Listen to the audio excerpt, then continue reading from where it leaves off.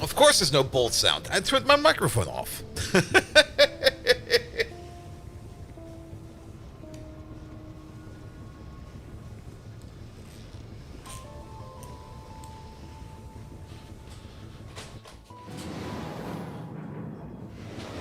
Alright.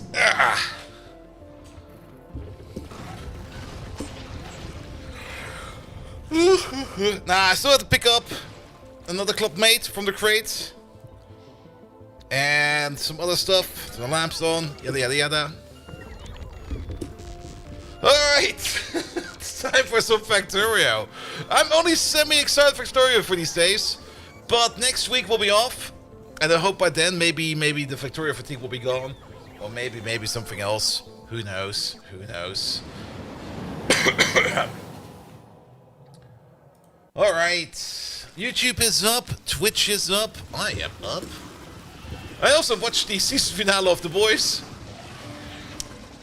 It was the finale, alright? It was, well, had to end somehow, I guess.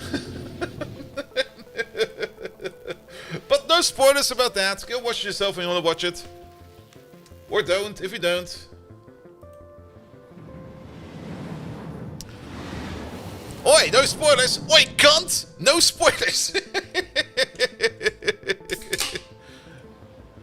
Twitch keeps pausing the video. Have you tried taking your keys off the spacebar?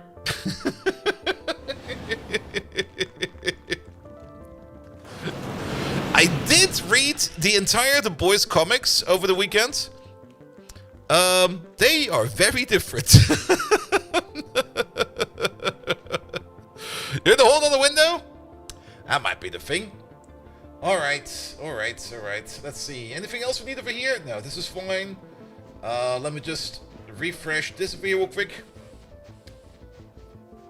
I was kind of looking for another job to apply to today for, but there was nothing interesting. I did send one out yesterday, or the day before. I think I sent one out on Monday, actually. But I haven't heard back yet. Also kind of curious about that one, because I'm not quite sure how accurate... Let's just get going real quick. Wait a minute. Hello, everybody. I'm not quite sure how accurate LinkedIn job posts are. In terms of when it says the posting got updated like a week ago or something like that, or a day ago. For this one, it was updated like a day ago. So it kind of felt a little bit like up to date. But when I went over to the company website and I looked how long the listing has been up there, it's been up there since January. Which can mean either one of two things. Either one, nobody's applying. Number two, they're not taking anybody. Number three, the people that did apply were all terrible. Number four, the company's horrible.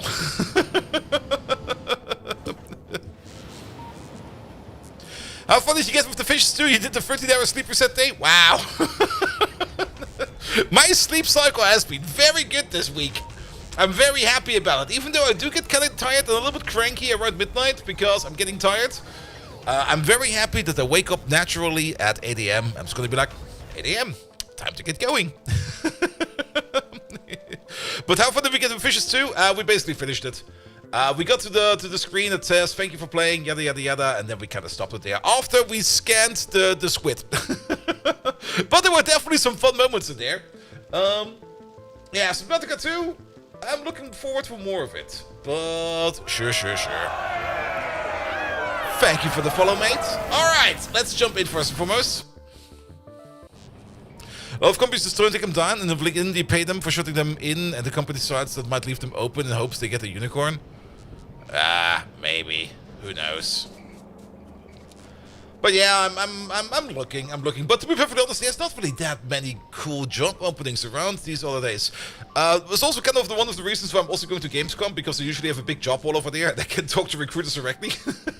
It's gonna be like, hey dudes, you wanna hire a washed up senior embedded Linux engineer? I'll make operating systems for you. Knock knock, let me in. I will work for food.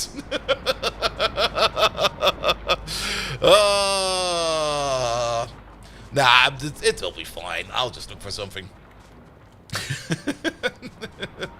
Other big problem, of course, is currently it's basically vacation season over here because last week we had like some national holidays, I think.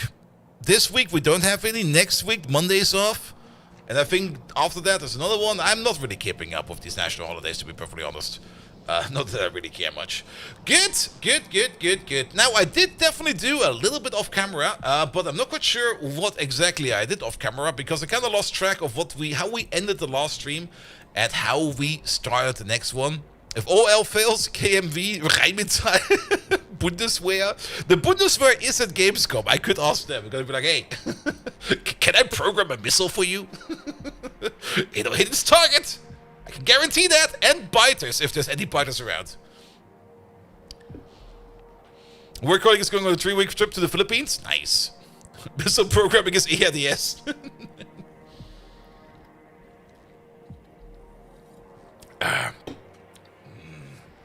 Ooh, cold. Alright, but we got the sanguinite process over here. I'm pretty sure I did this off camera. Or maybe I finished it off camera. I'm not quite sure. But we're doing the sanguinite chunk sorting over here. And the sanguinite chunk sorting over there is also what makes this fluorite. At the beginning, I was thinking about exporting the fluorite. But it kind of turns out the only reason we should make fluorite is to turn it into fluoric acid.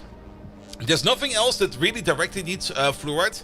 So I've basically made a small fluoric acid maker or hydrofluoric acid maker just sitting over there, which is currently feeding indirectly over here where we need it into this place over there. So this place over there is doing good for hexafluoroacidic acid as well as hydrofluoric acid over there. We should probably also put down a lamp over here, something like that. There we go.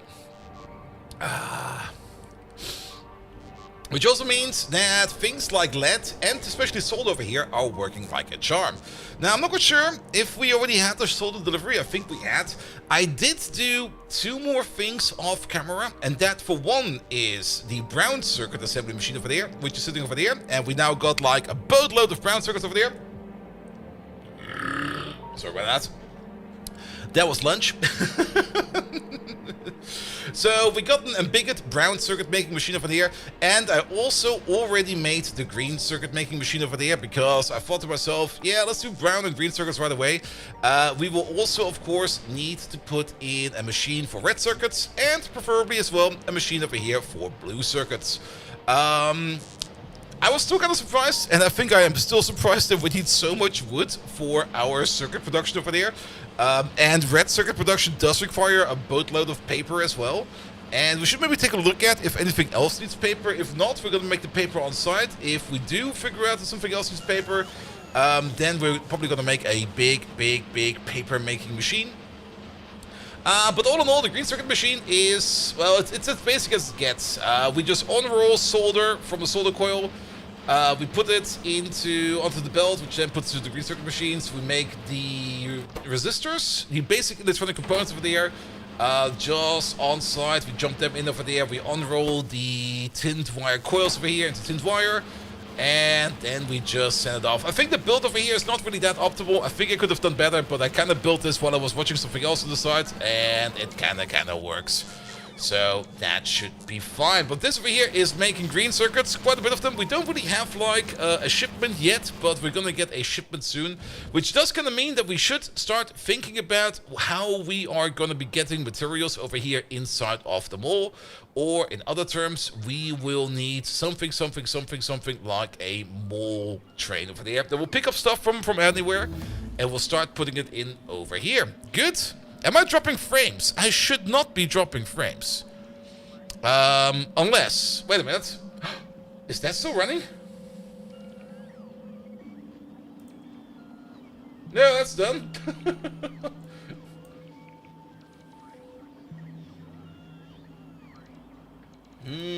When did that stop? Oh, that's done an hour ago. I should not be dropping frames, but let me double check.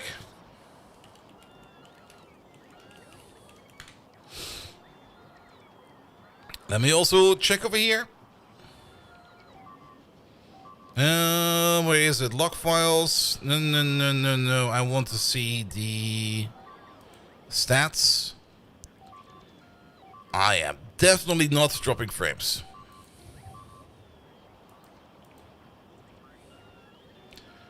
It must be on your end, Simrock. Nah, I'm not dropping anything. But occasionally there's a hiccup that other streams don't have. How many streams are you watching? maybe you're maxing your bandwidth, mate. 2. Yeah, that's one too many, mate. Focus on me. Hey, over here.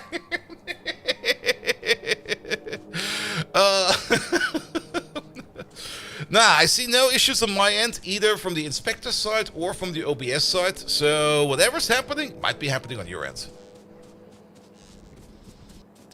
Alright, either way, doesn't matter. Unless somebody else complains, it's all on you. Hello, Lictor, how you doing? Welcome, welcome, welcome. Alright, did I do anything else off camera? To be perfectly honest, I don't really remember. I did fix this wall over here because we had a bit of a breach over there.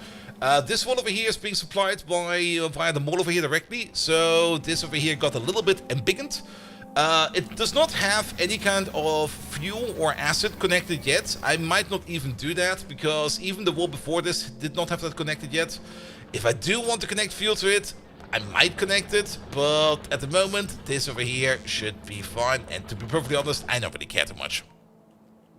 That's a huge blue-green field, yep, and it's getting bigger and bigger and bigger. We need to do something about this sooner or later, but at the same time, still, I don't really care too much about that. This green field over here, of course, is under full control, and is currently being mined out to the best of our abilities.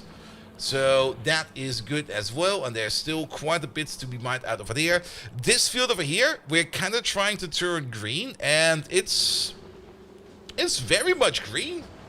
This is working better than expected. I wasn't really quite sure about these green Tiberium monocultures, but it kind of seems to be working.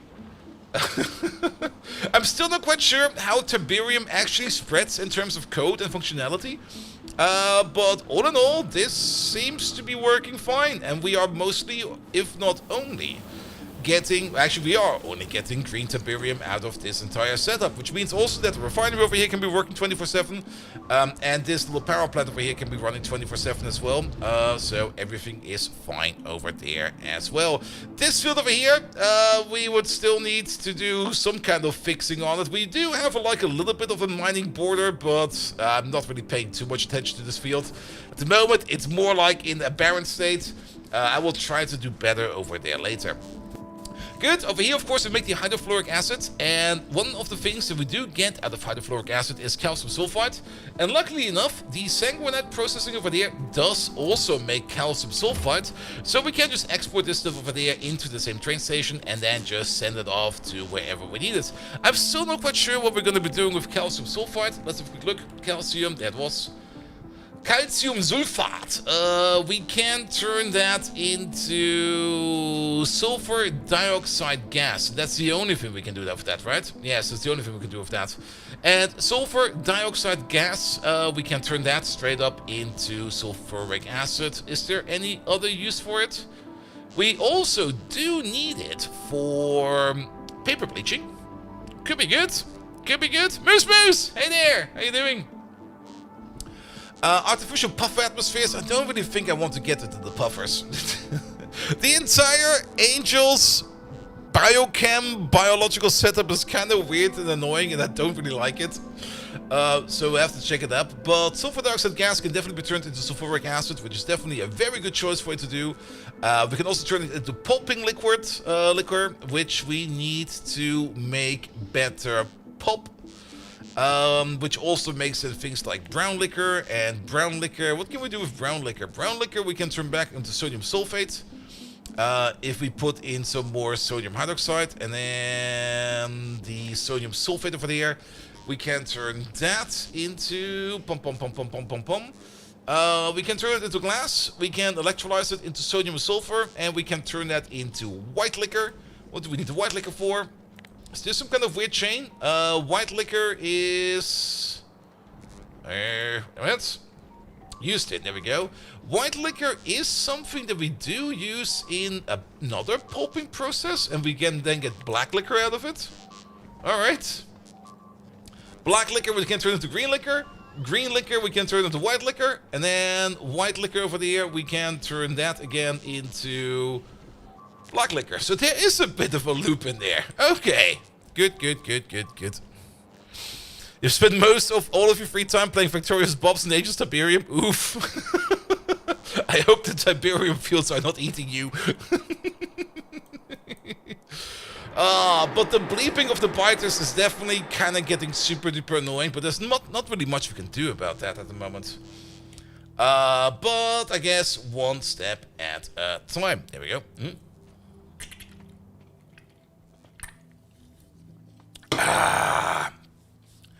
Good. Red circuits. Phenolic boards and paper. Is paper used in... Really? The only reason to make paper is to make phenolic boards? Alright. Are phenolic boards used in different things? They are. It would maybe make sense to just make a dedicated phenolic board making machine. Where we just make paper en masse with the best recipe we can do. Order in liquid resin via the train, turn that then into phenolic boards, and then we can export the phenolic boards into the red circuit machine, and whoever is going to be making the basic module boards, which is basically the ground component we need for any kind of tiered chip. Of which we of course will need a whole bunch of them, because... Yeah, we will need the tier 1. The tier 1 main board is a wooden board. Oh, good God, more wooden boards. Why is there more wooden boards in here? Ah! The tier 2 requires the speed circuits. The tier 3 over there requires more speed circuits, but the bigger ones, these over here, are made out of fiberglass boards. Alright. Back to it again. The factory must grow. Yes, but I do have to admit that Factorio fatigue is slowly setting in. So it's good that next week will be off. And we are definitely going to be mixing up the schedule a bit. We are going to be picking up Clair Obscur. I just bought it yesterday from the Steam page. Actually, I think I bought it today. From the Steam store. And we'll be picking it up after I come back from TwitchCon. I'm not quite sure how many streams we're going to dedicate to it. Expedition 33. I had trouble finding it in my Steam library because it starts with Clair Obscur. I was like, what? Where's Expedition 33? It's not under E. It's under C. And also, why do I always get an itchy nose on Twitch, on stream? It's not itchy when I'm alone. What is my nose trying to tell me? Alright, but let's just start with making a paper machine. For paper, we can just order in wood. We do have a wood making machine right over there. And that wood making machine is making a tremendous amount of wood. There is a wood shipment available over here, and the circuit machines over there do not eat that much wood. So whatever kind of wood we need for paper, we can just order that in.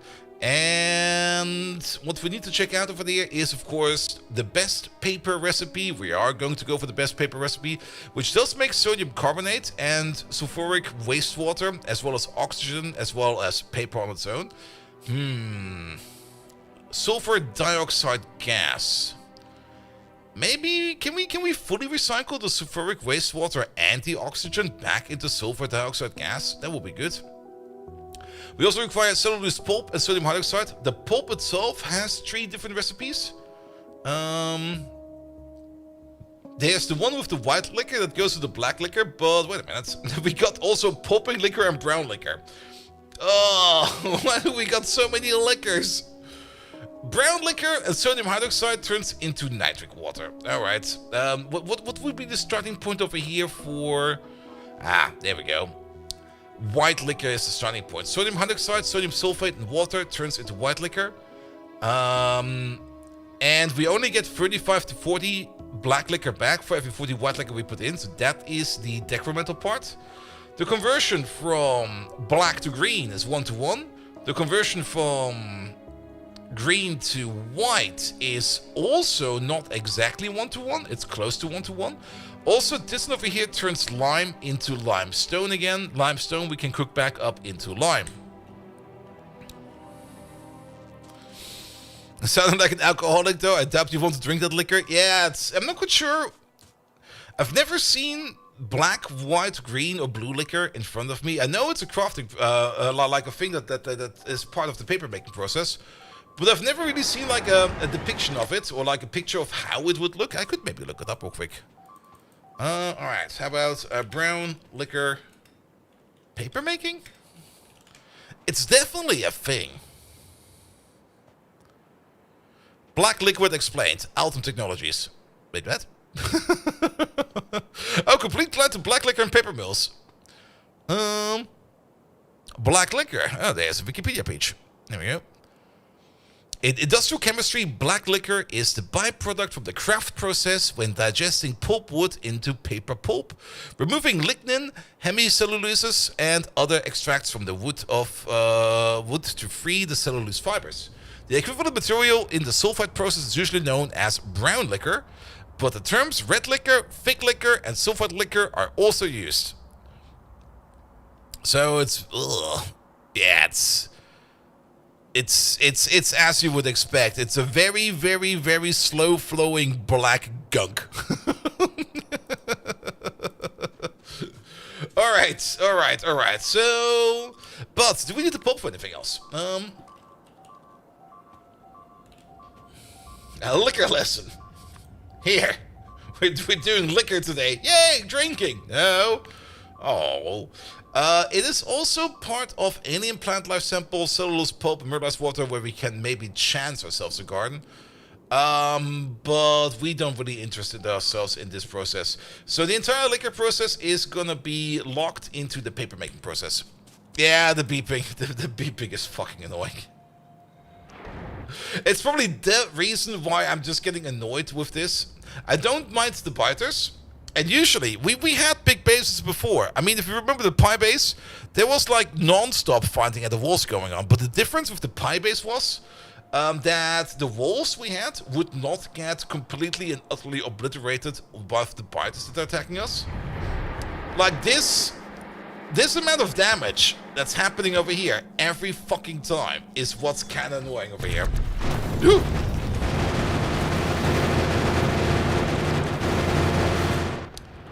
Like that they are always somehow managing to like break parts of the defense, even though we got a good amount of guns against it.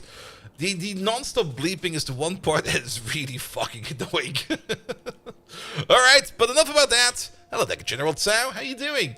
Let's start making some better paper. And I think we need some liquefiers for that. I saw a liquefier there somewhere. This is over here where we make the black into the green. Good. Is this also where we turn the white? No, this is where we can make white. Alright. I guess other parts are done in the chemical plant? Question mark? Yes, that's where we do the paper bleaching. Where we take the pulp and stuff like that. Wait a minute. This is where we make the white, but this is not where we recycle the white. White recycling is done over there. So, but then we also need to make the pulp. Where do we make the pulp then? Is the pulp also done in the liquefier? Yes, it is. Good. So you make the pulp. You basically eat fiber and white liquor, and you turn that into pulp and black liquor. The black liquor will be turned 1-to-1 into green liquor. Why that is the step, I don't really know, but sure, why not? Unless, can we put prod mods in here? Sadly, we cannot. Then we get the black into green. Then we can turn the green over there with water and lime into white. And which also means that we're gonna need to have the reversal process to turn the lime stone back into lime. That will be you, because we can just cook up this stuff over there. There we go. When do we have you again? Because that's the paper process. This is actually making the paper. You make sodium carbonate as well as the other parts. So what can we do with the sodium carbonate then?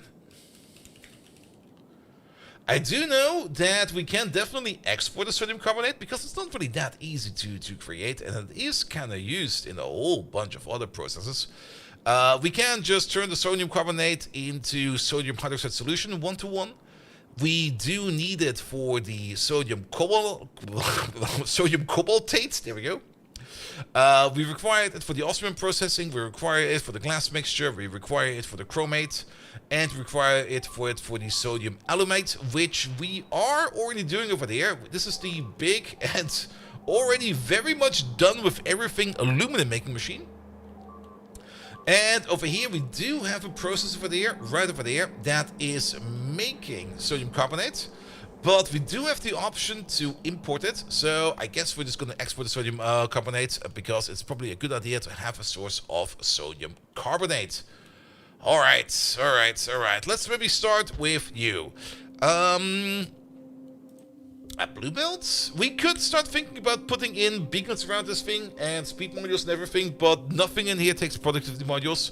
If we do want to speed it up, I think it will be more efficient for us if we just put the speed modules inside of the machine instead of outside of the machine, because handling beacons, especially if we have like non-one-to-one ratios over there, could be a bit tricky. But this over here, that would be 25 units of wood per second, turning into 50 pulp per second. That's already quite a bit. That is a lot. 1, 2, 3, 4, 5. Oh, that is already a lot. Maybe we can. Oh, maybe one of these is enough, because the paper machine over there only expects 3.25 per second. And the first beacon gives 150% efficiency without quality. The first beacon. Wait, the first beacon? Really? Ah, well, we can't see much over there. Oh, wait a minute. Oh yeah, that distribution efficiency is pretty good actually. I wasn't aware of that, because we still can't make beacons, by the way. We have it unlocked, but we have not set up the parts yet for that beacon. But as always with modded Factorio, it's always the details over here that you sometimes miss. Especially over here in the distribution efficiency. I was not aware that this was running at a ratio of 1.5. I was either expecting 1 or, as it usually is, 0.5 from vanilla Factorio, but 1.5 is actually quite a bit. That's vanilla mechanic? I know. Wait, was vanilla always 1.5? I've been playing too much weird versions of Factorio. Like, the information in my brain is just going everywhere. Don't worry about it. Yeah, I thought for sure it's also 50% vanilla. Well, so be it. Alright, but you over there, you make up to 25 of the pulp, and you over there, you only eat 3.25. This over there will be 6.5, this over there will be 13, and this over here will be 26. So if we speed you up like a little bit, then we can feed all of these. Sure, that also will make this entire process over here a tad bit smaller. We can one-to-one these into this, and then we can even one-to-one you in all the way over there. And then you pump white liquid out again, which we just sent back. Alright, alright, alright. I kind of like where this is going. This over here will still also make a whole bunch of paper. So let's get this aligned up like a little bit better. We can move down the middle over there. Things like the pulp. And then on the sides over there we can put the other output. We do need the secondary input. Now you are doing 25 items per second. We can't really put that on the half and half belt if we want to feed into this. Unless we split that half and half belt right away. Then we could. Because then we could maybe think of something like this more. Bleep, bleep, bleep, bleep, bleep. And we have to be on top of these bleeps, because if we get a breach, we would be worse off. Well, that's working fine, and that's working fine. Alright, because then I'm kind of more thinking of something like this. You only do paper as an output, right? Yes, you. Pum, pum, pum. Let's just take these over there, you over there, you over there. I'm just going to sketch this out real quick. You then make a full belt, and then we're gonna have something like, nope, yes. I'm quite sure how far that goes. We'll probably still have to do something about the liquid pipes over there, but we'll figure that one out in a second or two.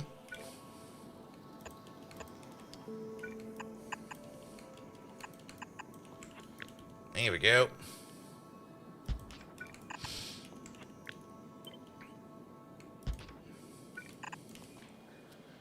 And there we go, because then we just make this a strong half and half belt. Like something like this. That'll be fine.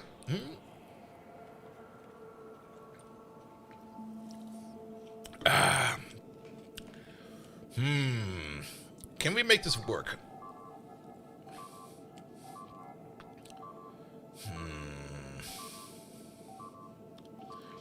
With a longer hand, it will work.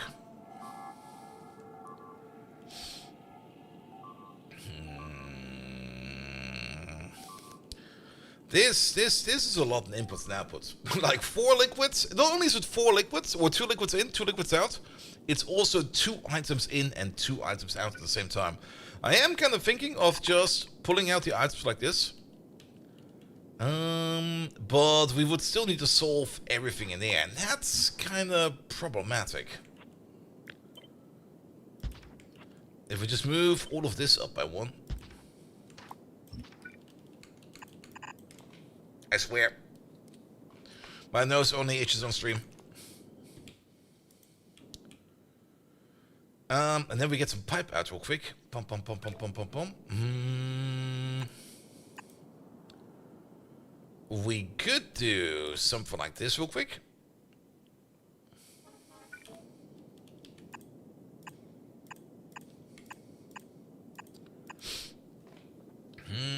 And then we would still be like 1 to Varian. You back down. You back down, because then we can use you as a long hand. That could work. Do the same thing for here. Do the same thing for here. That's, I guess, possible. And then don't use the long hands over there. I do want to have 2 separate outputs. I might even want to have 2 separate inputs, because they do want a lot of items. Yeah, let's do 2 separate inputs.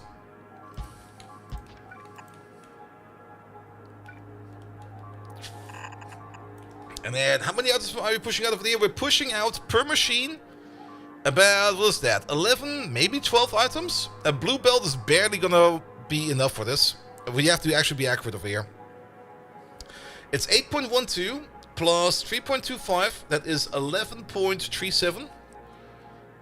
Oh, that's gonna be very close. 11.37 times 4 is just over 45. Which I think will be fine. I think it will be fine. What we could do to... Actually, you know what we could do over here to guarantee it will be fine? Just split it like this. Have 2 separate belts. And then do the splitting over there at the end. And then we just do paper. There we go. Because we do want to split it off either way. We do want to have one over there that just does paper and the other one over there that just does the sodium carbonate. And then the belt over there will not run into any kind of issue. And then maybe we do it like this and that. There we go. And that cleans this up like a little bit more. Good. I kind of like that. This seems to be going fine. We do need to move you up by 1 more.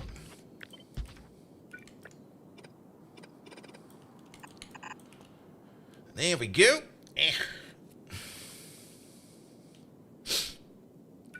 And then we need to connect up the bottom parts over there.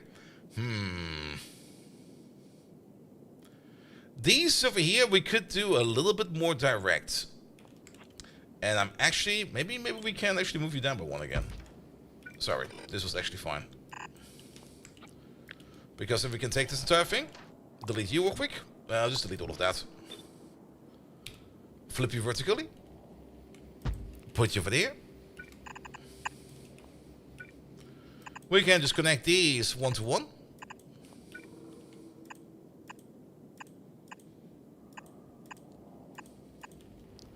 Because there's no input-output happening over there. And then we can do the same thing over there for these 2.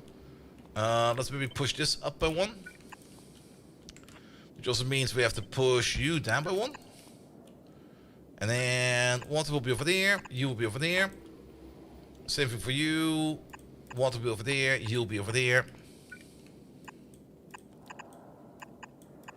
Good, and at least that connects all of the machines. And we will be fine. Also, let me make sure that we can see. There we go. Mikhail, hello there.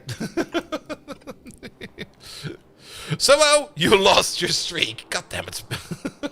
I can't help you there. But then again, you are on a 5 streak. So it must have happened somewhere last week. We didn't really have an extra stream last week, did we? We might have an Arknight stream this Friday. Even though, I mean, I do have to admit, I mostly did the Arknight stream because they did get sponsored. But I do like the game still. So we're probably still going to be doing it on this Friday. If there's going to be a content update this Friday, the banner and the current plan is running out on Friday. So I think it's running out. It's running out? Banner's running out. Never really checked. But the banner, the main banner will be running out. So there should be another type of banner active. And that's not really been announced yet. But I think there will be a content update.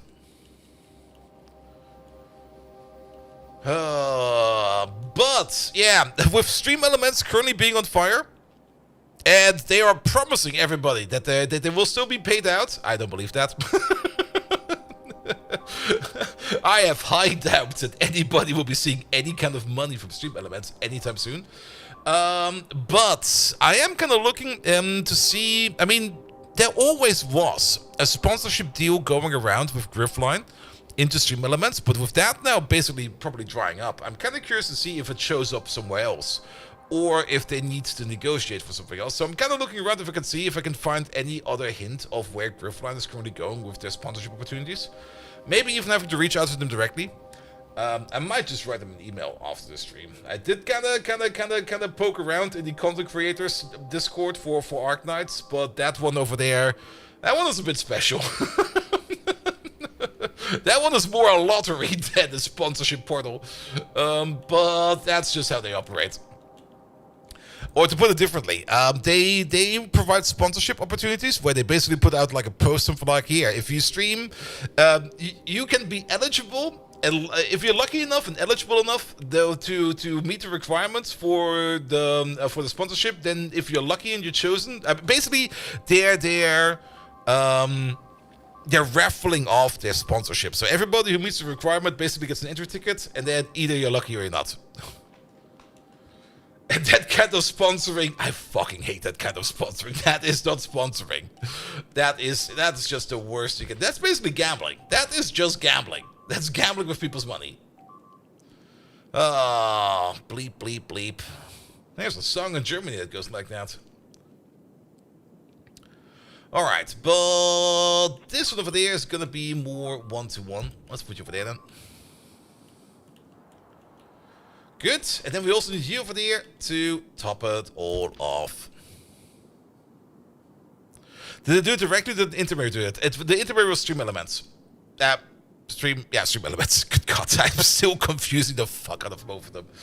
I might sometimes say Streamlabs. It's Stream Elements.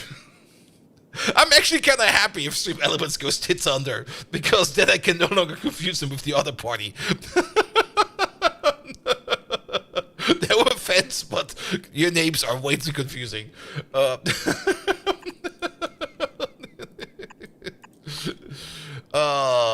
they used to have an intermediary. They do direct stream opportunities as well, but my channel's not big enough for that. They would be like, who the fuck are you? And I'm gonna be like, hello, I like jiggle physics. Get the fuck out of here.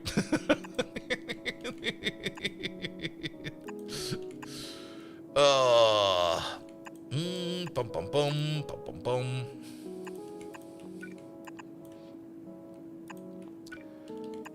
Yeah, but somebody has to pick up the torch. I'm pretty sure it's not gonna be Stream Elements. Alright, we got the water, mostly connected. Bum bum bum bum bum bum. Oh, the raffle part? The raffle part is what they do directly. And that's just something they do. But how to put it? I kind of find it a little bit silly if you put effort into something. And sometimes it's a lot of effort even, you can put it there. With not a guaranteed payout for it, and you can just be unlucky, you know? I get why they do it. It's more or less the pig bin, the pig basket for basically the lowest tier rank of content creators. It's just going to be like, here, if you just do this, you might get something. Wink, wink, wink. Which I guess is kind of understandable, but I would like to have a little bit more of a guarantee to it, you know? At least make my channel worth something. Alright, this thing over there requires sodium hydroxide and sodium sulfate. Sodium sulfate is... okay, the entire process over here definitely has some bells and whistles attached to it as well.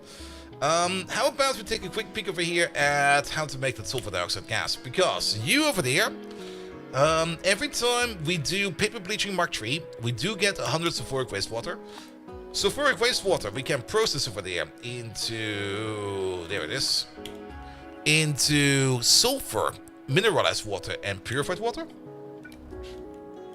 I don't think we need the purified water nor the mineral water for anything, so I guess we're just gonna be sinking that. That's a chemical plant, yes it is. Oh, I guess we do that on liquefier then. Liquefier, please. There we go. Hello, I like jiggle physics. I mean, who doesn't? If somebody comes up to me and says they don't like jiggle physics, we cannot be friends. Come on. That's not how this works. Alright, Alright, 1 sulfur turns into 60 sulfur dioxide gas if we provide enough oxygen. So, this entire process over there, we get 40 oxygen out of that, we get 100 sulfuric wastewater out of that. That 100 sulfuric wastewater, we can turn that into exactly 1 sulfur. 1 sulfur with 60 oxygen turns into 60 sulfur dioxide gas. So, all in all, are we generating sulfur over here? Wait a minute. I guess we are, because technically, we do occasionally need to do this process over there where we put in some sodium sulfate. And technically, of course, there is sulfur in the pulp, of course. Not that much, but technically there is sulfur in pulp. So, but all in all, it does seem that we are going to be generating sulfur over there, which we can just export. And 9 out of 10 fellas enjoy jiggle physics, and the one guy's a liar. Everything is better. I mean, I still remember Tekken 3, where they were like, we got jiggle physics right now. See this character, the boobs go wee. See this character, he's got a massive fat belly. The massive fat belly goes wee. Best character ever. I forgot his name. Wasn't he a cook? What was his name again? Tekken 3 characters. Pump, pump, pump. Give me the list of characters, please.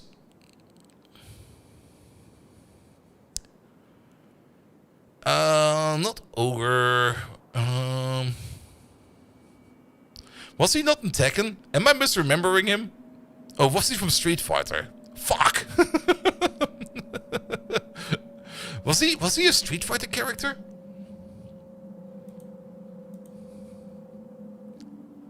I don't know. It was apparently not in Tekken 3. I'm misremembering him.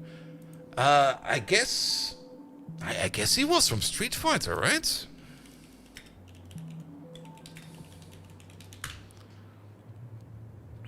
But they would definitely had a pernicious focus on jiggle physics on him as well. Let's just go to the list real quick. Not you. Not you. Not you. Not you. I think, actually, now that I think about it, maybe he was in Street Fighter. Is that him? Wait a minute. Oh, good God, this article is horrible. Birdie? Not Birdie. Rolento, I think it was called.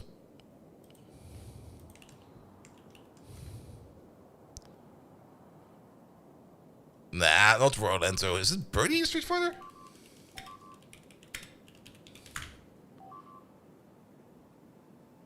Images. Maybe. Oh, I have to do a deeper dive into this. I still got some core memories in the back of my brain, but I'm not quite sure which game it is from. So I have to go to the adventure for that one. Could also have been Dead or Alive, very true. But Dead or Alive was definitely mostly female characters. List of characters. Maybe it was Birdie from Street Fighter. Alright, let's have a quick peek at the DOA characters. There's way too many. Maybe this one over there is better. Give me faces. Don't give me articles. I want faces.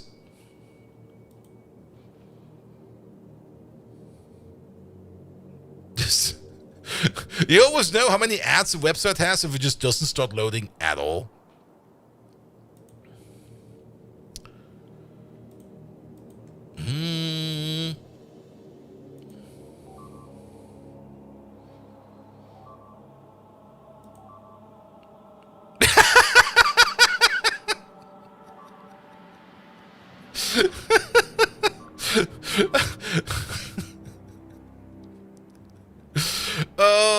I'm not quite sure what this page is and how accurate it is, but a lot of the content on it is just like, we can't show this. We can't show this either. This character we can show, he's fully clothed.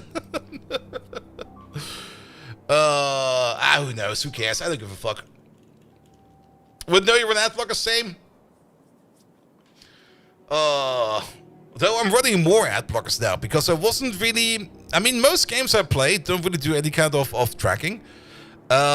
Then we kind of played Subnautica 2, made me more aware of tracking also in games, which I knew was a thing, but I never was really on top of it.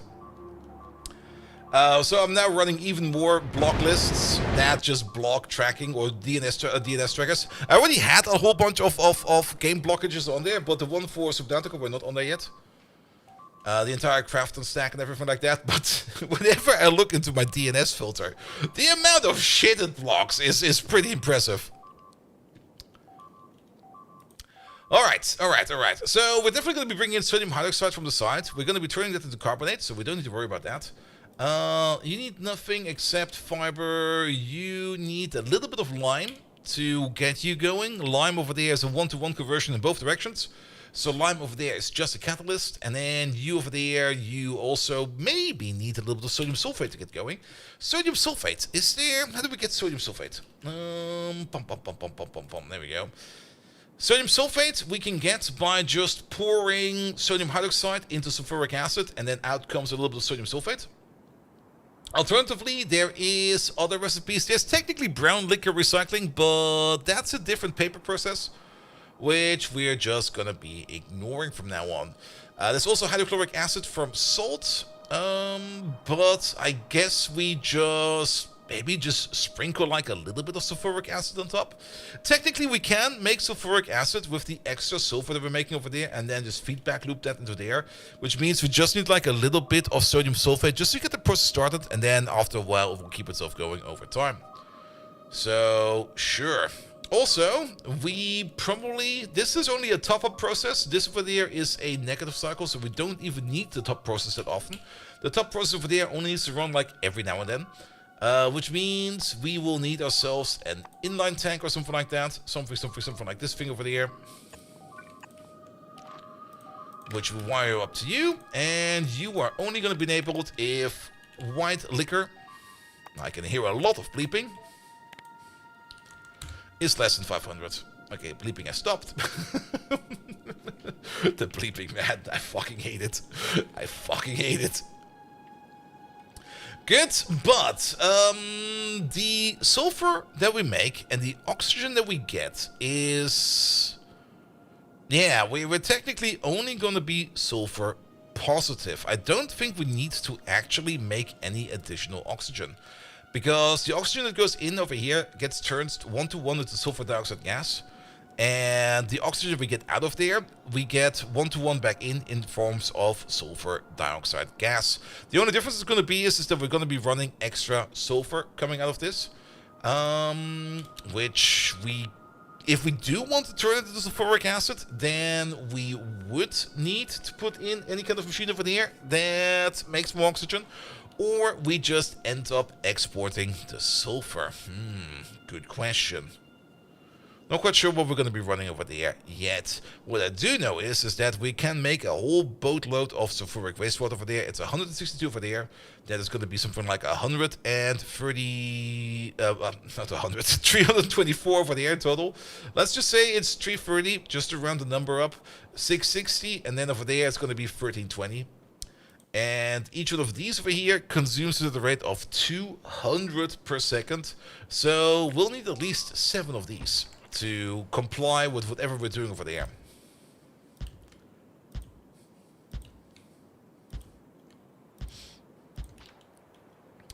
Alright, and then we will also need to make a certain amount of the dark side gas. Each one of these, I think, does it? It's not an exact match, no it's not. That's 130, 260, and then 520 in total. And each one of these does 112, so we will need at least 5 of these. We need 5 of these to run this operation, and 7 of these to also run this operation, which also kind of means that this entire thing over there needs to be shuffled around a bit. How do we place this? This just looks kind of disgusting, to be perfectly honest.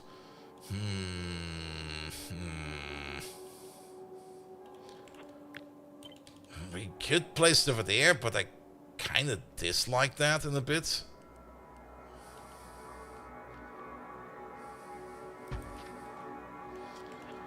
And then these, I guess, over here. It feels kind of off, odd, and wrong. Especially since these are the wrong way around. You also need sulfur as an input. 1, 2, 3, 4, 5, 6. No, that doesn't even fit either.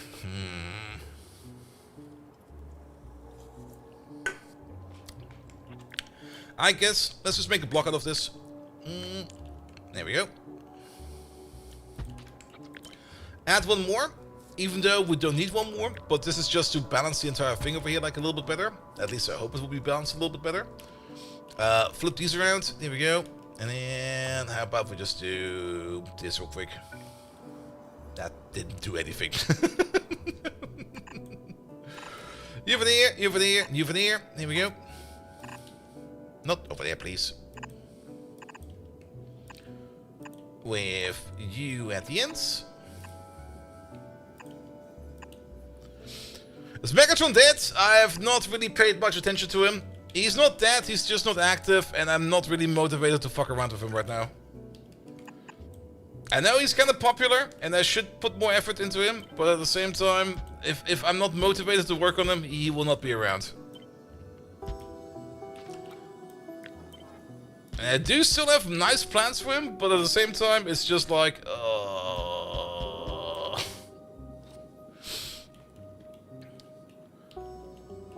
Good. Yeah,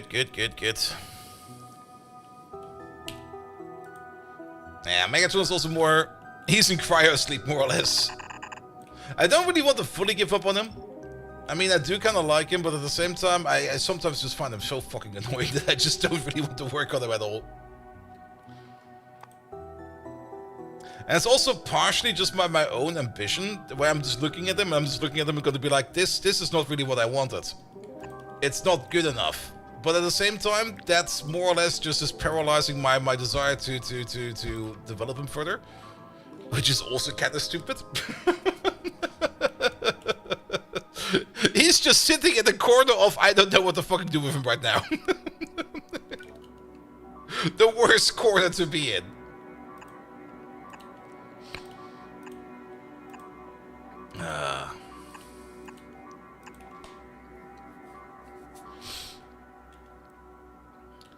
Alright, that seems to be mostly fine.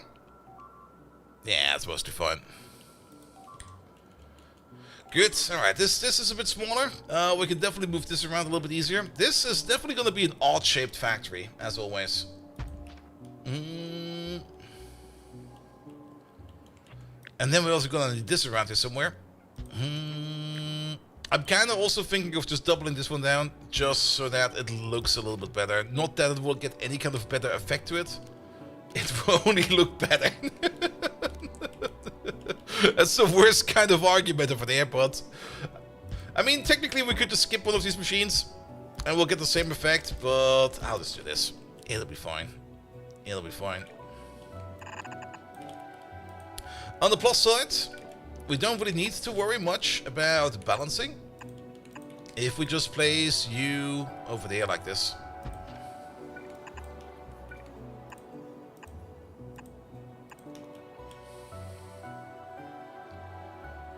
There we go, there we go.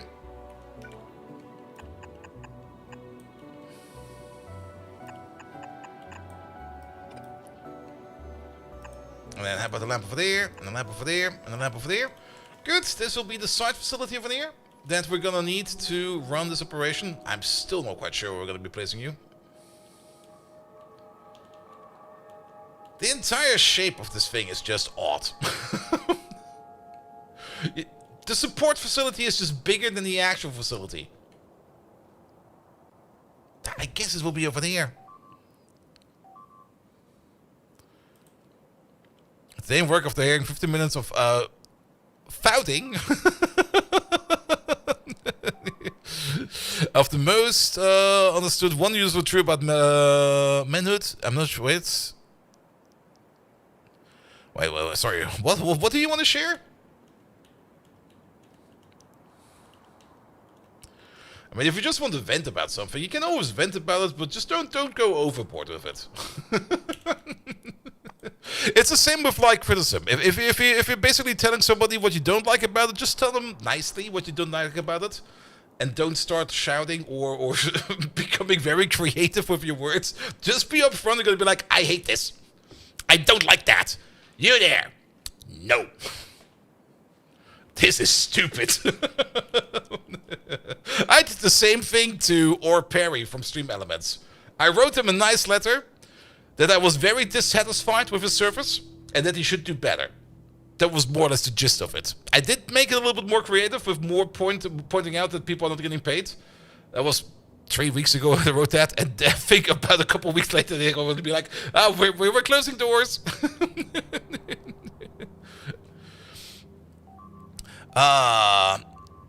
Shadow of the boss in the mode wait, most of...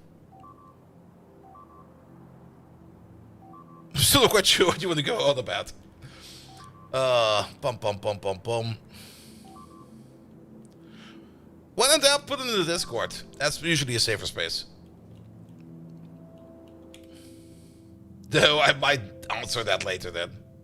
So usually don't look at my Discord during stream. He claimed the old saying goes, there's two types of men. That's usually when it starts like that, you already know, like, oh no. Oh no. It's gonna be one of those days, right? Alright, let's read it. One that goes to peace in the shower, and the other one who doesn't admit it. And he says, 100% describes best in cantina we see in showers. Well, that does not really relate to anything. The question is, who scrubs the fucking shower? I mean, if you pee in the shower, go pee in the shower. If we clean up after it, it's not really much of an issue. It might be a bit weird, but as long as you clean up after yourself, who the fuck cares?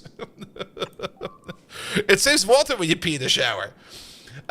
My personal opinion, if there is a toilet in your shower, or in your bathroom, if there's a toilet in the room where your shower is in, and you're still peeing in the shower, you're being lazy.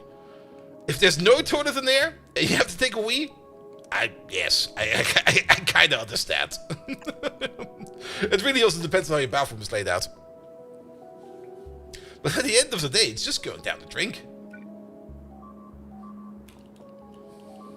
It goes down the same gutter.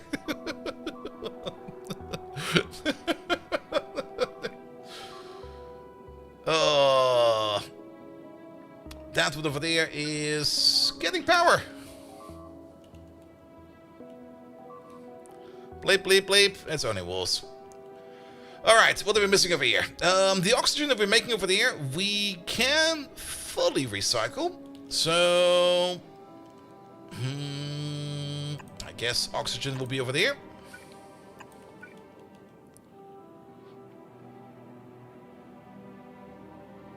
Are we peeing in the shower while showering or in general? That's also a very good question.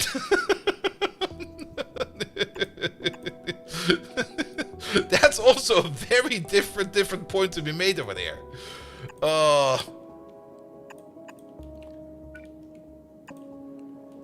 It's just gonna be like, I'm going to the pee. Why did you go to the shower? I don't know.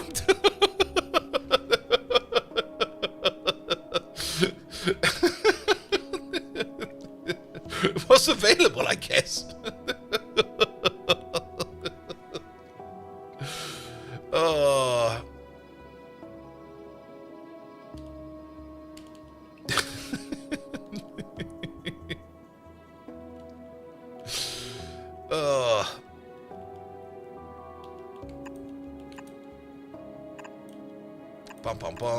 Bum. And waffle stomping is gross, peeing is fine. Don't waffle stomp. I know what it is. Don't Google that. That is definitely waffle stomping now. You're making more of a mess of it. That's just fucking disgusting.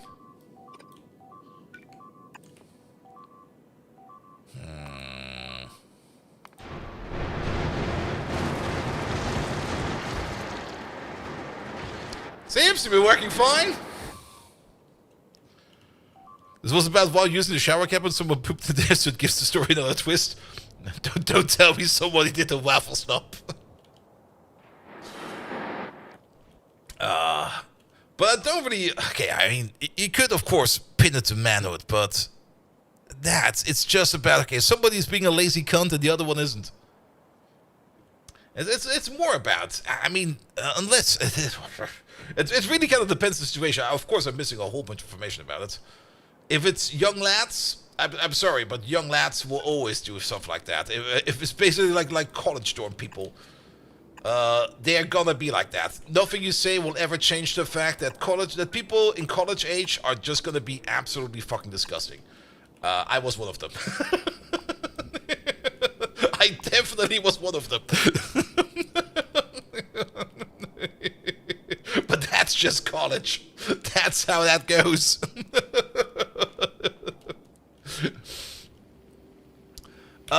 And you, of course, you need to at least somehow. I mean, if you're living like in something that has something like a dormitory, or if you're living in any kind of dormitory kind of facility, of course you will need to learn and respect each other. But that is sometimes not really something that everybody understands from the get-go. But then again, like I said, that really depends on where the people are coming from. And usually, it's probably going to be a bit rough at the beginning, but if you at least have somebody who shows leadership and kind of gets the band together and there's like, here, do it like this, or this will no longer happen, then it's going to be gross for a bit, but then it will get better afterwards. If it doesn't get better, then yeah, then it's going to be shit forever.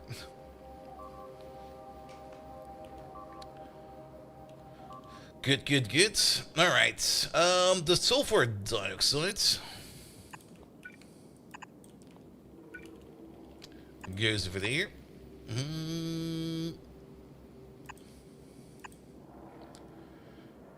Sulfur dioxide also needs to go in the middle over here. Wait a minute. Can we move you up by one? We sure can.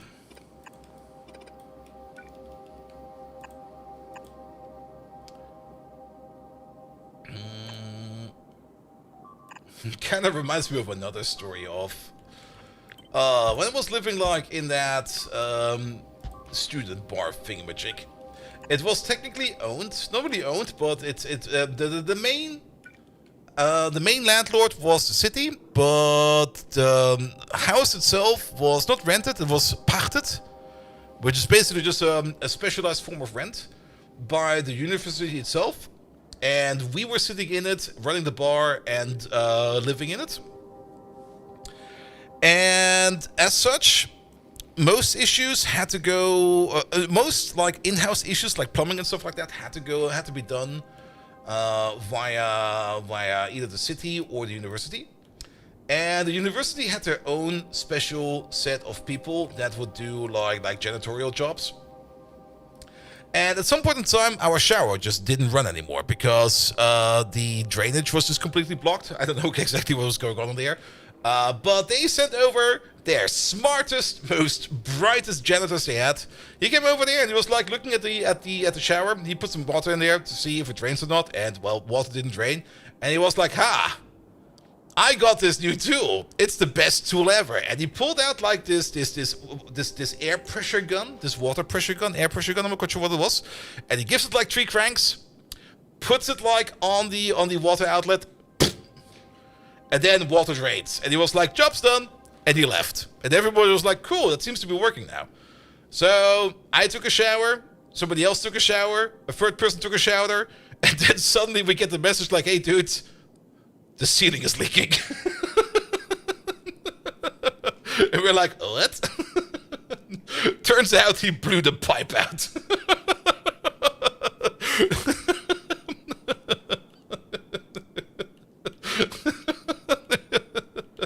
Poor fella. But at least afterwards we got a completely new shower.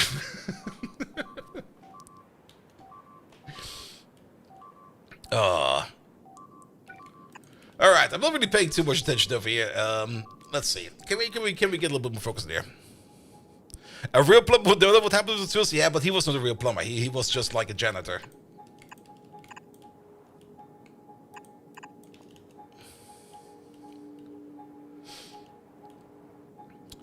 Alright.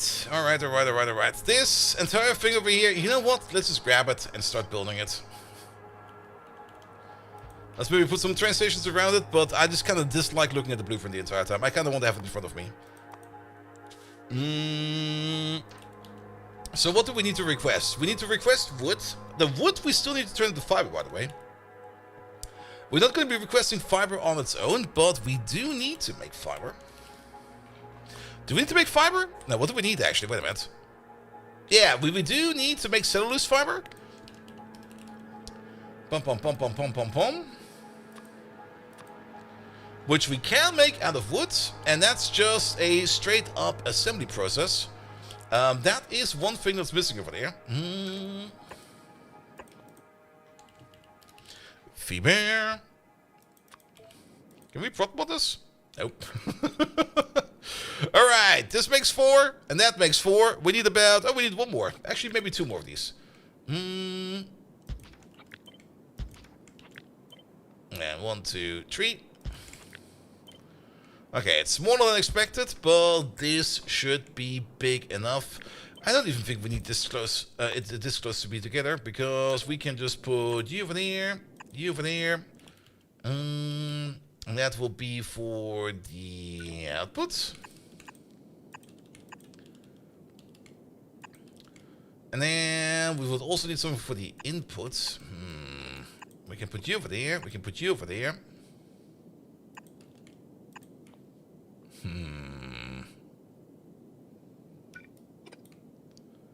Can we turn you back around? Maybe.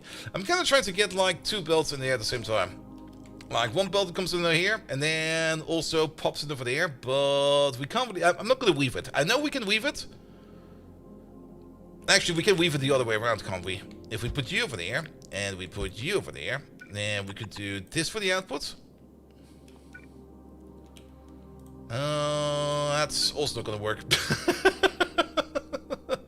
Neither is gonna work. Alright, if we push you back by 1, we delete the entire internals over there, and we're just gonna put in input, output, output. Then we can at least get you in like this. You will probably want to be some kind of underground going in like this and that. And then we can put you in from over there. You in from over there.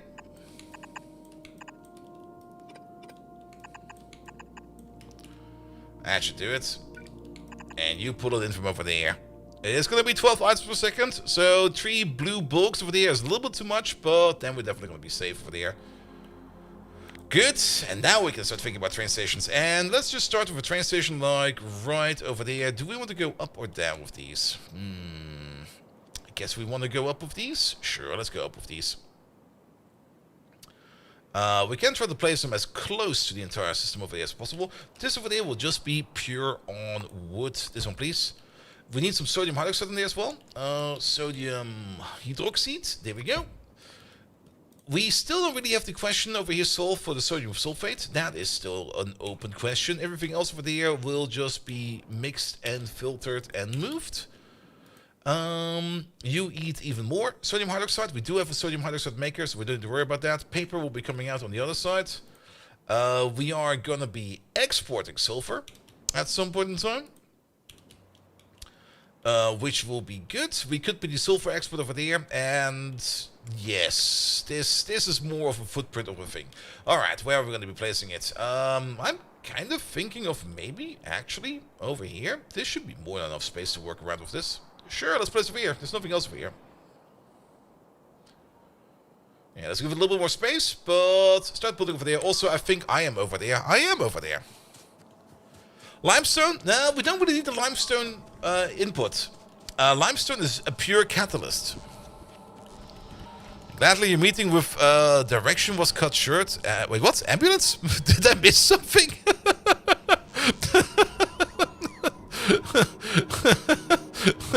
As ambulance took main company owners to the hospital with heart attack symptoms. What the fuck happened over there?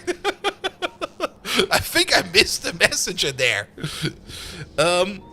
Our meeting with Direction, I guess that's leadership, was cut short as ambulance took main company owner to the hospital with first heart attack symptoms. Second ambulance came later, but shortly after to pick up our boss. Twisted ankle? Alright, you apparently had a day, mate. I hope everything is fine over there.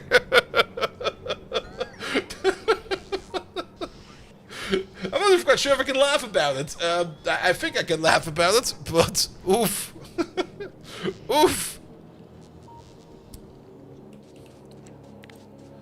But yeah, it definitely sounds like one of those days. Where it's going to be like, okay, today, I'm glad it's Wednesday. The week is over. The week is not over, but you're just going to be like, nah.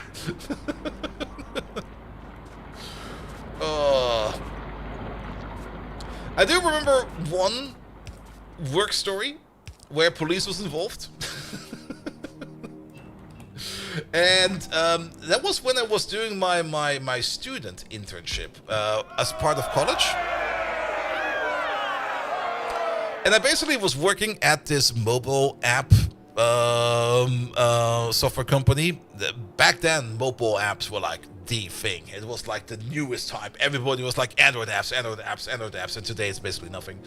But they were like really, really big on mobile apps. And I was already late. I was already like sprinting to work on my bicycle, just like zooming down the roads, going over there, getting to work as fast as possible. And then I parked my bicycle, as always, on the back side of the building. And I tried to enter like the main building, and I just go up to the door, and I push the door, and the door is locked. And I'm sitting there going to be like, huh? And then I start violently shaking at the door, like, why the fuck is this door closed? I'm late. And then I look up through the glass door, and I see a policeman looking at me with a very stern, grim, menacing face. And I'm like, oh. And then I look past the policeman, and I just see all my coworkers standing outside going like, dude! And I'm like, what the fuck? And then the policeman just points his finger at the sign they put up, and I'm like, oh, police investigation going on. And I'm like, oh, shit. Yeah, I mean, mobile apps are still a thing, but back then it was more like mobile app. It was still very new, lad. It was still like figuring out the frameworks and everything, and everybody was just kind of doing some weird stuff. Today, mobile apps is mostly just, it's basically a web browser. A caged web browser. But yeah, apparently the place got robbed, and everybody was just standing outside, and I just walked around the building to every one of my colleagues, was like, what the fuck is going on? Yeah, we got robbed. But those robbers, they were also not really the brightest people. I guess maybe they were the brightest people, because they only robbed stuff that nobody really misses, so they basically they basically broke in at night with just like wrenching open the door, going to all the offices, but they mostly just went for the front office, where they knew that there's always some kind of money casket sitting around, and they just basically just took the only thing they actually stole was the money bin for the coffee machine.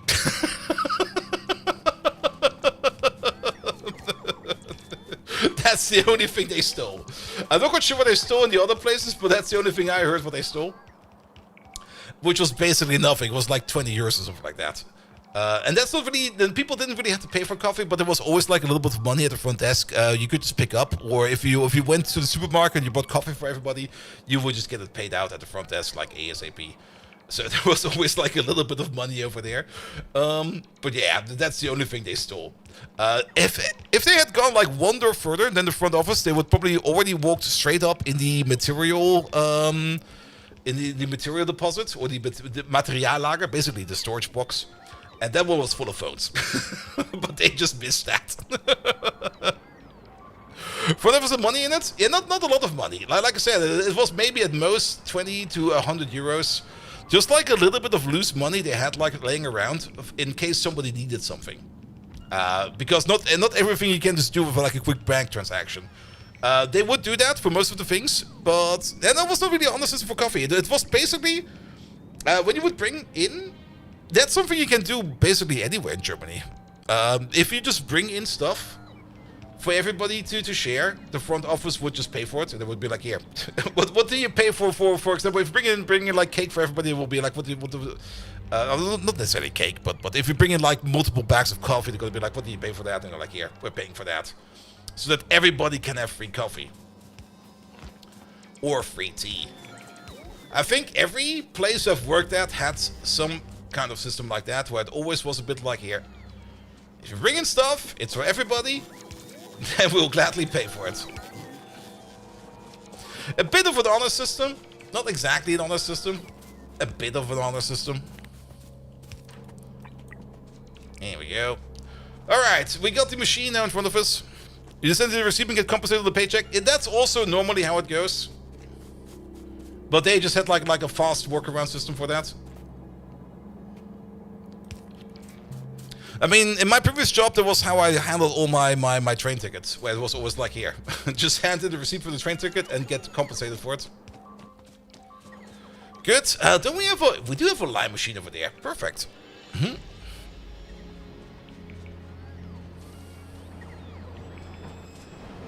Here we go. We don't need a lot. We just need a bit. That's probably already way too much. Oop.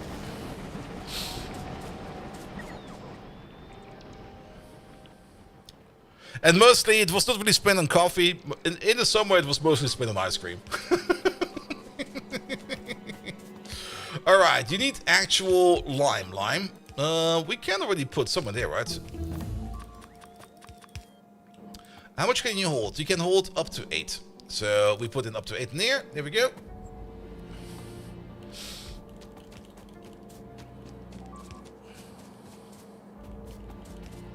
Good. You're still waiting on stuff of that. We got another tech in. I'm still not really paying much attention over here in terms of tech, but whatever this is, I want that. And this. That seems like fun. We're missing some lamps over here, so let's put some lamps in there as well. We're also missing a bit of Roboport coverage. Probably also part of the reason why certain things over here are just not being built. How about we place you, say, over there? This thing should be coming in. Yeah, I think it's definitely coming in. It might have just been... It's not been out of range, right? No. It's all the paper for bad any cash, exactly. And that's why they had always like a little bit of money at the front desk. Let's put you over there. Let's put you over there. Let's give you the immediate upgrade. There we go. There we go. Alright. That lime is coming around. We do need a vent or a flute or something like that over here for the carbon dioxide. We don't really care much about the carbon dioxide, at least not yet. Put you in over there. We do need the water input over here somewhere. How much water do we need for these things? Oh, quite a bit of water, of course. Paper making is a water-intense process. And then, of course, we should probably hook up those train stations. I'm kind of the feeling that there might be some trains that already want to get over there, which just can't get over there.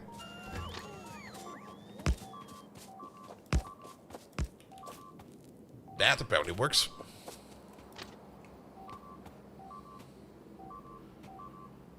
Oh, the bleeping.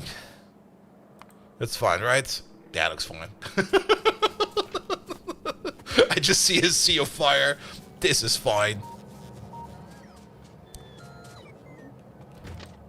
Bum, bum, bum, bum, bum.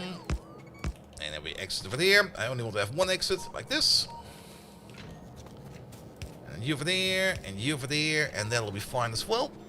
There is a need for more train stations, but we can put some more train stations over here at the backside if we need to. Alright, we need lots of water. We need 8 times 160, that's 320 times 4, that is 640 times 2, that's 1280 times 1, it's at least 2 water pumps worth. So we're gonna be putting in 2 water pumps worth. There we go, let's put them all the way over there. That's kinda outside of the construction range, but that'll be fine. We'll just probably build this by hand real quick. Let's see, water connections over there. Yeah, do something like this, do something like that. Let's help out real quick. Let's activate the pocket bots.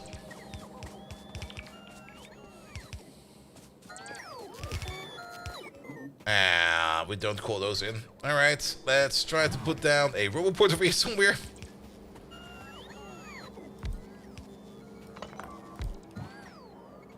That should be fine. Make sure you get some power. Are there any plans for the Anno streams? Nah, not really.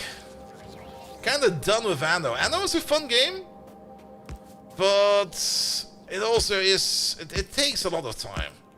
I'm not... Well, maybe we pick it up again. I've not really fully written it off yet, because I do kind of want to diversify again a little bit more from just Factorio. So we might actually pick it up again. But at the same time, I'm also just kind of a bit like... more Anno, really? Okay, what the fuck is bleeping? Nothing important. Nothing important is bleeping. The bleeping is only in my brain.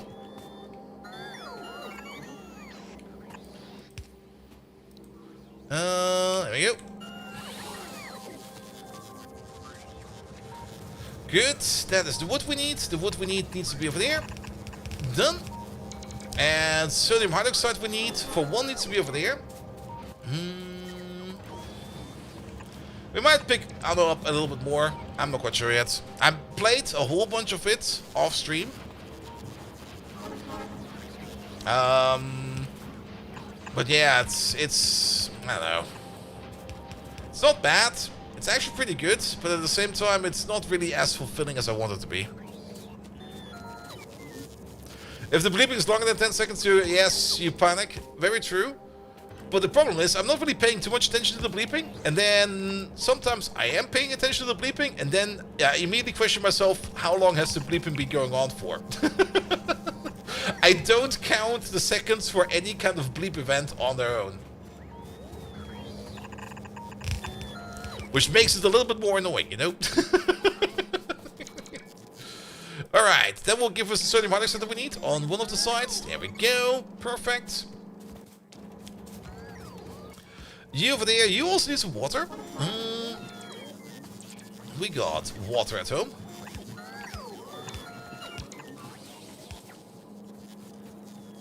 I'm still kind of surprised. There we go. Water is now connected.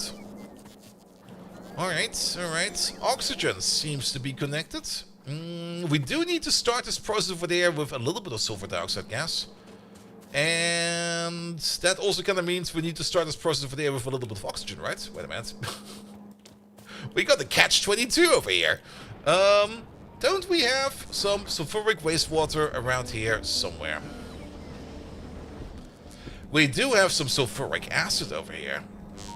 And if I remember correctly, to make the sulfur dioxide? No, hydroxide? Sulfur thingamabob? Where the fuck is it?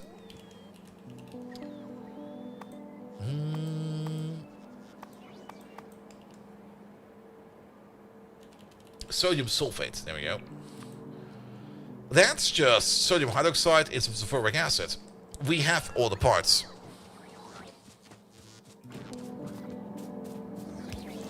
I didn't really want to put down like a station for like a little bit of sulfuric acid over here, but if we have sulfuric acid in the neighboring station, then we can easily make the sulfate. What do we make that in? In a chemical plant. Then we can easily make it over here.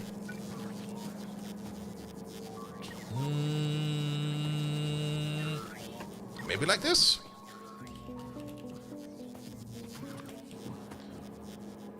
There we go.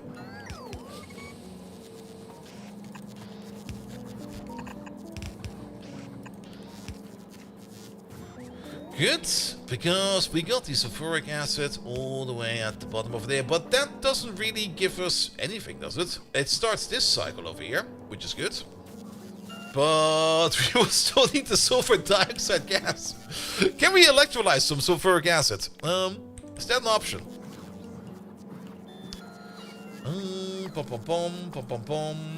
Sulfur dioxide gas. Oh, wait a minute. We got some calcium sulfide right next to us as well.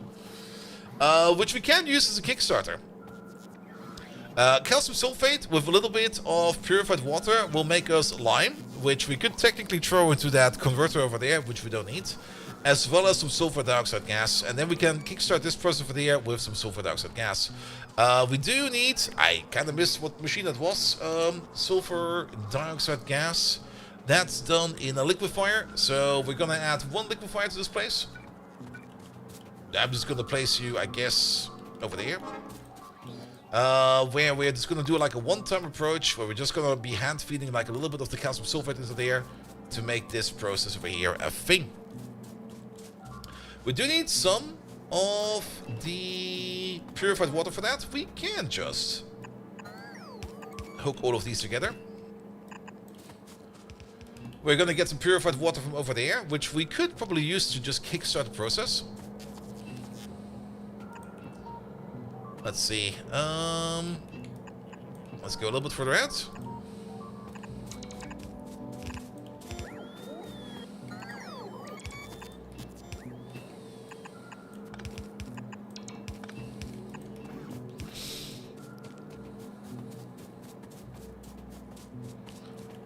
Could you give X4 a shot? I'm happy being a Victorian freelancer. Maybe. Isn't X4 also like a big time sink? Or am I misremembering that as something else?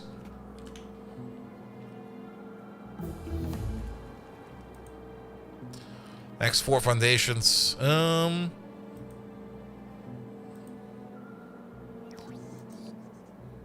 It always kind of looked for me as the Star Citizen that was not Star Citizen. Like the one that's actually more of a game. I will definitely do a little bit more variety stuff.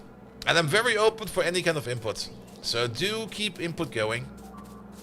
I'm not quite sure what we're going to be picking up yet. We already know that we're going to be picking up Clair Obscure or Expedition 33. Because not only does that game have, of course, the best reviews ever. I've never played it before, so it's about time that we play that. X4 is not a huge time sink if you know what you're doing. If you don't know what you're doing. Okay. Fair enough. Once you kind of know how to play, you can basically achieve any goal in a few sessions.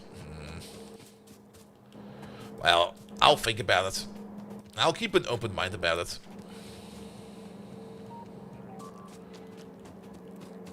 I thought it was a multiplayer game. Is it not a multiplayer game? That was kind of sounding to me like it's a bit of a multiplayer game.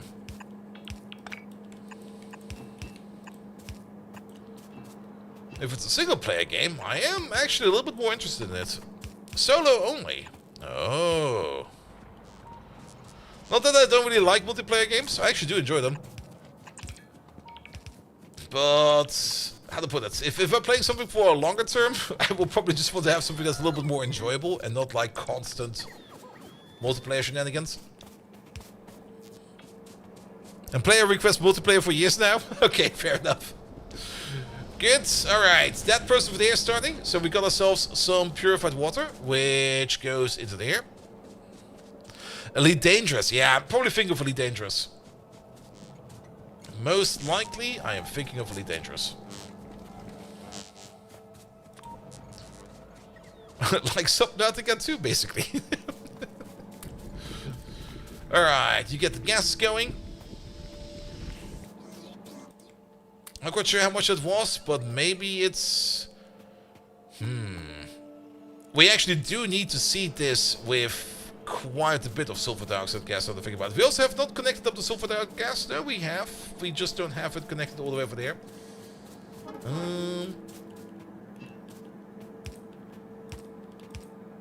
Here we go.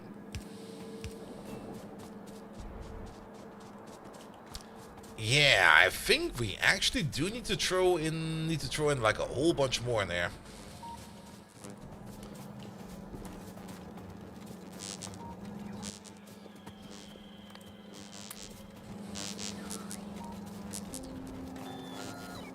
There we go, because it's a catalytic conversion. So we just need to provide enough that the entire reaction can keep on going and going and going and going and going. Or maybe EVE Online? Yeah, there's a couple of those. I think I thought of all of them. I'm not that up to date with big space games.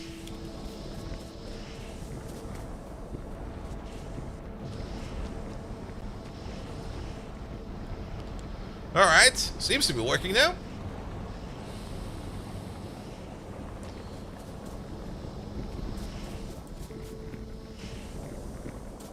And we get all that extra purified water from over there. Good. Let's make a purified water sink. So how much purified water do we make?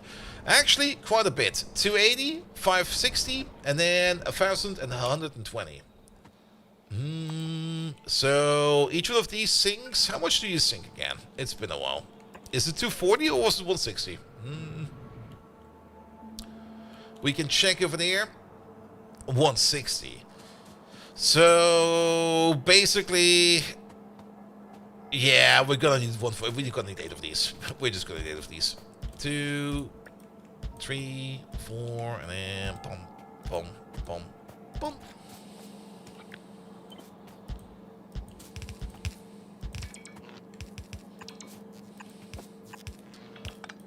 That should do it. That should do it. Also, of course, next week already is when Path of Exile, the next season is coming out for Path of Exile 2, which I will definitely be picking up. Yeah, I think I've okay. I'm kind of saying that we probably don't have enough to play for the next couple of times. We got more than enough to play in the certain future. So yes, bum bum bum bum bum. Alright, you're only going to be enabled if purified water over there is going to be above, say, a whole bunch.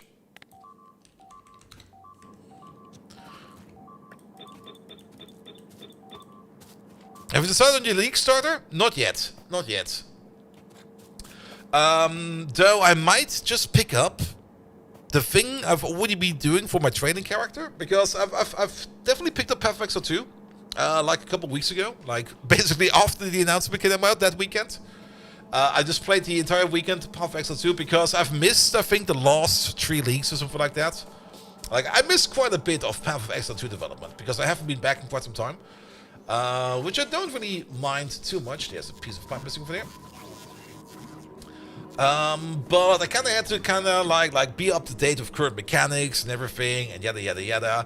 In the last Path of Exile 1 season or league, I made by accident a very powerful character, which I just walked all the way up to level 97 with, which I'm very proud of actually, because I kind of planned them out only like a little bit. I was kind of like, I want to do this with that, and then we're just going to max that, but that kind of worked.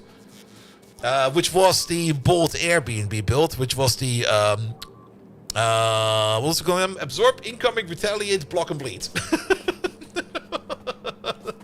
And getting up to level 97 is pretty good actually. I could have probably also got them all the way up to level 100, but once you reach level 97, you're also not getting like full XP anymore. You're only getting like partial XP, and it just takes like absolutely fucking forever to level up a character after that point.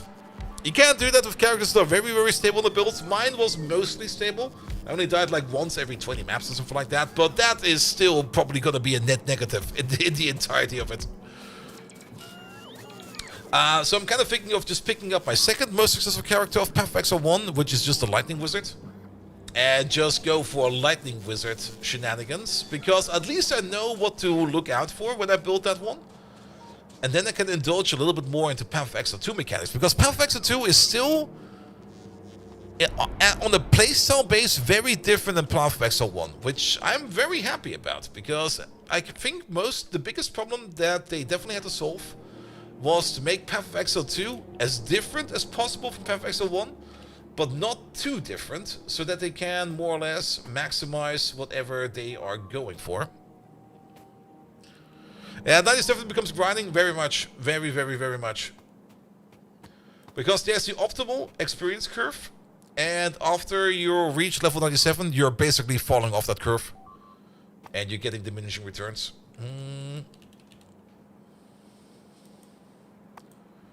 Carbonate. Where's the carbonara sauce? There we go. Now, we're not going to be recycling the carbonate. We're going to be exporting it. We technically have a thing that eats carbonate. We might need to put in a recycler for that. You might be correct about that. But we are mostly going to be exporting it. And you over there, you're going to be resin. Because we're missing part of the machine. We also got some extra sulfur coming out of there. Pom pom pom pom pom. Sulfur.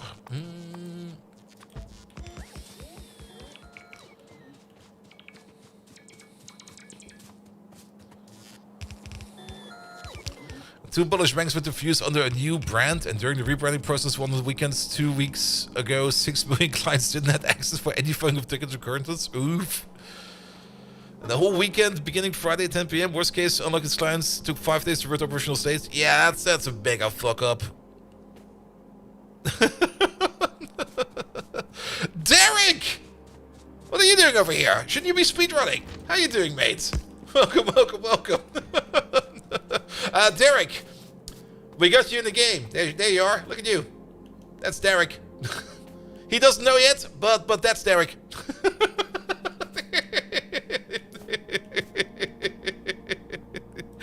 How you doing, mate? Bum bum bum. There he is. You look very good. Of course you do. Every time, mate. Every time. I could stare at you for hours. I might be hiding in your closet.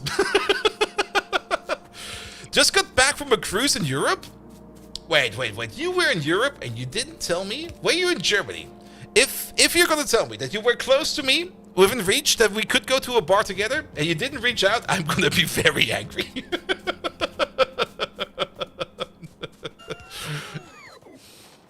And the 1 hour layover in Frankfurt. I'm about an hour away from Frankfurt, so... Dude. Dude. Nah, a layover at the airport, probably. And he was also upset. Fair enough. But isn't he more in the southern parts of Germany? Actually, not really in Germany. He's more in Austria, isn't he? I'm actually not quite sure where he is. I could be talking bullshit over here.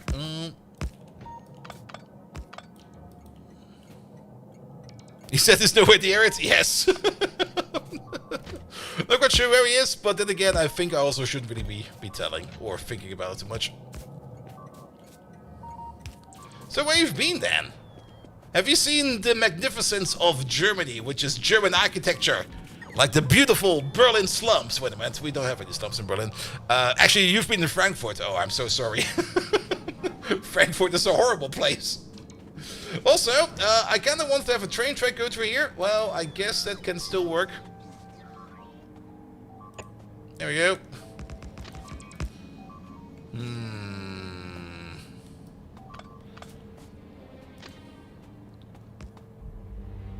Also, wait a minute, Derek, your timing is kind of not the best. You could have gone like, couldn't you have gone like a week later? Because next week is TwitchCon in Rotterdam. You've basically been around. You could have gone there. I mostly went to Italy and France, and it was a nice vacation. That's the most important part. First time in Europe? Oh. Pizza in Italy has ruined all Canadian pizzas for you? Yeah, pizza in Italy is definitely different. I mean, we do sometimes make fun about the Italians and their pizza, in terms of that they're very proud about it, and if you do anything weird to pizza, they will come over and stab you. That's actually not a joke, they will do that. An actual good Italian pizza is magnificent. One of the best things ever.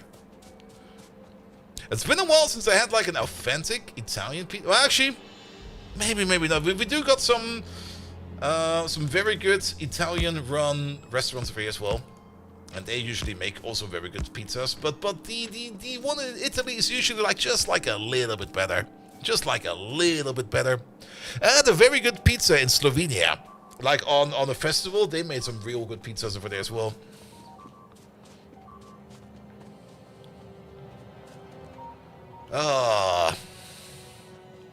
So there's a drink yesterday, homemade ginger and honey vodka. And whiskey? And tonic water? Isn't that almost like, wait a minute, vodka and whiskey? Pom pom pom pom pom. Alright, let's get that carbonate in there. The carbonana. When I was at TwitchCon in Paris, I also went to like an Italian restaurant over there, and it was like, hey, can I get the carbonara, please? And I think they tried to make an authentic carbonara, but what I got, I think, was not a carbonara. It was nowhere near a carbonara. But I also didn't really want to tell them that it was kind of not really what I was expecting. It did still kind of taste good. And for some reason, the Italians have been showing up around here opening pizza places. Hey, you're in luck. They make good pizzas. Alright, we still need to process the paper over there. For that, we need to get the resin over there. I don't think we're even exporting or making resin anywhere for export. So we need to make that as well. Pom, pom, pom, pom, pom, pom, pom. Also, the bleeping. The bleeping never stops. Anything we need to be concerned about? No. I think part of the thing that's super duper annoying is that the ground effect they just push out as well. That is just, where the fuck are you going? I'm on a mission! You're kinda outside of our base, mate. Alright. Resin. We have a resin making machine over here somewhere. There it is. Resin is made out of formaldehyde and urea gas. And for that, we need to make ourselves a big resin making machine, because resin will be coming in over there.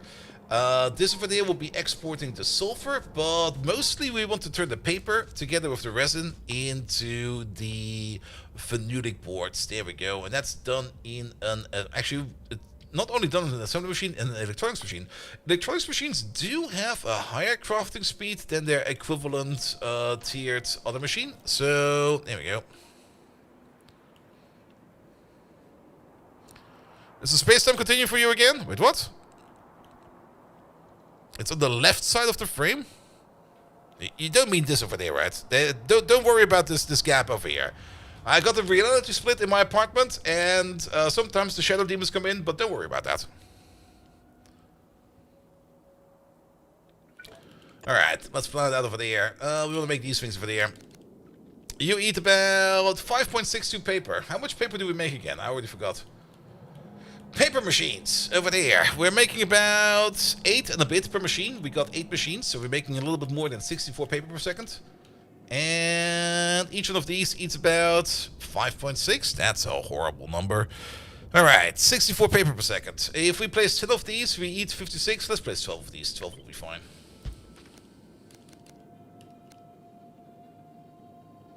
And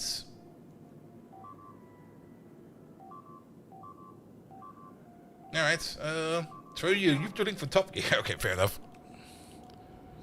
Now you can't unsee it, don't worry about it. I mean, this over there is my desk. Actually, this is my phone. There is... No? What is that?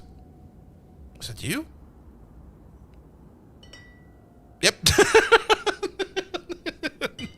Put put you over there for a second. There we go. That's less. All right, what else? Is that my cup? Well, that's my cup. I'm sometimes very much amazed how much this camera can pick up in terms of wide angle. That's tissue paper over there. It's picking up these things, right? No, it's picking up something else. What is that? Is that you?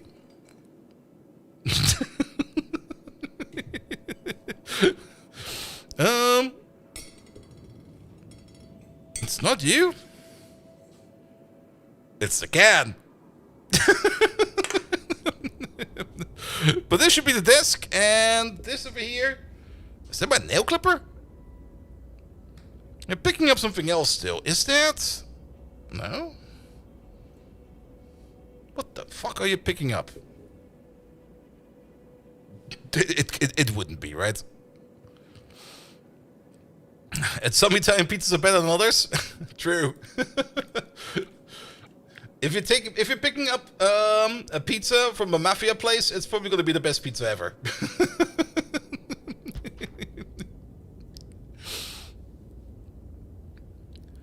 All right.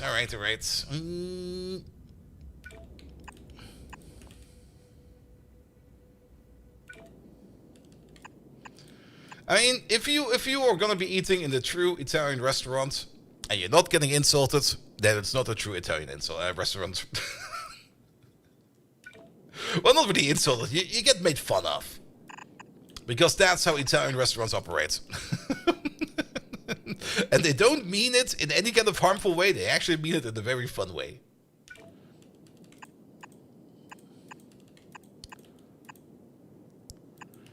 Good. And if they don't start singing, you're also probably not in a true Italian restaurant. I've been to some very weird Italian restaurants.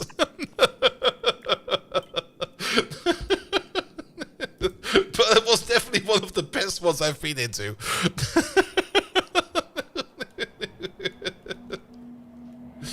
Alright, before we place you, let's place you real quick. I guess we can place you over here. Over there.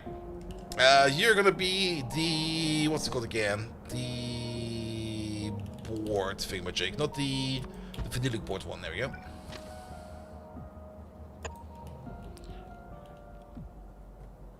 Have you been inside the Texas Roadhouse where they scream "Yeehaw" when you sing "Happy Birthday"? I've not been to Texas yet. That's still a thing I definitely want to do at some point in time. Go to Texas. Just go to Texas and see if all the rumors are true about everything is bigger in Texas. It seems like a fun and silly place. Not really silly in terms of how to put it. That's kind of hilarious to be there. Actually, it will probably be super duper hilarious. It seems like a very fun and magical and silly place to be. If I ever go to America again, which at the moment will probably take some time, because immigration policies that are currently running and they are kind of horseshit, to say it nicely. Then I will definitely go to Texas. Because Texas seems like a fun place to be.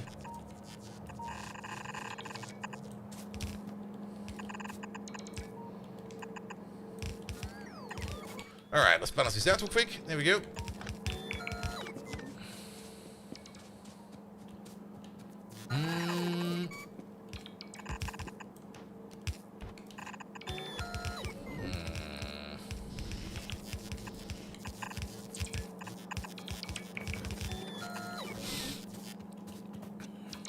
Because family in Texas, everything is right, everything is bigger. Nice. I mean, if you like Factorio, you basically have to go to Texas. It's how Factorio works. Everything needs to be bigger, so fucking go to Texas.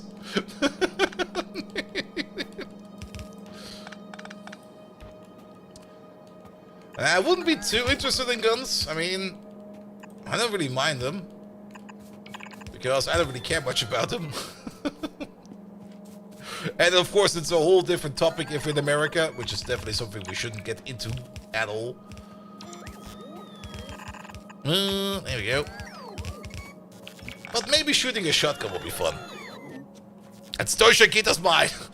In Germany, we do have a pretty decent gun culture as well. You might not really think about it too much, but the amount of Schützenvereine we have here in Germany, and you might be thinking, what the fuck is a Schützenverein?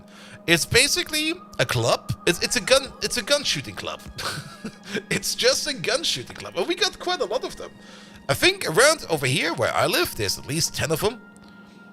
And they're just as normal as a music club. Not really a music club where you basically go into like clubbing, but it's like a gym just for guns.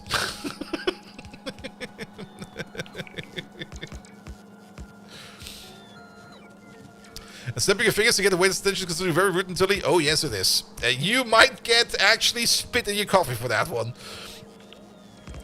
It's finally reading as demeaning and treating staff like animals. So I remember how the a guy got literally kicked from a restaurant for the gesture. Yes, it is very rude. Unless you really need their attention and it's really important, you should never do that. I mean, I also got told off for that once, and I learned immediately because I also wasn't really aware of that. But once I was, it was like, all right, never doing that one again. But most of the time, you don't really need to ask for attention that much, because usually, like, you just look at them, and you're gonna be like, and they know, they usually do back, and then it's already sorted.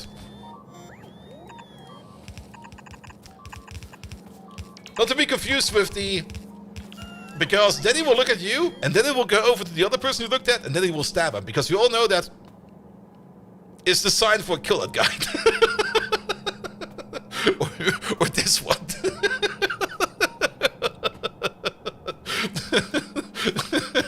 Be careful with your gestures in Italy. They mean business there.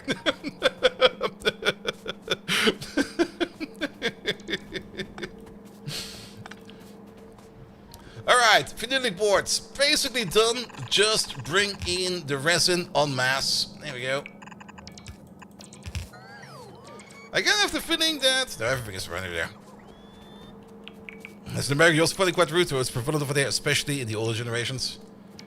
I mean, American restaurants? Can't really say if I've actually been to an American restaurant. Because everything was technically a chain. I do remember that I was at TGI Fridays once. With my sister when I was visiting there. And... The person who was owning and operating the place, she was super duper nice. And everything was actually perfect. I even met her afterwards, like randomly on the street, where she still remembered that she didn't have the beer in stock I ordered, and she was like, I'm so sorry, I missed your beer. I'm like, what the fuck? That was like 3 days ago. What the hell?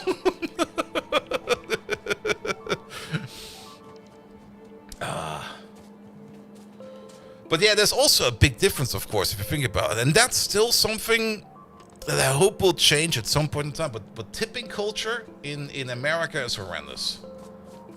Like, I'm not saying that giving people more money because you like the service, or it was just great, because I still do that. But that waiters and staff have to actually live off tips, that is the part that is horrendous. That's the part I kind of always find hard to understand. Like, I always kind of like give some extra on top. It used to be that I would just round up to the next dollar bill, or euro bill in this case, because I just didn't want to carry coins around. These days, when I pay electronically, it's always going to be like, just add a number to it, and blah, pay this, get the fuck out of there. Yeah, tipping is...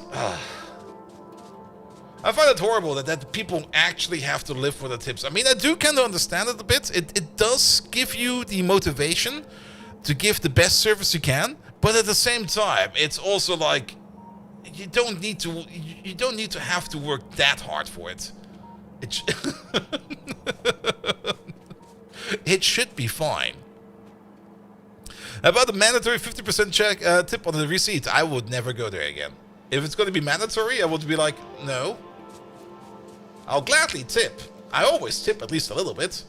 But if it's going to be mandatory, it's going to be like, no. Sorry. This is not going to work.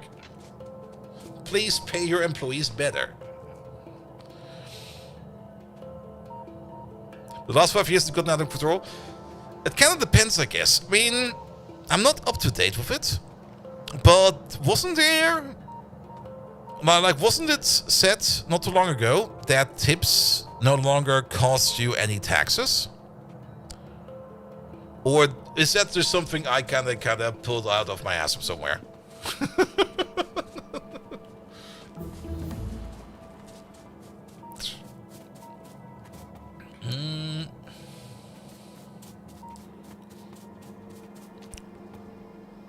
If matter when you bake into the price listing, yes, but that's also a very American thing.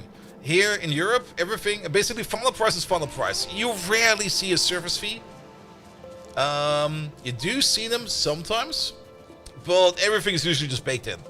And if I order like food online, of course, or if I order like a pizza online with like one of the delivery apps, of course it will be more expensive.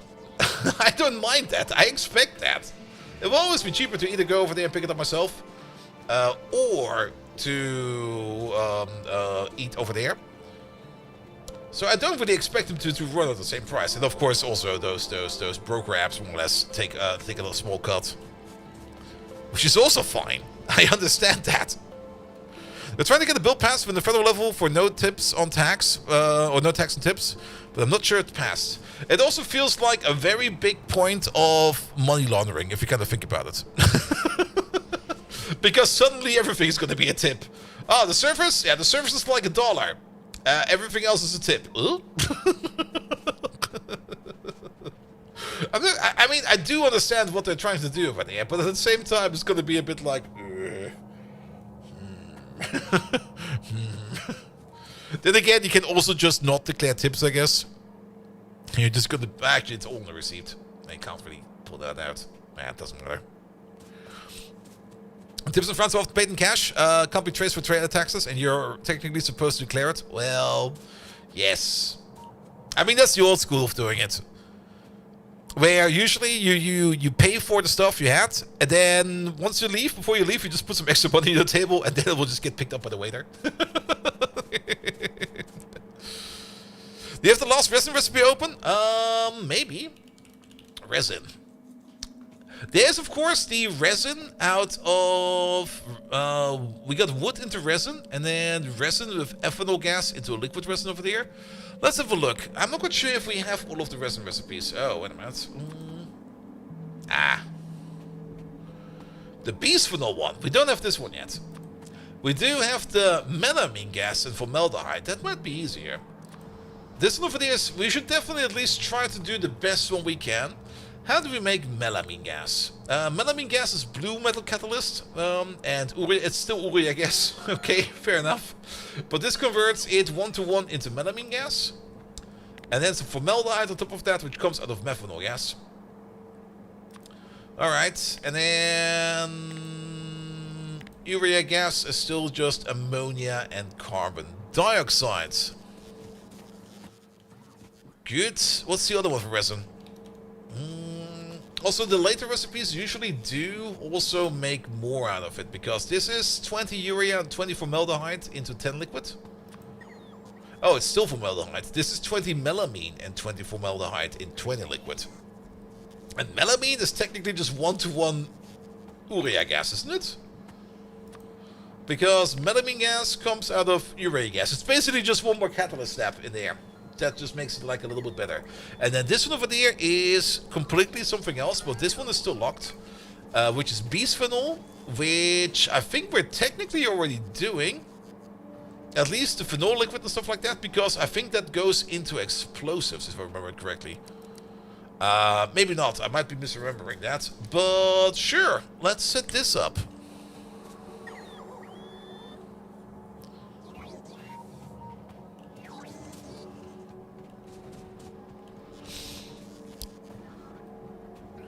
Why own an Italian restaurant if you don't launder tips? I mean, you can technically also launder money on Twitch if you kind of think about it. If I just pay myself, or if I just like give out gifted subs to my own channel, especially if it's tier 3 subs, I get 70% back for that. So I basically only lose 30% on that, and I get that completely back. which is more or less a 30% induced money laundering scheme. Now, in terms of money laundering, I'm not quite sure how good that is. You probably want to have more a ratio of 1 to 1, probably 1 to 2. Maybe you want to generate some money while you're money laundering.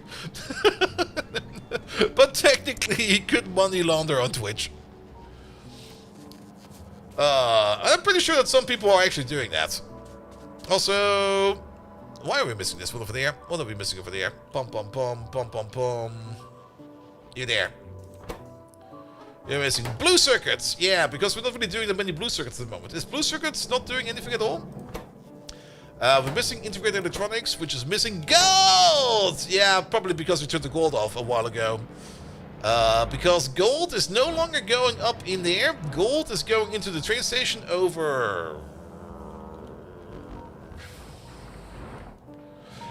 there.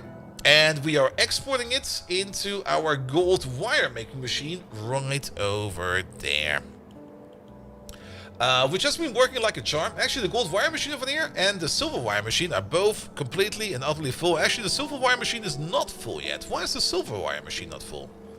Did something break over here?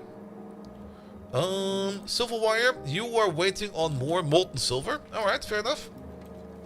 Silver is over there. We got the pallets. You're kind of backed up on hydroxides. Wait a minute, what the fuck? There is something on this belt that does not belong there. Wait a minute. What happened over here?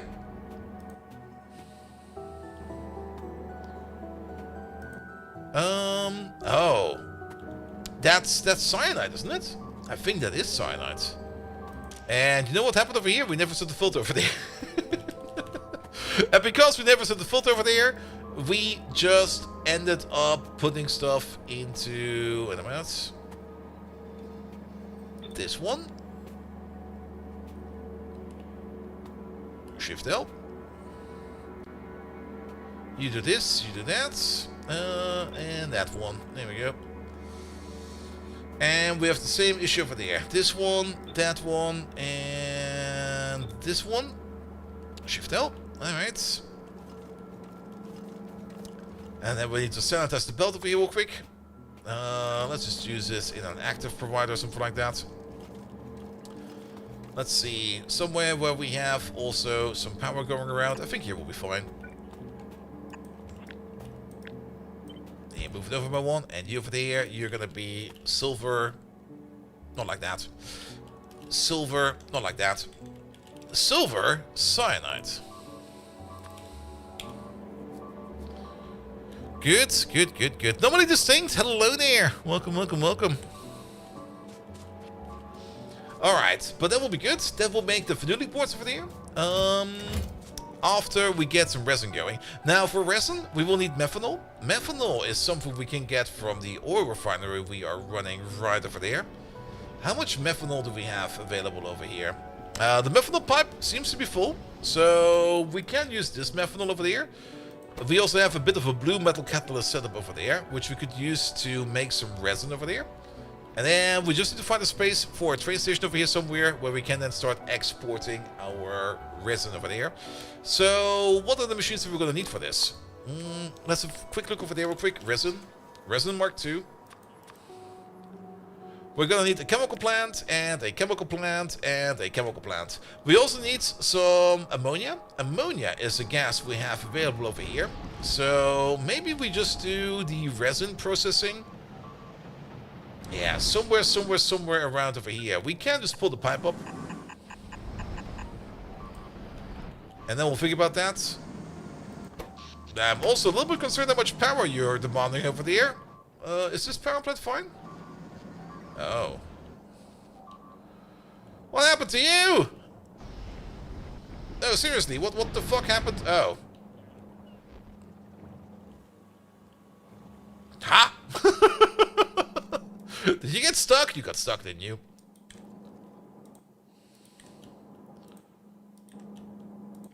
Yeah, this catalytic converter over there has a bit of an issue that it can get stuck if it is not emptied out. Which is kinda annoying. Also, yeah, you're also being fed. What's the overall progress? We're slowly making our way over to supersizing red circuits. To supersize red circuits, I think the part that's missing the most over here is the Factorio board production over there. We already got the green circuit mass production over there and the brown circuit mass production over there, so that is good. We need the red circuit mass production and afterwards a blue circuit mass production. And copper plates and tin plates are not an issue. I think we are already making those. I'm not quite sure about the copper plates. Maybe we do need to make another smelter for copper plates. Ferric chloride acid or ferric chloride solution is also not a hard thing to make. That is super duper easy.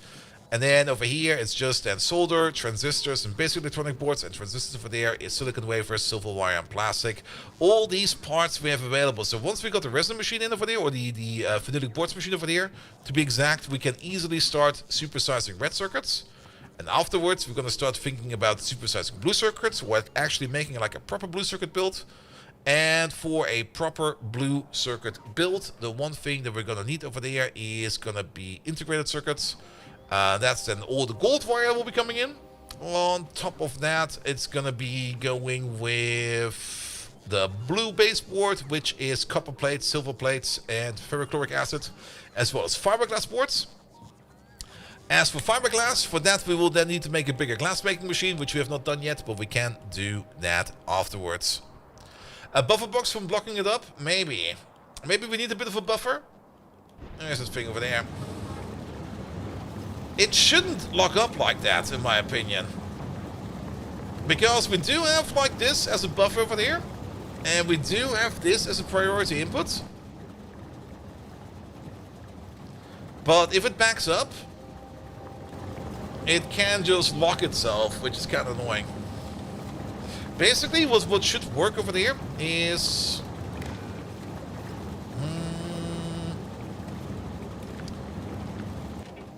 read this. Wait, read this. Hold.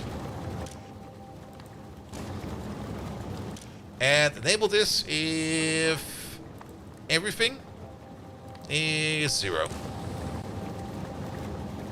So if it backs up like this, then we just stop it.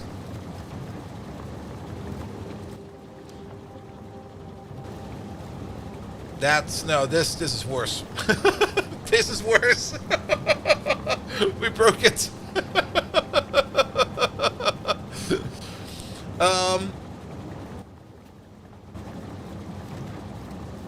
Sorry. Yeah, it does get eaten over there. Maybe it should be the other way around.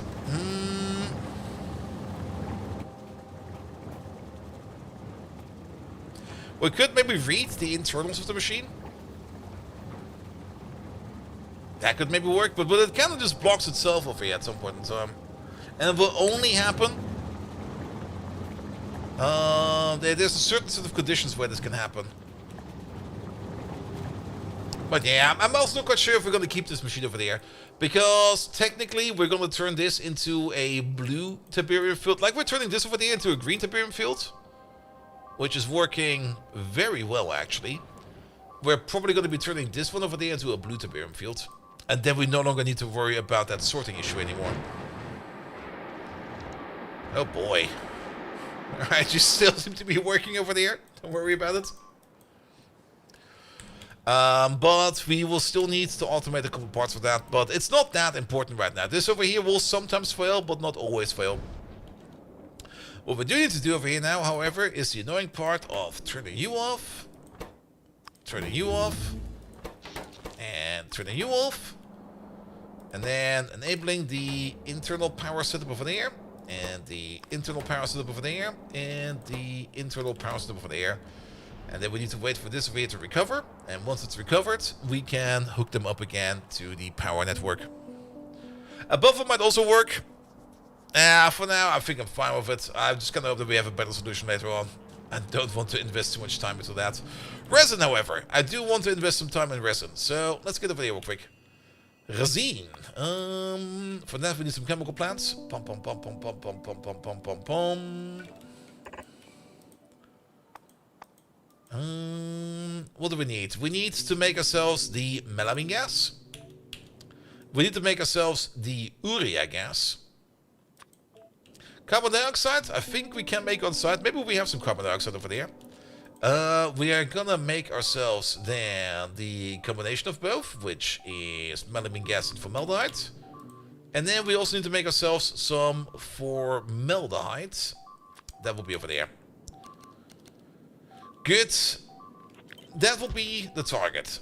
You over there, you consume 32 melamine gas per second. You over there, you make a boatload of melamine gas. 32 and a half you eat. So 2 of these will eat 64, 65. And then 3 of these will eat 130. Is this just a... We could make this a 5-to-1 ratio. That could work. Like one of you over there pumping out just enough gas for all of these. Can we put prod mods in these? No. Can we put prod mods in these? Yes. Then a 1-to-5 ratio will definitely work. Good. But that means that you need to run at full speed. That also means that you need up to 162 urea gas. You over there, however, you make 130. And you over there, you consume 160. So we will need 2 of these at least. Can we put prod mods in these? No, we cannot. I don't really mind if these over here are running a little bit under par. That should be fine.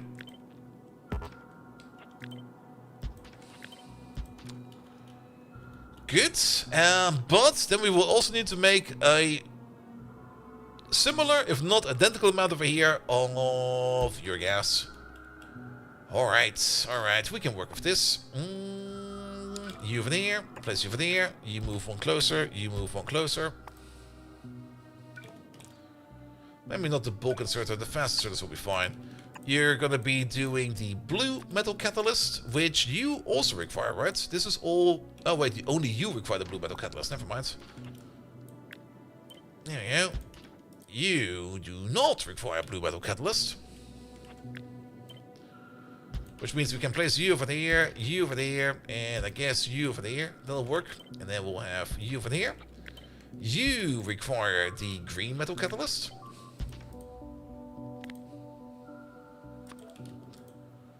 And these over there require no catalyst. That'll be fine as well.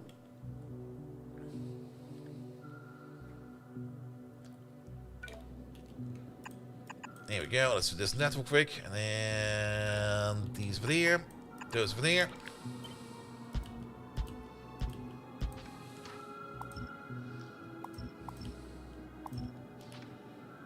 Alright, you go from there.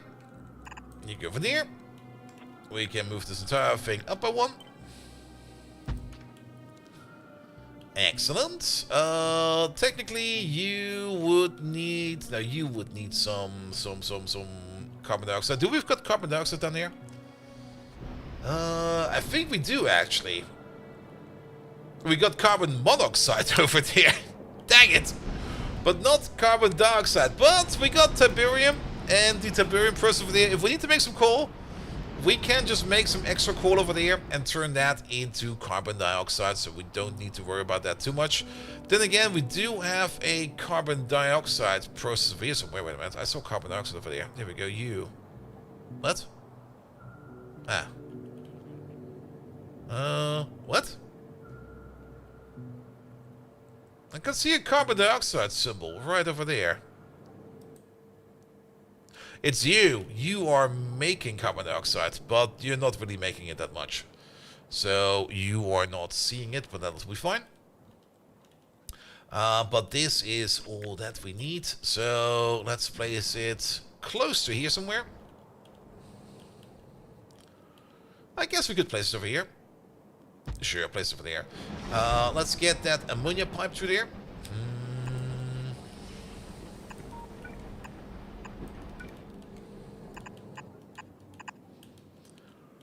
Here we go. Ammonia pipe all the way over there. And then all the way over there.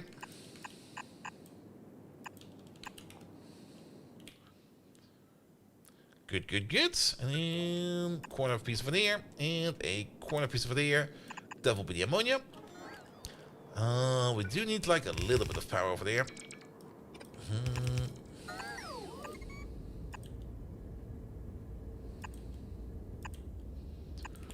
And we also do need a little bit of light over there.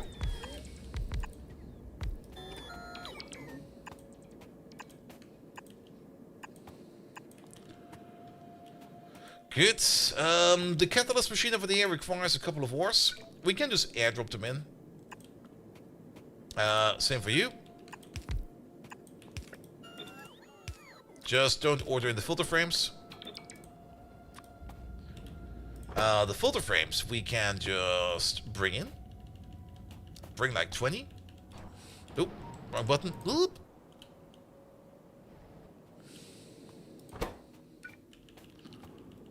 Bring like 20 over there as well. That should be more than enough for you to go for. Good, you're making some purified water over there as well. That purified water... Oop. We definitely don't need the purified water, so it's just going down into the drink. If we do need it, we could maybe do something with it, but we don't. We just do not. Then, you over there, you require some methanol. And do we have some methanol over there?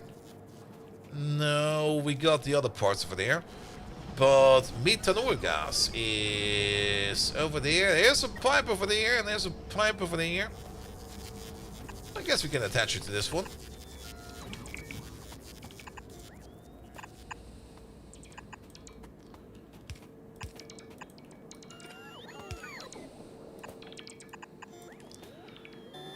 Good, that will make the formaldehyde and everything. These over here will get some prot mods. We still don't really have any better prot mods. We're still using like the worst ones we can do. I should maybe put in like at least one speed module.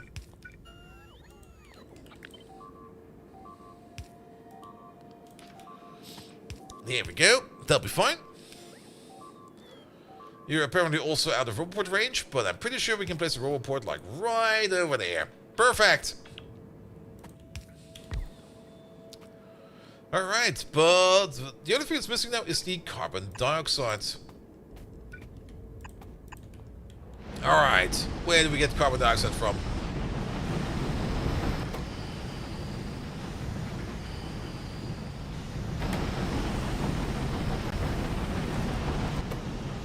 I don't think this machine over here is backing up. I was kind of thinking we could maybe steal some from over there, but it's not backing up. Hey there, mate. Cursed boobs? Yes, there's definitely some bananas over here somewhere.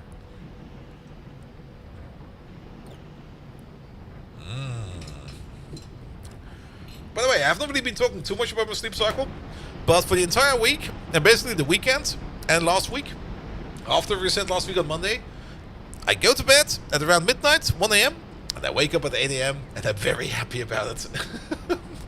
I'm kind of happy. It's currently kind of stable. And I hope we can keep it like that, up to the point where TwitchCon comes along, and then it's no longer going to be stable. But that will be a problem for another time.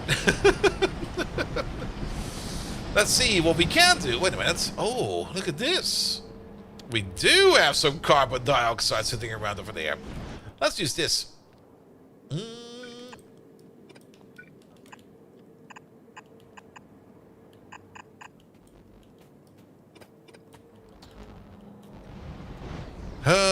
A good rhythm feels good. Yes. It took me a bit to get used to it. I was a bit cranky over the last week. But I am kind of happy, just like, how to put it. I wake up, I start doing stuff, and at some point in time, I'm gonna be like, alright, kind of done with this for a bit, like it's time for a little break, and then I look at the clock, and usually the clock tells me it's something like, it's something like maybe like 1 p.m. or 2 p.m. at the latest, and I'm gonna be like, oh, it's not that late. It was way more annoying when I was just doing stuff, and then once I'm getting tired, I look at the clock and it's going to be like, oh, it's basically 7 p.m. And then I'm like, oh, I need to stream now. All right. And then after streaming, it was more like, all right, not tired yet, so let's do just a little bit. And then it's like 10 a.m. again, and you're going to be like, ugh, fucking hell. Alright, we got the carbon dioxide connected over there as well. So this will make urea gas for us. This over here will make melamine gas for us. And all of this together will make us lovely, lovely, lovely resin.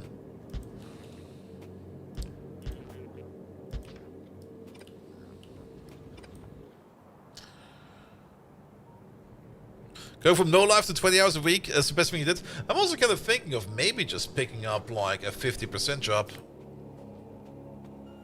I'm not quite sure about that yet. It kind of really depends on that. But I wouldn't mind having a 50% job.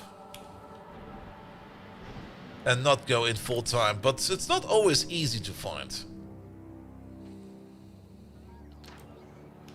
We need a liquid provider for that. Because to be perfectly honest, I mean, a full-time job will at least make it so that I can rack up my savings, but my savings account is like full. Well, it's not really full, but it's not really that I need more into it. But then again, that would also mean that I would not be extending it, which would maybe be a problem later down. It pays less than doing nothing. Yep. As a dev going for 50% job is a trap. Yeah, I'm also concerned about that because I know myself well enough as well that if I do pick up a 50% job, I might just end up 100%ing it for 50%. It's definitely on my mind and that could be an issue. Don't worry about that.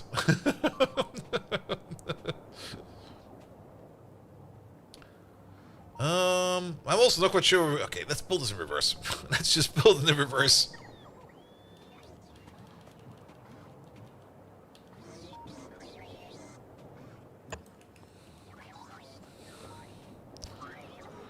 It's definitely at the satisfactory level. Absolutely. Which is also that I don't really mind if this term, this bout of unemployment goes like a little bit longer than planned. That's what savings are for, right? Resin.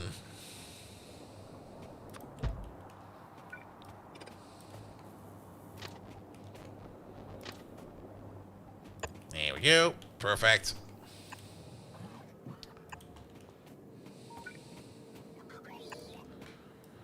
Alright, and then hook it up, and then we can just get it fucking out of there.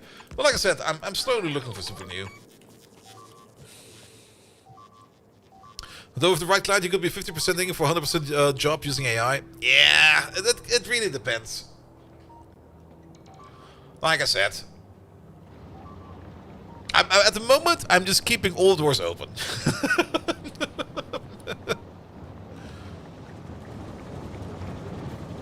Good. We're making resin over here quite a bit. Excellent.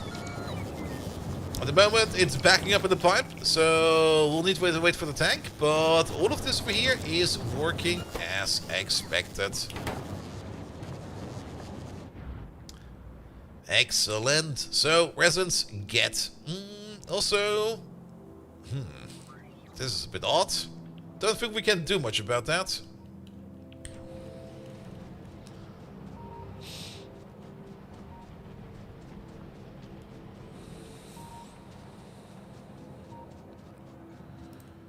Good. Alright. But with that, resin can come in. Did I? I don't think I showed this off yet. I did move the depot. The depot used to be over here. That's been cleared out. The depot is now sitting over there. And not only that, it's also double stacked. So we can definitely house all the trains we need over there. And I also added some additional liquid trains to the whole mix over there, so that we are doing a great job over there. Okay, somebody is ordering a buttload of things apparently. Where are all these trains going? Alright. Job's a good one, I guess. But yeah, we got a bigger depot over there, so that we can house more trains, and they're all moving around. Well, the 99 tasks over there, it's mostly... Actually, what is those 99 tasks? Oh, it's probably this part over there. Yes. Did you run out of bots again? Yes. What about the supply train then? Wait a minute. You there? Oh. He's waiting for bots. Oh. No? Worse than that. We got an error. There's something severely wrong over there. I thought we fixed that. Apparently we didn't.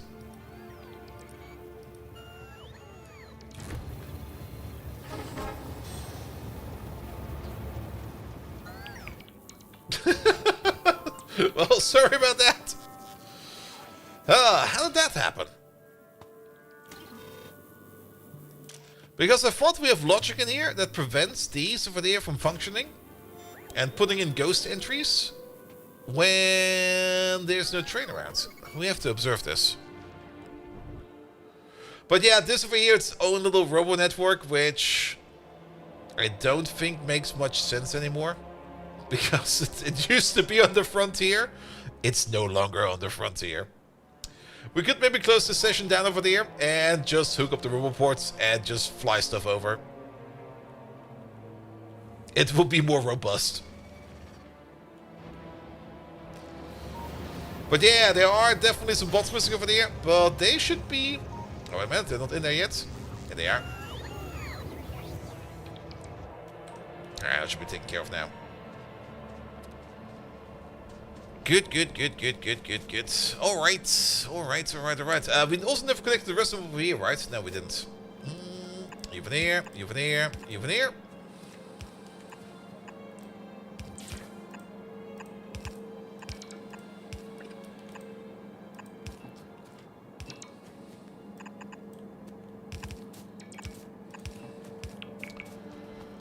Alright.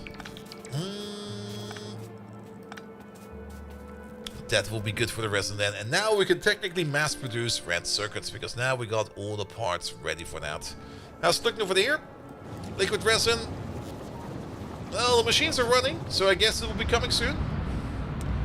The gas refinery over here is running again. Mostly burning off the butane gas, sadly, which I'm not too happy about, but better than nothing, I guess. Where's the butane gas going? Is it going into here? You're running on butane gas, yes. Which we are using over here to make the steam for the entire cracking process. So at least we're using it for something.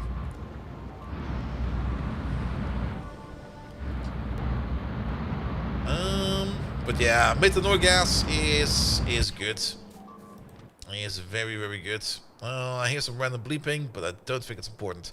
Yeah, now we're down to 30 alerts over there, which is correct. There's 17 lasers missing. The lasers require blue circuits, and there's 12 heavy mortars missing. We're not making those yet. Hey there, Riley S. Welcome. Alright. I am, however, a little bit concerned about the paper production, actually. Alright, what's wrong over here? Oh, did we just not connect up to sulfuric wastewater? Oh, the mineralized water! I forgot about that one.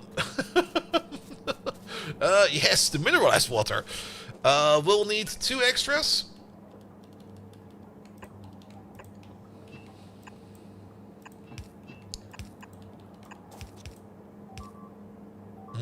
Over there.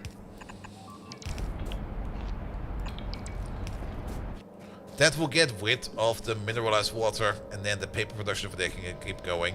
The chromium, hello there! Welcome. Alright, the carbonate will just be used. This is a good source of carbonate. If we do back up onto it, we might need to put in some kind of auto sink into it, but for now this is fine. Same for the sulfur. The sulfur should be picked up enough, I hope. I hope that we can keep using it.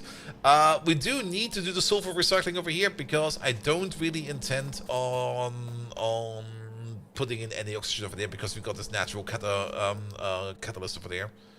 So it should be fine over there as well. Good. With that, resin and phenolic boards will be coming in sooner or later. Which means we can now start designing ourselves a little bit of our new red circuit machine. And we should maybe also make sure that the blue circuit machine over here maybe can start to operate again. The main reason why it's not working over here is because of a lack of gold wire, which comes from a lack of gold plate over there. We could swap you around and turn you into gold wire spools. And we can start ordering in gold wire spools, because we do make these. Yeah, I'll do 200, it'll be fine.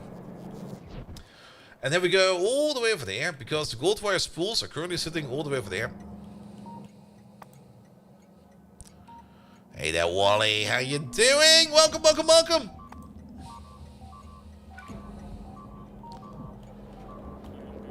And we might just supply some over there. Now something is getting eaten. And just store stack. I'll put priority for the air into the train station. Nah, the other side. Actually, don't even balance it. It'll be fine.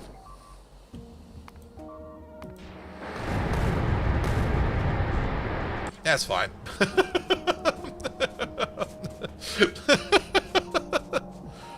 Just got freed from an all-day meeting. Those are the worst. I mean, whenever I'm sitting in a meeting and I don't find it productive, I just start working on something else. And whenever they need my attention, I will be like, what?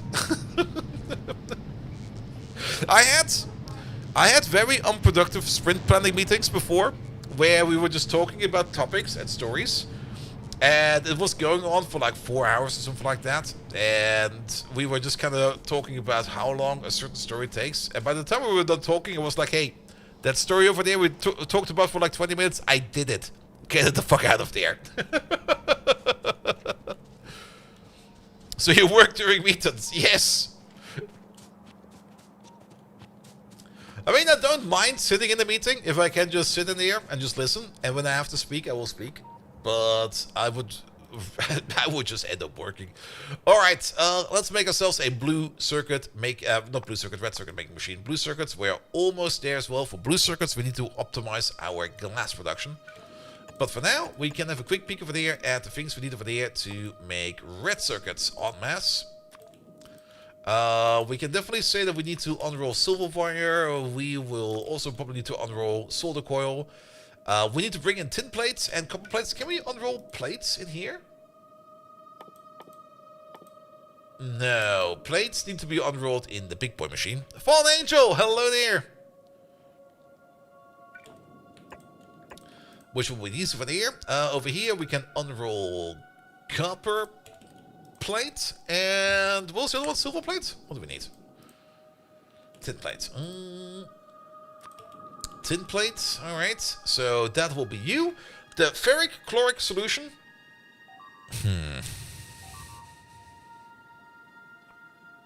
We might just make it on site. Because it's just hydrochloric acid and iron, isn't it? As for you, we also need the other two over there. We will need to make ourselves these machines and those machines. You require tin wire, so we're going to need to unroll tin wire. And you need the silver wire, which we already have over there. Can we also do the cutting of the... No, we cannot. I think that's also done on one of these.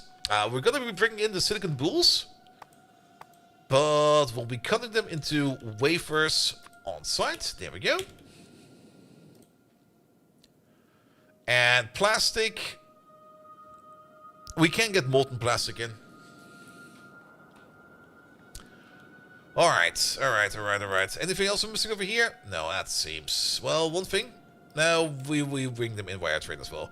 Alright, let's just start with you in the middle. And we're just gonna go by house number over there. Let's start with you. You over there, this is a 1-to-1.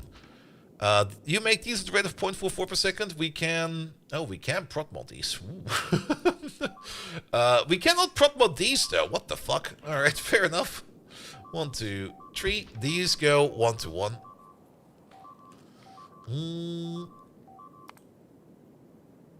That seems fine. Then, you need about 1.8, what are these called again? Transistors? Yeah, 1.8 transistors per second. You make 3.2. That's not even the 1 to 2. That is, oh, that's kind of horrible. And you also need 1.8 of these per second. 1.8, 3.6, 5.2. Alright, that's at least a 1, 2, 3.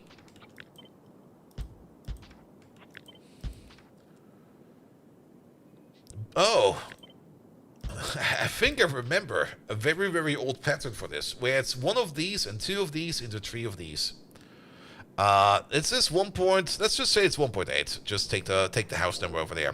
1.8, 3.6, 5.4, and then, yeah, these will be running a little bit under, but it should be fine. Did you sub well? I did sub well. We finished the game of Subnautica 2 as far as we can play it. We basically got to the screen for thank you for playing. This is the end of the current early access. We might pick it up again once there's a significant update, but only if there's a significant update. But I had fun. It's definitely a fun game. They did. There was a post on the Steam page for Subnautica 2 where they were like, letter to our fans, blah, blah, blah, blah, blah, blah. We addressed these 3 important parts, and none of those parts I found important. They were like more like, yeah, we know that the creature AI is kind of stupid, and we know that certain elements are a little bit weird, and we know we need to rebalance a bit here and there. So we're working on that. Nowhere were they even talking about the end user license agreement. That's still a bit heinous, in my opinion. Then again, you can probably just ignore it, because it will probably never be enforced. They can try. They might get away with it, but then again, they will bleed for it.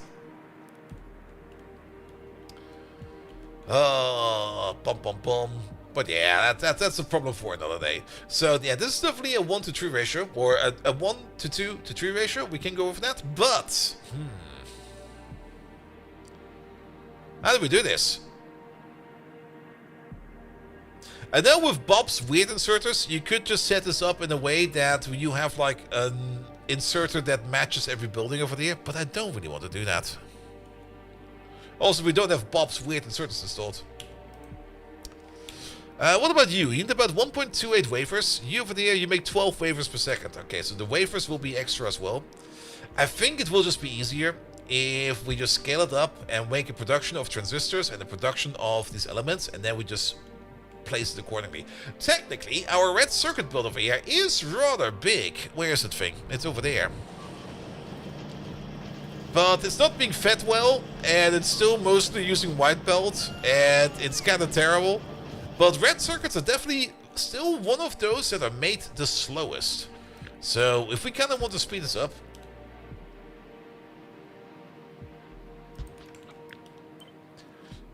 we might want to go with something like this. This makes 0.44 red circuits per second. So this whole row over there makes 2.22. And this entire block over there makes 4.4 red circuits per second. Which is... I kind of want more. How many green circuits are we making? That's maybe related to the amount of green circuits we're making. Which is 4.5, 9, 18, 36 green circuits per second over there. Which is a lot. And brown circuits over there, we are making 4.5, 9, 18, 36 brown circuits per second. So if we would also want to make 36 red circuits per second, which seems a bit excessive, but to be perfectly honest, I would rather make more than less. Then this is 4.4, and then this is 8.8. That is already getting kind of big. Alright. Yeah, I mean, we're probably going to make it the same way as we made the old machine, which is all the way over here. I'm not quite sure if we're going to do a half and half build of this. Maybe we're going to do a half and half build of this. But we have the same ratio for here as well, like a 2 to 1 ratio. And then we just feed them in. Let's just see how big this gets, because this over there is 10 on each side, 20 in total, so 8.888 circuits per second. Good. Which also means that we are going to need, well, we can't really divide this by 3, can we? Well, we can, and we can just like close our eyes. It's going to be like, this is going to be about 6 of these, and about 12 of those. I mean, technically, it's well. Yeah, it's gonna be about this many machines that we need. Sure. How much do we need? It's 1.8 per second on a half and half belt. So 1.8, we got 10 of 10, that's 18 on the left and 18 on the right. We can't put that on a blue belt, half and half. So that could work. Alright.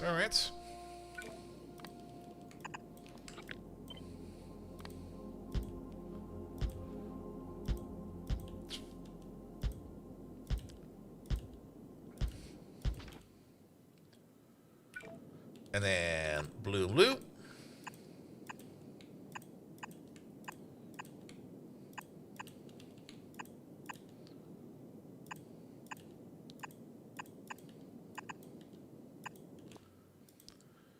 Sure. And then input number 1. Input number 2. Not like that. There we go. Building the components, it should be fine. I mean, we can't really do the full direct insertion. I think it'll be fine. Don't worry about it.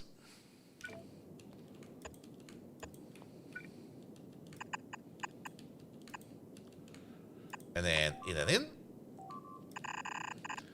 This will be the main output. We will also still need the solder over there.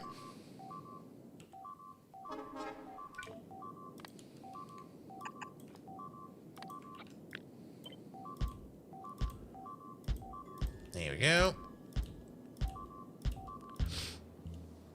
It's basically going to be the same machine, just bigger. We are also going to need Factorio boards over here. We could still... We can do some more half and half belts.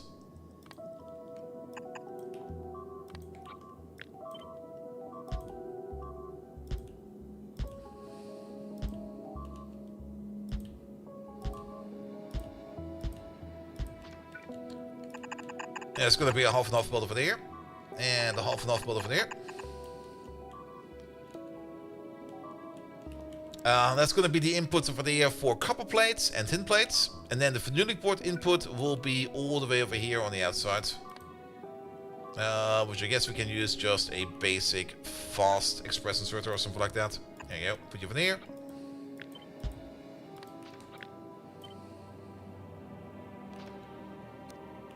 And then maybe also flip you around. There we go.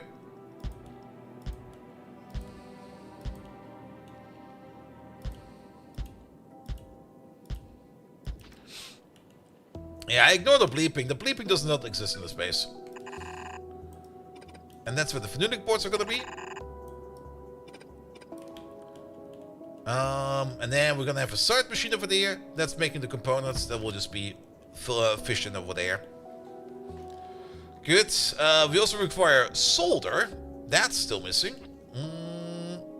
Which means this entire thing over there needs to go back down by 1, back down by 1, and back down by 1. Because we also need to place some solder in here, and the solder input we can just put in over there.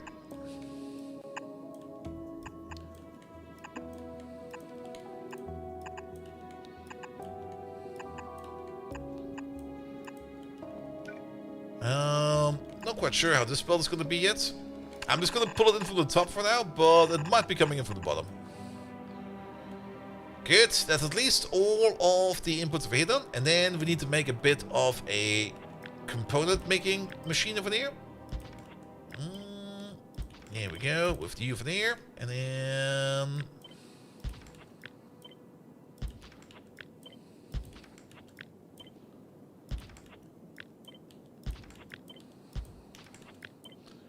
One, two, three.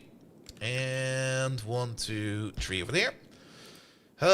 These also require like multiple things. Actually, a lot of things actually. How fast can we make plastic bars? Because we're going to be bringing in liquid plastic. And if we turn that into plastic, fantastic. Then you're making up to 4 per second, and we need a total over there of 1.28, 2.56, 3 point, less than 4. We're gonna need 2 of these for the plastic that we need. We cannot put prop mods in here. That is fine. This one over there should be straightforward, and you will also require silver wire as well as the silicon wafers. I think 1 silver wire on the rolling machine over there makes 36 per second, and you need about 2, 4, 8, 16, 24.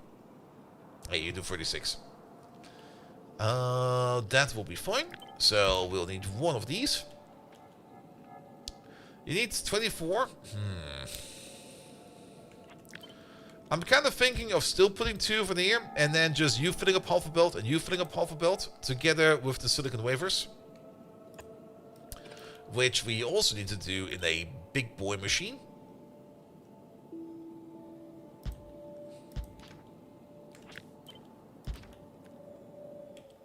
Alright, it's slowly coming together. Let's get ourselves the faster ones over there. Bum, bum, bum, bum, bum, bum, bum.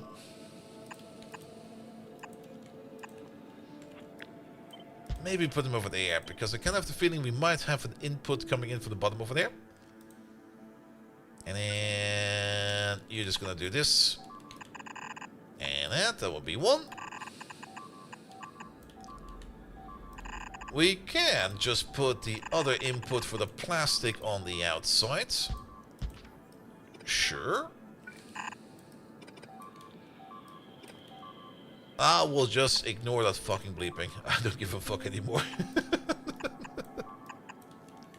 If my smoke alarm would be going off right now, it would just be like, eh.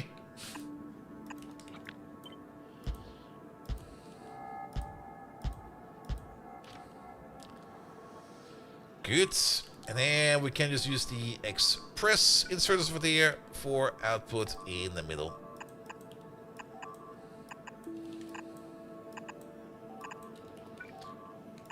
And that would be one partial build. Well, that's going to reach the state of it-gap zen. I've already been that for quite some time. Alright, yeah, you would need coils and bools, which I think we can just put on the half and half build as well.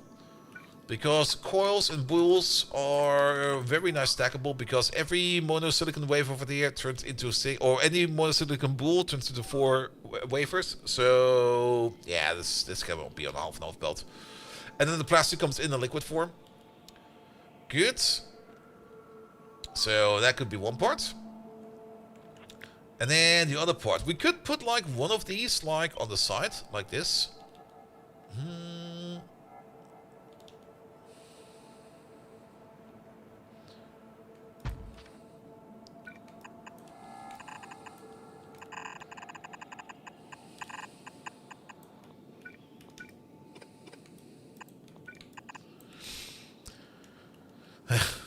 I didn't say that you have stated recently. True. It's been like that for quite some time already. Alright, one machine on the left that does one thing, and one machine on the right over there that does the other thing. And the other thing over there is just going to be carbon and tin wire. And I think I'll just do the same thing over here as well. It might be a little bit extra, but then we don't need to fuck around with it too much. Where basically we're going to do a half and half belt. Actually, we can... There's going to be a carbon belt coming in from somewhere. So, chugga chugga chugga, carbon belt.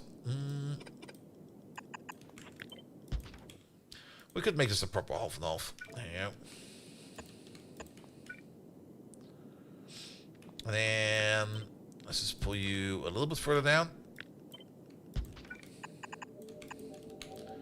I will move it around whenever I see it fit. But you'll be over there, you'll be over there. You'll be over there. And then...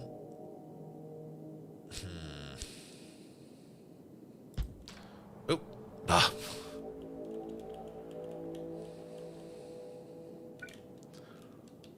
One output over there, one output over there. You do this. You do that. There we go.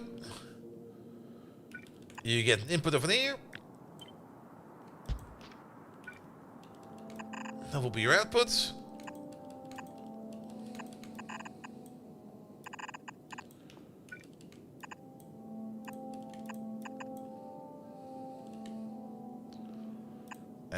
For these, we do need some express inserters, something like this. You don't need to be as high as the other machine. Let's just place you maybe over there. Here we go. That will be the other components coming in. Good. And then the only thing we're missing over there is the half and half belt over there, which will be copper plates as well as tin plates.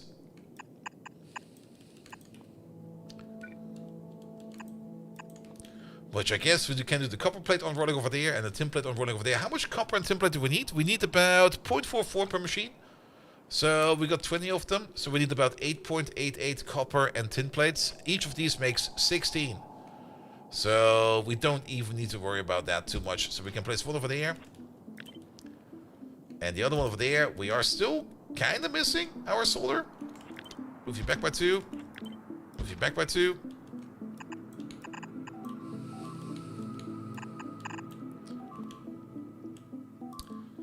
There we go.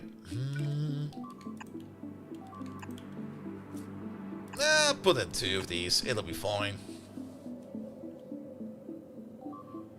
Alright, we just need to feed up those. And then, of course, still need to solder. Solder, we need basically the same. We need double the amount of solder. We need about, let's say, 0.9 per machine over there. It's actually a little bit less, but then we will need 18 pieces of, or 18 units of solder. That goes over here onto this middle belt, which we still need to wang jangle in there. We could maybe just move this entire thing down by 1.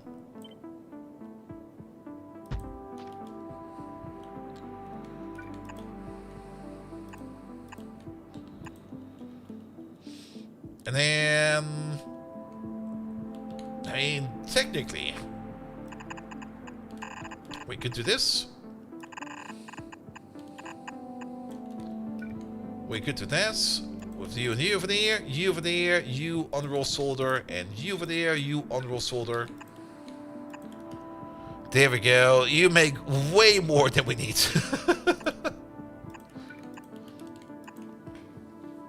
Yeah, that should be fine.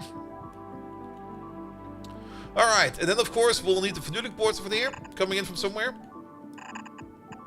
Alright, this entire thing now has a bit of a structure. It's missing power poles and everything, but everything we make over here we can just bring in via a train, and that's the most important part. Let's also check real quick over there if you have not gotten any resin yet. The paper production has backed up, that is good. So let's double check on the resin production real quick. Now, resin production has kind of slowed down a bit because we are actually out of methanol gas, which is kind of surprising. Why is that? Why are we out of methanol gas? Because we're backed up on residual gas. Residual gas, we are using that for something, right? It's all coming together. Either up there or over there. Residual gas over here will be turned into syngas. Syngas over here will be turned into naphtha. And then naphtha over there will be turned into propane gas, which goes into plastic production. But plastic is backed up. Well, once we order in the train, it will no longer be backed up. That is good. But maybe let's have a look if we can use the naphtha for maybe something else. Can't we turn naphtha also into methanol? I thought there was something like that. We can definitely turn naphtha into fuel blocks. I don't really want to turn my naphtha into fuel blocks. We can turn it into residuals, of course. We can turn it into propene. We can turn it into toluene. We can turn it into butadiene. We can turn it into base mineral oil, which I don't think we want to do. It's part of the plastic recipes. It's part of these artillery shells. Huh. Really? Maybe let's go one step further. The synthesis gas. Maybe we can turn that into something good. We can turn synthesis gas straight up into methanol gas. If we use some green metal catalysts and some carbon dioxide, both of which we do have available.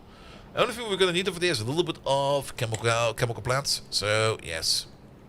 I'm losing a lot of something. I am. Sure about that? I see no more alerts. It's fine. We're losing a lot of everything quite often. If we have a look over here at, like, over the last hour, kills and losses. We're losing an average of 20 wolves per minute.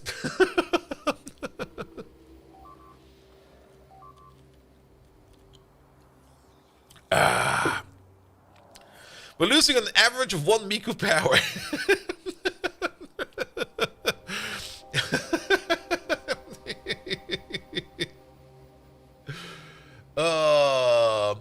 Metamorphic Civilians 5. We're also... Alright. Half of the wolves we're losing, we're killing ourselves. Apparently. Do you have the recipe for the top lane of that gas processor you tied the resin into? Maybe? I'm not quite sure what you exactly mean. Do you have the recipe for the top lane of that gas processor you're tied to? There's a little bit too much this and that in there. Sorry, it's inaccurate. What? Now, we got a whole bunch of the syngas over there.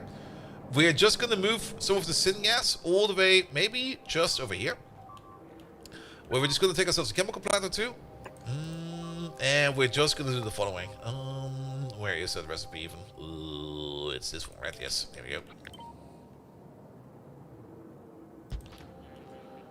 And then a catalyst in the middle. Flip it around. 1, 2, 2 should be fine. How much do you make? You do make a tremendous amount of methanol gas. Good.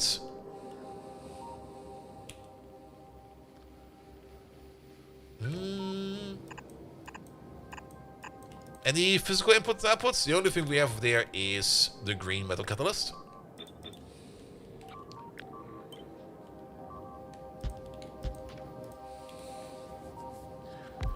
Good, good, good. And then we need the flip-flop. Here we go.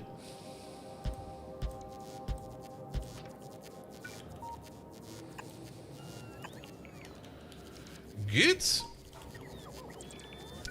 I guess we can just tie you to the same output over there. And then you over there.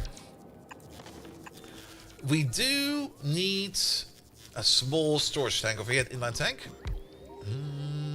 Because these machines over there should only operate if we are out of methanol gas. So wire these up. You're only going to be enabled if methanol is less than, say, 500. New resin, gas processor below. Top lane just burning off the excess. You mean this one over there for the butane, you mean? Because we're still not really doing much with the butane. This lane over there is still just getting burnt off.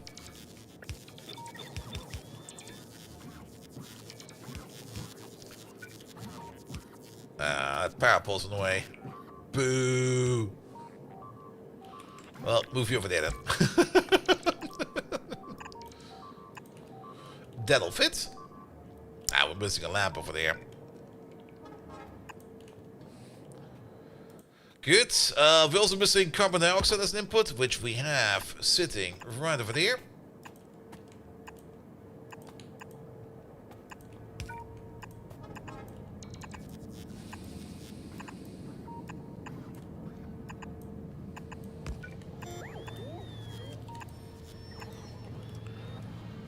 Good, good, good. But if you mean the tier 3 resin recipe, we do not have the tier 3 resin recipe yet. Alright, let's cross-connect these.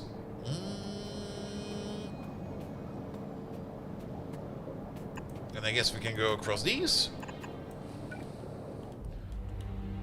And then we just connect you over there somehow, and you over there somehow. That'll be fine. That'll be fine. And that's gonna be all that we need. Bring in 20 of these, please. And 20 of those. And then the water will just be sunk. And everything else over there can just get going as it needs itself to. Good. Alright, back to this thing over there. You meant the process recipe for the butadiene? The butadiene. For resin? Pum. I mean, does this one eat butadiene? This is bisphenol and epichlor. This is melamine formaldehyde. Butadiene. Maybe if we check over here real quick. Oh, do you mean that we turn naphtha into butadiene? And then the butadiene into liquid rubber. That goes to the rubber. You probably mean the rubber one, right? And I'm pretty sure there's a better rubber recipe as well. No, for resin, just in general. Maybe? Sorry, I'm still a bit confused what you want. I mean, this one over here is mostly plastic optimized, and we're just kind of adding new parts to this entire thing over here. I guess if you mean this area over there, this is technically the space over here for the tier 3 plastic recipe, which is formaldehyde and phenol liquid. And formaldehyde, of course, we get from out of methanol, and phenol we get out of benzene gas. And benzene gas we get out of... What do we do with the butane? Wait a minute. Butane gas. Alright. Butane we can turn into benzene. Okay, we can turn it into benzene. And then from benzene we can turn that into... phenol? Where's the plastic step in here? It's not going to be phenol, is it? It's not going to be cumene either. It's not going to be benzene either. Toluene? Just turn this into explosives? Benzene. No.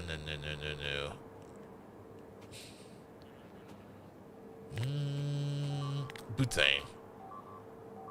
There's not really much of a usage for butane. We can crack into the benzene. Benzene into phenol is very good, because from phenol we can get into bisphenol, which is then going mostly into... phenol is going into plastic. Yeah, there we go. Alright, you're still kind of stumped, but mostly because you are waiting... You're not waiting on these, are you? You're waiting on syngas. You're waiting on this pipe over there. There we go. You're off because we got enough methanol gas in there. And that is perfectly fine. Did you just kill a tree? What the fuck? Excuse me? Alright, fair enough.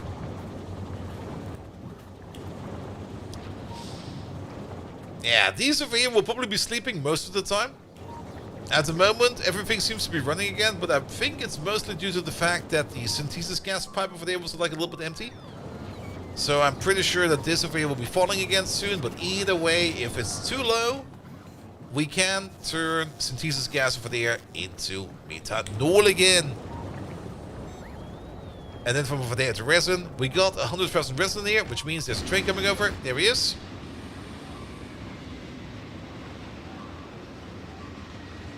This is like the farthest away train. Okay, he just started this drive. Fair enough. Which will then bring the stuff all the way over there, so that we can turn all this paper over there into phenolic boards. Can we put prop mods in these? No, we cannot. Can't put prop mods in anything of these. What the hell? Alright. What about the blue circuit production over here? Did this actually restart itself? And the answer to that is...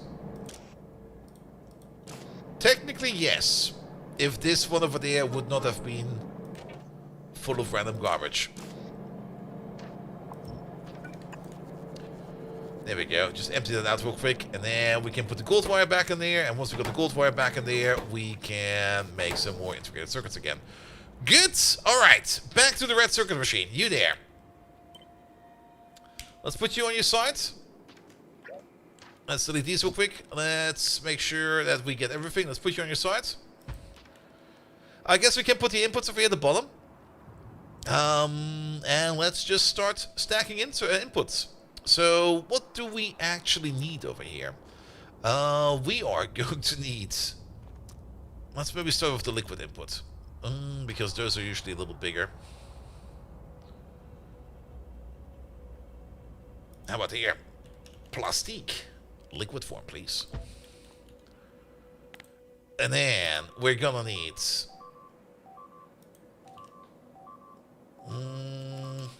let's get the coils in. The copper coil.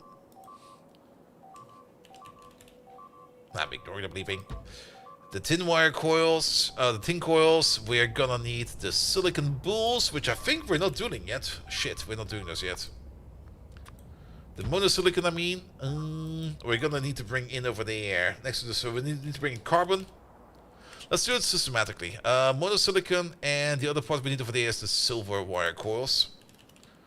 Silver wire coils, there we go. That's going to be over you. We're going to need to bring in some slaughter. We're going to need to bring in for the top one the tin wire coils. As well as the carbon.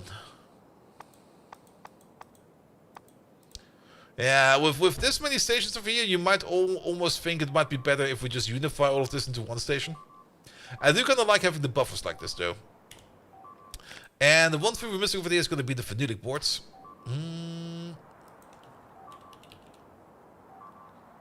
Phenolic boards, there we go. What's my alien plant life sample setup? We just made it recently. It's over here. And at the moment, it's no longer working. Okay. Because we're out of mineralized water, apparently. Yeah, the main reason we're out of mineralized water is because I just kind of tapped into these ore washing, not really ore washing systems over here. These are geode crushing systems over there, and they make mineralized water. If we maybe add some more mineralized water over here, this entire system over there would be working a little bit better. But the setup on its own is pretty straightforward. It's one farm over there that makes gardens. And then we just turn the gardens back into alien plant life samples. This is a 1:10 ratio, 12 ratio. The ratio is a little bit off, sadly. And they just feed it back into there, and then we just loop it. And everything that kind of flows over on the side goes into the chest, and then off it goes. The hardest part is probably making like the alien fertilizer, which you need over there for this process. Everything else is kind of easy, and for the alien fertilizer, we all need, of course, to make alien goo, which comes from alien bacteria, which comes from alien spores. Alien spores comes out of fishwasser, and we got a fish farm over there. And then everything else we need to make over here, like for example the calcium carbonate, we can make that out of red cellulose fiber. So we got like a red algae machine over there, which requires ammonia gas and thermal water. The thermal water. Are we bringing in the thermal water via train? How did we do that? Thermalwasser.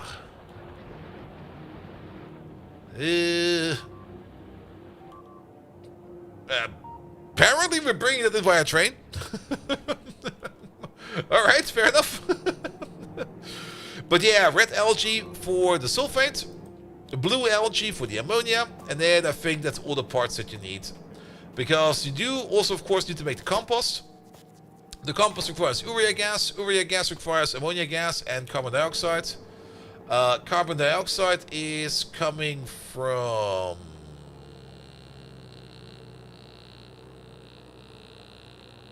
somewhere. I'm not quite sure where it's coming from. Could be any one of these things. Where's our carbon dioxide coming from? I think it comes from a very, very long pipe. Yes, it's coming from somewhere far, far, far away. It was just around the corner. But carbon dioxide is not really the hardest thing to do. And of course the ammonia is coming from more blue algae. And blue algae also do require sulfuric wastewater, but since we got like this entire geode crushing setup over there, sulfuric wastewater is not really an issue. But this is actually a little bit troublesome, because this also means that our tree growing over here is currently not working. Wait a minute, something is actually broken over here. We're not making urea gas, because we are backed up on purified water.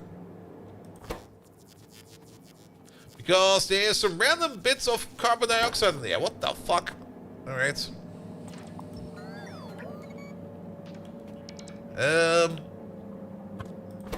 How do I get that out of there?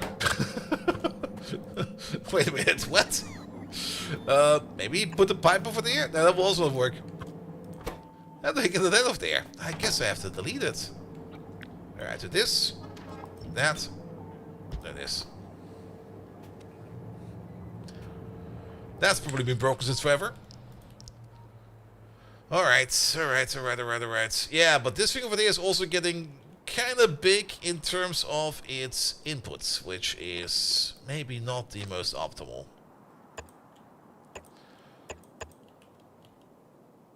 Like a consolidated station over there that allows for multiple inputs might be better, But then again, the way we do our train system, it will not allow for that. As we do need individually correctly named train stations.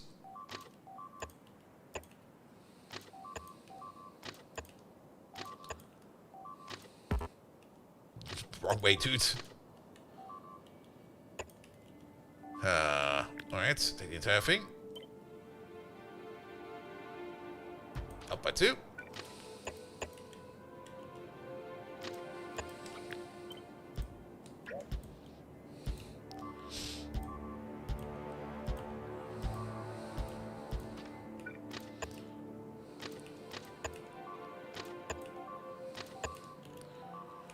Alright. Let's see if we can at least hook some of these things up. The plastic is going to be the straightforward one. Waiting for the Nvidia earnings? Are they actually throwing off dividends?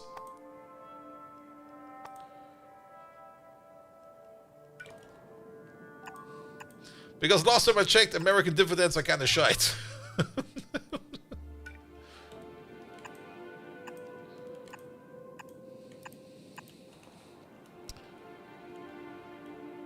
Alright, that will be for the plastic. And then... what is this one? This over there is... copper and iron. Copper be over there. Copper and iron. Copper and tin.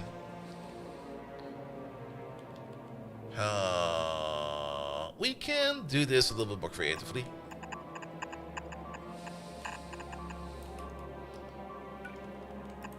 What the fuck is bleeping? Shut up over there! It's almost like Subnautica, where creatures are screaming at me the entire time. Alright, copper, tin. This is silicon bulls.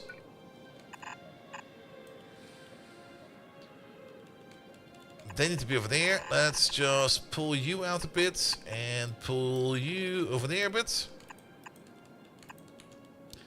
This will be a half and half belt together with the silver wire. But steady? Probably. But to be perfectly honest, might seem like a wise idea investing in Nvidia, but I'm just waiting for that AI bubble to pop. And once that one pops, they're gonna be bleeding. But what you do with your money is on you. As long as you don't start shorting stuff. Shorting stuff is probably the worst idea you can do. Because that can actually end up backfiring in your face. I mean, investing money and losing it, too bad. Shorting stuff and suddenly having to pay a bazillion amount of money, that's worse. Zach, hello there. Welcome. Alright, that's the slaughter input. Slaughter. Wait a minute, what is this one over there? This is the slaughter one.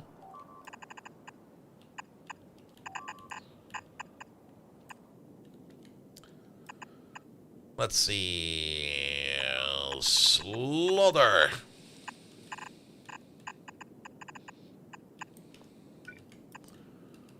You over there, and you over there. Tin wire and carbon, both of these go up. Because they need to be over there. Which one was which?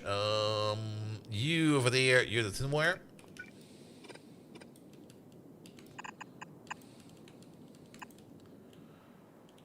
And you over there are the carbon.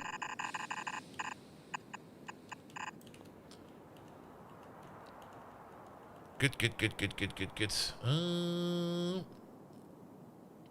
Excellent. That will go on to there.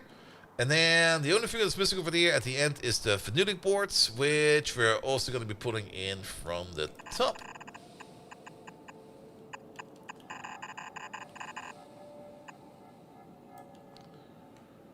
And then, let's see.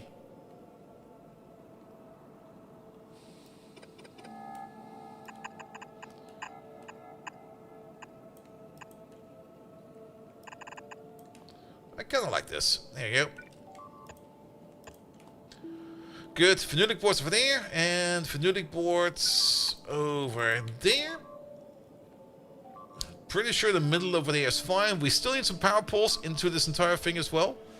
But the final part of the entire puzzle over there is going to be a single passive provider all the way over here at the end, right over there. It's not called Red Circuit.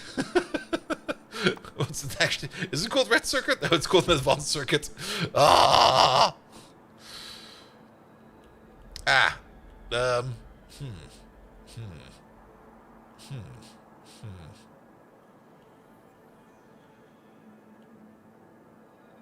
How do we get over there?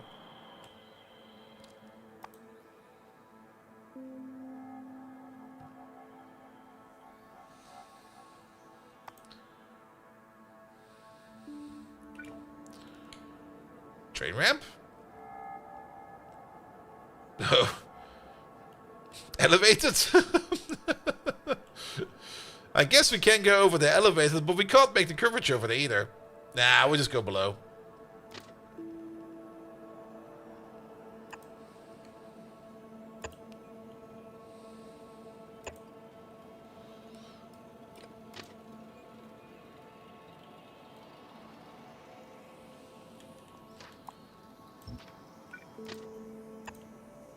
Do a barrel roll? We don't have space for a barrel roll. Also, fuck barrels. Seriously.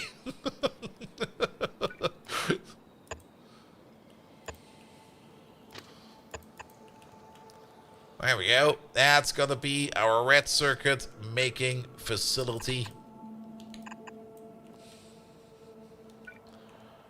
Just add the parts that are missing. Alright, where do we place you? My plan was to place you over there. No, that might actually work. Wait a minute. It's a little bit closer to the front line. I do want to keep some space over there to... Well, actually, maybe we will pull the main line up over there. That maybe seems like a good idea. There's the little Ideon gate field over there. I don't really want to build over too much. Do we need this middle line over there? I don't think we need that.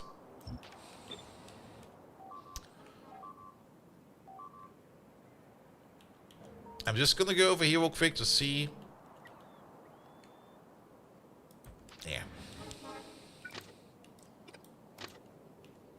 We could technically go one further down, but practically I think this is fine. Barely. Barely enough.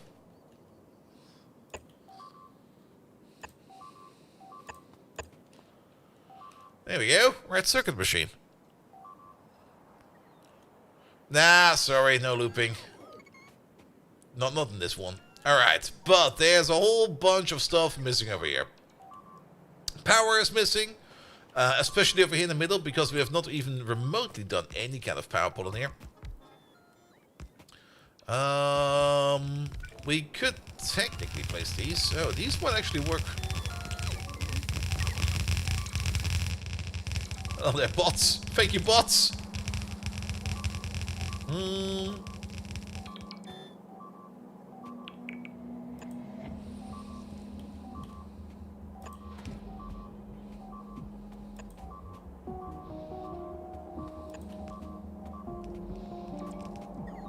I can hear some aggressive bleeping in the background.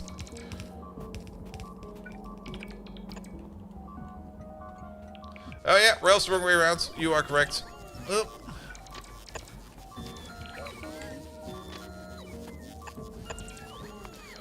Alright. What the fuck is going on? You're fine. That's less fine. Why is it like that?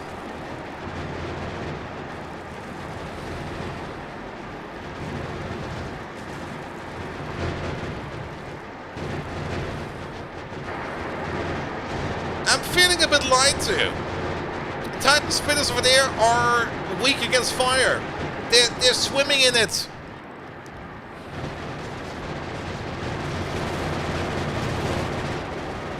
If you build weird stuff, like Mike Hendricks, well, Mike Hendricks can do what Mike Hendricks wants. I'm building my own weird stuff. Also, we got weird miners. There we go. You're dead. What about you?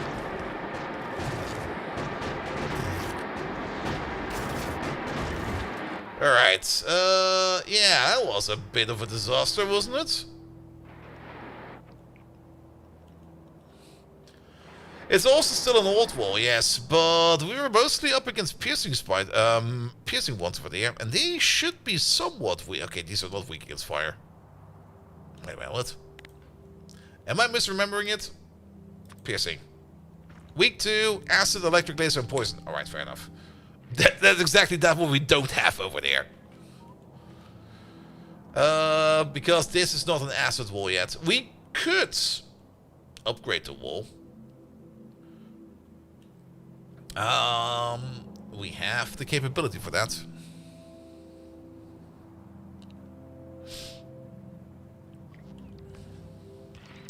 But let's fix the wall for now. Also, yeah. Alright. Let's get back to this problem over here. We do need the power connector over here somewhere.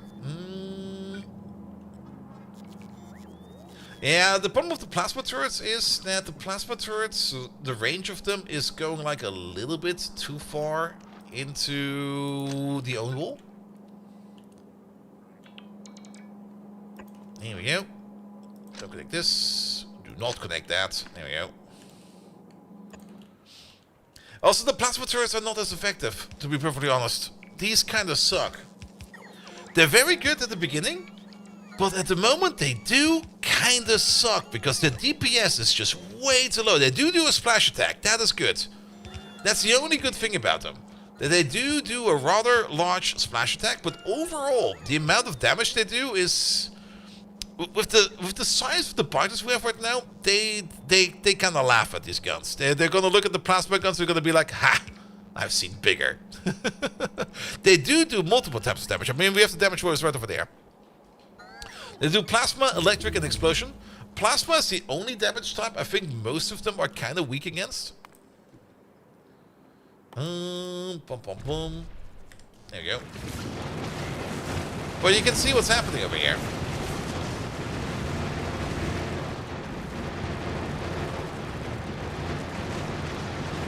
Wait for them.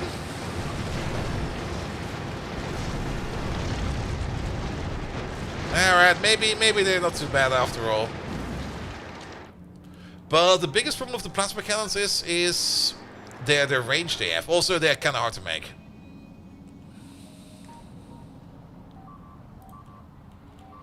That's the other big problem about plasma cannons. I'm not quite sure how many plasma cannons we have in storage. 17. Because plasma cannons are very expensive to make. And actually not really expensive. They require very rare components. Which we just don't have. Or don't have that many of. Because they require those purple alien artifacts. Alright, of course you're also the warrior route. I think we have not fixed you yet. Because we were kind of busy looking at the wall. But that should be you fixed by now. Good. Then... fixed power, you in there, you in there. That's good. Then we do need some robot ports around here. Maybe one over there. That'll be fine as well. We can also get rid of most of these radars. Because we don't need that many. We need one radar, but only one radar. Which also means we got some space over there to put on a roboport or two. Here we go. That should cover all of that.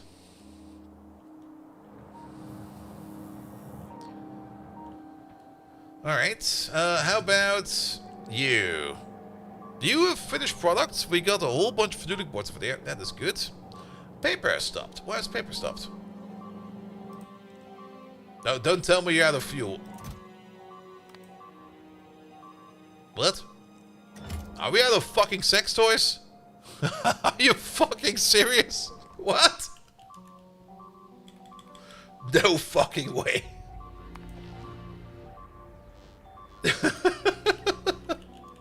What happened to all my sex toys?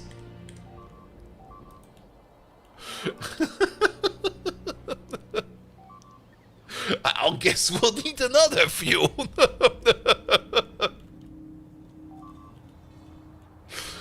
Oh, that's kind of funny, actually. Yeah, I mean, our trains over here are running on sex toys as well, and we just ate all of them. Alright. What is a good fuel we have? Can we look for fuel? What are these? Charge F... What? Where did we get those from? Oh, wait a minute. Is this just... Wait a minute. Is that just part of this thing over there?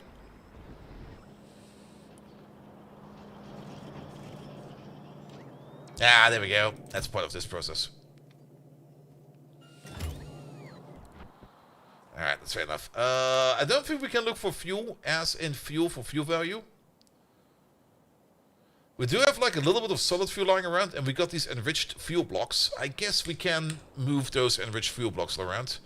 Because those enriched fuel blocks, these are coming from over here somewhere. There they are. And yeah, these are all full. Sure. Another wall's eaten? Don't worry about it. Those walls get eaten the entire fucking time. If you mean this wall down there, I know. I don't give a fuck anymore.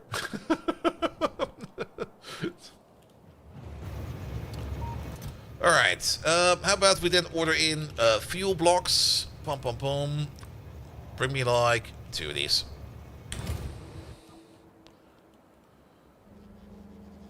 Good. Haven't built the obelisk of light yet. I've looked at it and I kinda was not very impressed by it. Zip. Here we go. I've seen bigger. We should try it at least at some point in time. We've definitely have not made an obelisk of light yet. But we should probably give it at least a go. But just from the stats alone, I was a little bit unimpressed. Unless it's a big AoE attack, which technically the Obelisk of Light is not, because it was always very much a high energy point weapon.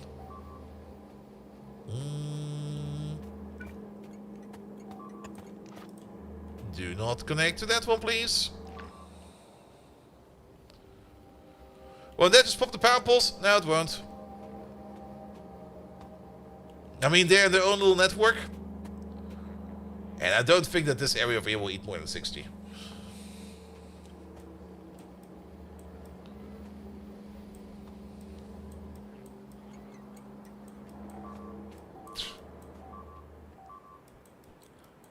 Good. And the Obelisk of Light, let's have a quick look at it. We have it researched. We have it available. Where is it? Is it in here? There it is. Okay, let's look in here then. Yeah, so the shooting speed is like once every 2 seconds. It does about 250 laser damage.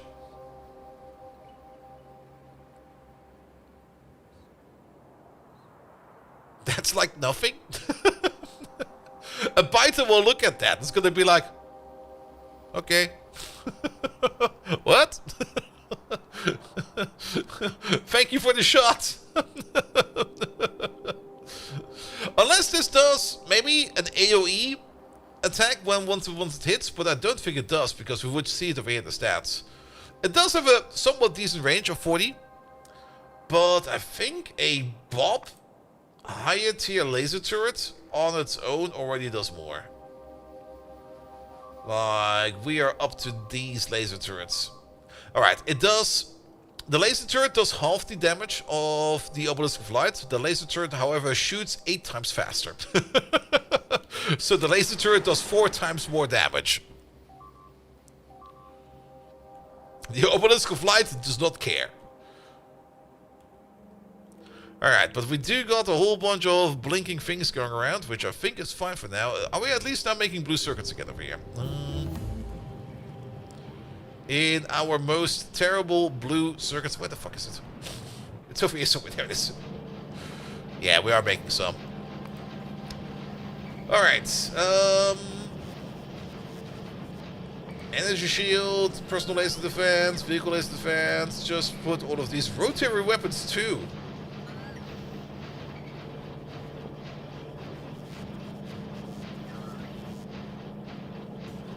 That gives us a gout turret? Wait a minute. Wait a minute. Pull that up for a second. What is a gout turret? What's in here?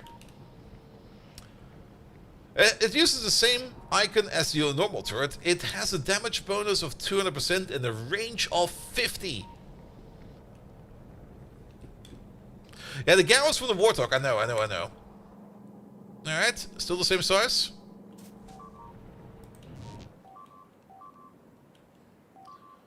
But has a huge freaking range. It only eats the 20mm Gau ammo. That is fine. It has a decent amount of health. I don't think it's got any armor. That's the thing about these Bob turrets. These do get armor, I think. They might get armor. Turrets. There you go. Yeah, these do get armor. But the Gau turrets, which I didn't spot in here before because I was never really looking for it. It's also not showing in here. What's it called? It's not called a Gau turret. It is called a Gau turret. Oh, it's on its own tab. Oh, that's why we have never seen it before. What are these then? Oh, worm turrets, okay. What are these then? Grenade launcher turret. Oh shit, we're missing out on turrets. I was only looking for turrets in there. There are more turrets. There's the grenade turret over there.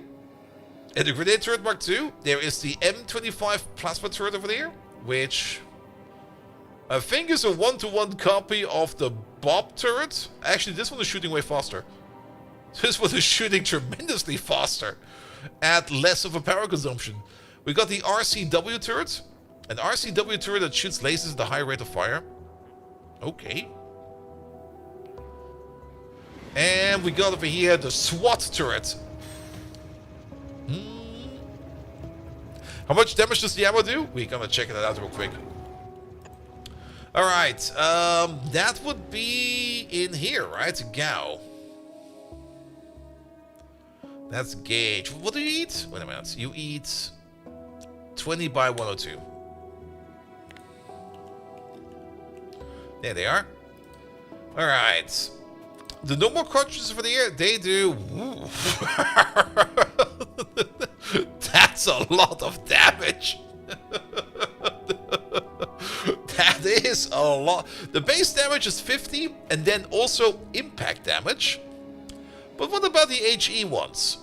Physical and explosion damage. Also has an AoE on top of that. Oof.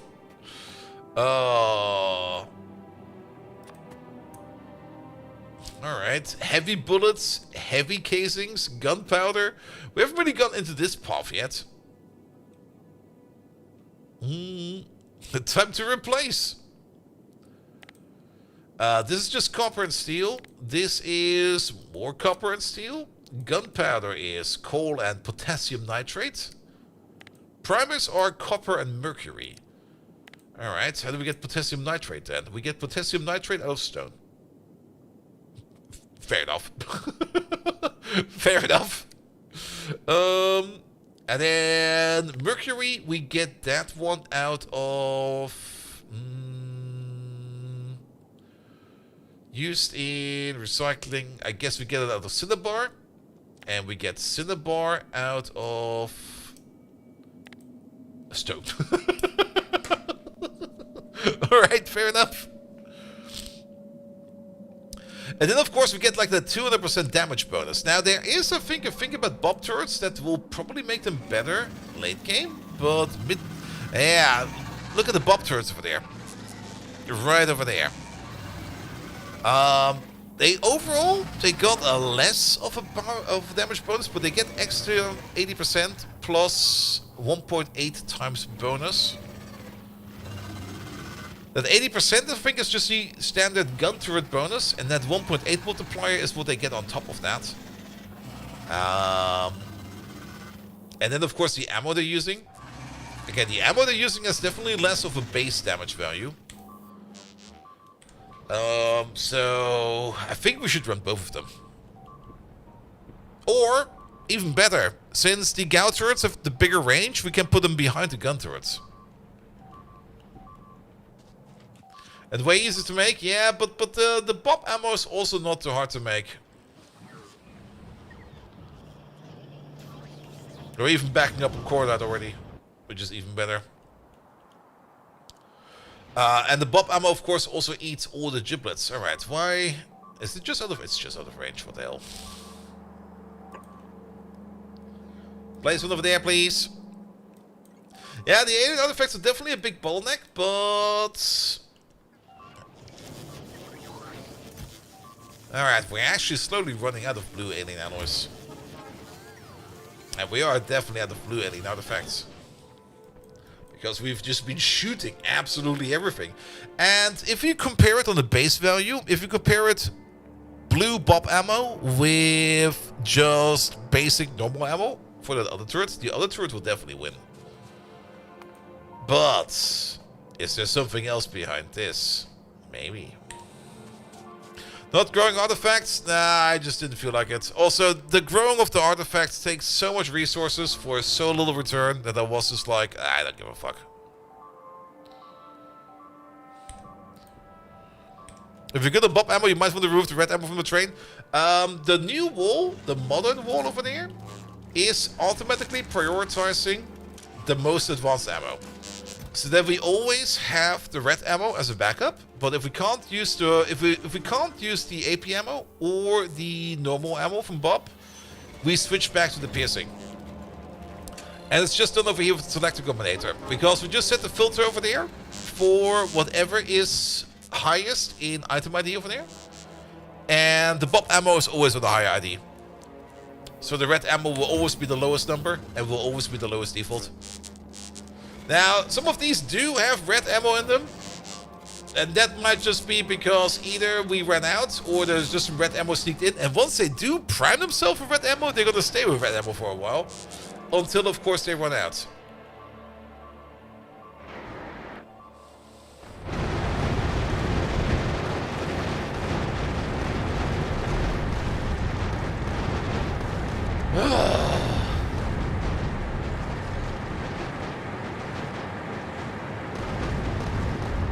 I would love to get maybe a little bit of a sturdier wall. I mean, we got the heavy defense wall over there, and it just gets chomped. It just gets chomped.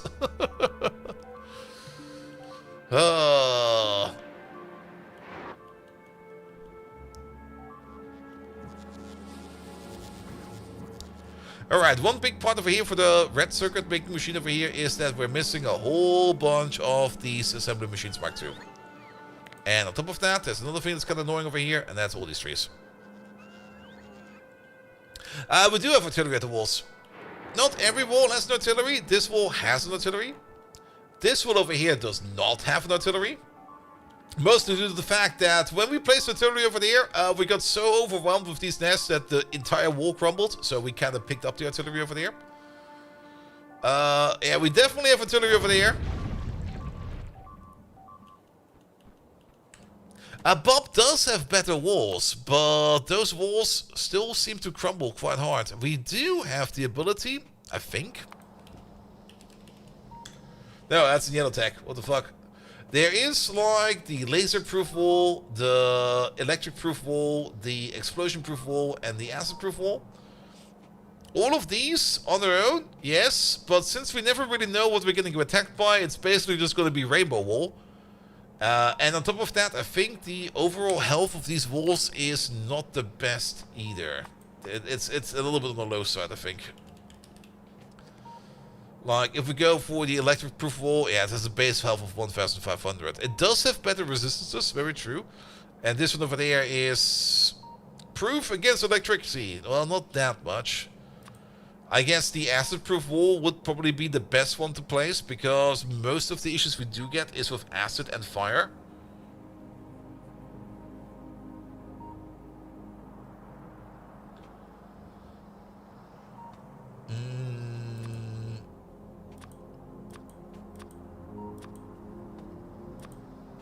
Yeah, the explosion-proof wall is definitely more resistant against explosions.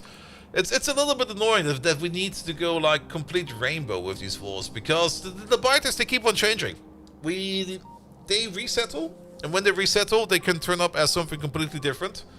So even if we dedicate a wall to a certain type, it might just be that over time another type creeps in, and then we need to replace the wall the entire time. Make rainbow walls? I don't want to make rainbow walls. That seems like the most inefficient way to do that, because you would have like one wall that would be very sturdy against one of those attacks, and those other 3 walls just crumble. It kind of feels like I'm playing triple price of walls after that. And there's also a lot of friendly fire going on as well, which also is kinda annoying. Though the walls are fireproof, they're not acid proof. The walls are somewhat explosion resistant. There's also, of course, John Mega Cycle over there, and had that stat as well, that just come over here with a raid. You know what? I think I know. I have the solution for our walls. Instead of relying on the walls over there, we just take every viewer that just came in with a raid, and we just strap them on top of our walls. And then I'm pretty sure that the walls will no longer crumble. And then we no longer have an issue with these walls getting assaulted the entire time. John Mega Cycle had that stat. Thank you so much for the lovely raid. How are you doing? Welcome, welcome, welcome. I also still need to unlock the command for VIPs. There you go. Let me do that on the side real quick. Pum, pum, pum, pum, pum, pum, pum. Where's that? That is... I need to go actually via a different interface to that, because I don't know it from the top of my dome. There we go. Phantom bots. Oh, does not have a web UI? It's 25,000. There we go. That.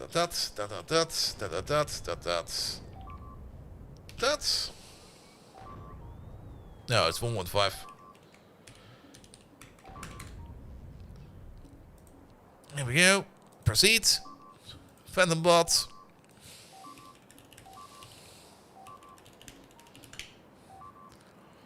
Alright, where are the commands? Commands, custom.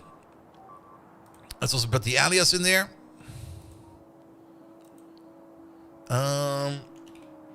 This one over there will be this one. Here we go. And then default commands. Let's fix it real quick, because it's been bugging me the entire time. If I don't fix it now, I will say I'll fix it after the stream, and then I kind of forget.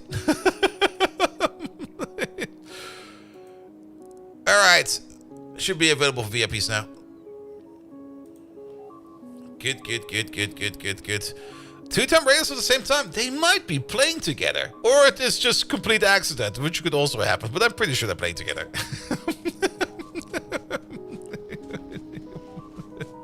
There we go.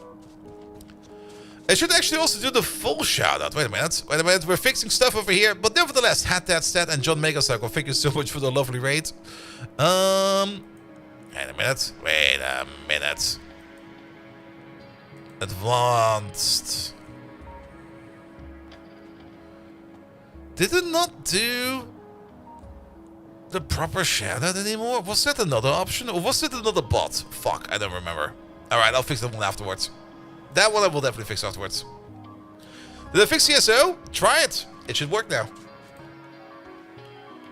Alright, but raiders, welcome to this lovely little base of pure and utter chaos, where the walls are getting assaulted constantly. Don't worry about power not being connected over there. It should actually be connected. What the fuck broke over here? Actually, you do have power. It's just that other things over there eat power. I think it's the laser turrets in there. The laser turrets in there just eat a whole bunch of power in there as well. But yeah, our walls get assaulted the entire time. We got Tiberium fields over there that are just kind of eating the entire map. Like this lovely little Tiberium field, or that lovely Tiberium field, or this lovely Tiberium field, or that lovely Tiberium field, which you can't even see because it's so freaking far away that it... Oh, this one is also getting pretty big. Good. The The thing you can do with biters don't have nukes, I think nuclear biters are a thing. Is it radiation biters? Or did we uninstall those? I'm pretty sure we also had nuclear biters in at some point in time. Oh, I might be wrong about that. I hope I'm very wrong about that. I'm not quite sure what kind of biter mod I installed, because we just kind of went through the list of all mods and we just started throwing stuff in until we were happy with it. They were part of Rampant. Oh, good God, I'm happy we uninstalled that one. Yeah, Rampant was in at the beginning, but Rampant is a own different beast. Rampant is oof. If you want to play with Rampant, you can't really put in any kind of slowdown progression pack like Bobs and Angels, stuff like that in there. At the moment, we're kind of just trying to optimize and improve our red circuit build, which is also missing a whole bunch of train signals over there. Let's put these in real quick. And at the same time, the train can't leave, apparently, question mark. You should be able to leave. Wait a minute, where can you go? You can't find the way to the depot. The depot's right over there. Is there a train track missing? Yeah, it's a train track missing. No. Good, but yes, where we're kind of just moving stuff away from the old main base, which is this lovely mess, which is still partially working, not entirely working, but partially working. We're plucking more and more stuff out of there and starting to plug it into better and bigger facilities, like, for example, the entire ore refining machine over there, which takes in things like stereotype, Sephirite, the other way around, Givolite, Cortinium, Bobmonium, and Rupite over there, and turns them into the variants of their purified form, their crystal form, and their chunk form. At the moment, we're mostly just processing the chunks. We are going to be putting in sorting machines for the other ones in as well. We do want to make all three different kinds over there, because we do have certain recipes that do require either the chunk or the crystal or the purified or even the crushed. For example, also ignore the bleeping that's going on in the background. It will always be bleeping. We turned the bleeping down, but I can still always hear that bleeping, because the bleeping will never stop. The bleeping is eternal. And the reason we keep the bleeping on is in case of a breach. But the attacks are getting so hefty that it's kind of hard to differentiate between a normal wall attack and a breach. So if the bleeping doesn't stop, that means that something is very, very wrong. But in this case, things are fine because we're getting attacked at 3 different points. Don't worry about these spiders over there entering. It'll be fine. They will just get shot.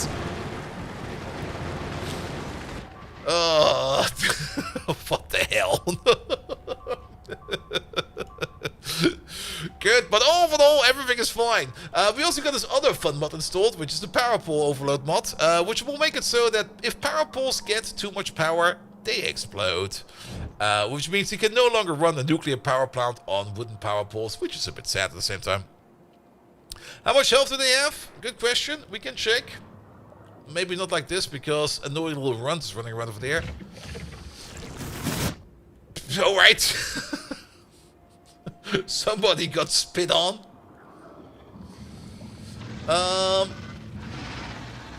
Good God. Can you stop spawning in the middle of nowhere? I don't really understand what the rules are for her spawning in and out like that. Because I also kind of find it annoying that when we go over here, she just spawns in close by, and then she just agitates everything. The Behemoth Bite over there, explosive variant, has 16,000 health. And also resistances up the wazoo. We definitely have also... Yeah, Behemoth is the biggest we can see. I think there's still one more category above that, but I'm pretty also sure that we are at max evolution. We're not at max evolution yet. Isn't there like one more category above that? Like, pick any biter, the Leviathan biter over there. When do we start seeing level 60,000 health? Are you fucking shitting me?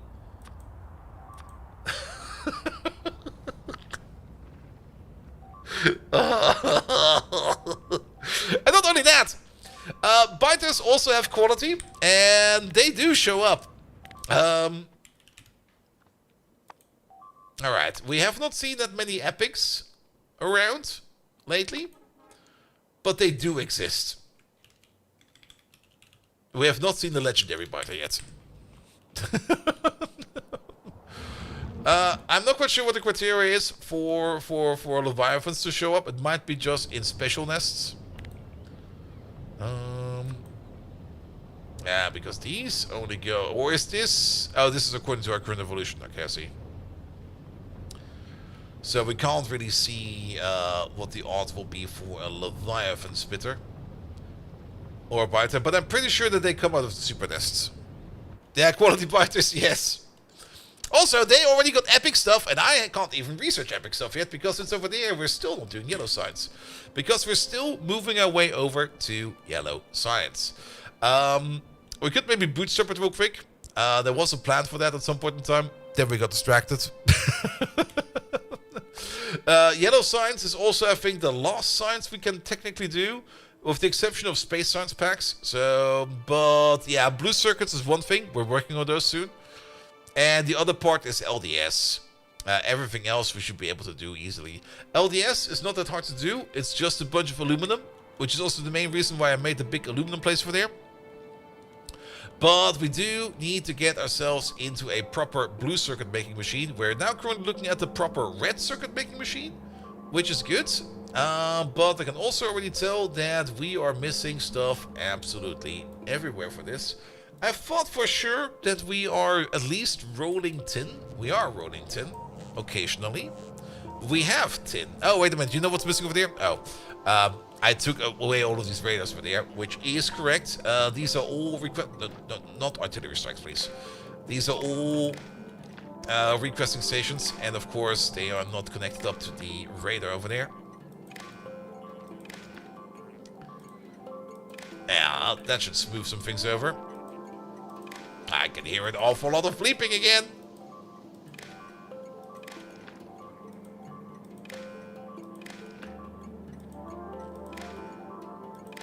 That should help. Yeah, that's fine. Don't worry about it. That's a normal Saturday over there. Scroll. You should have a graph of the scroll properly. Okay, let's have a look at it. Let's go to the super acid spawner. Oh, you mean this one over there?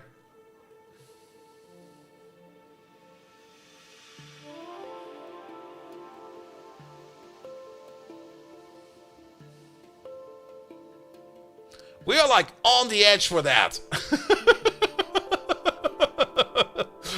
We are literally on the edge for that. Oh, fuck. I guess it comes at 0.96.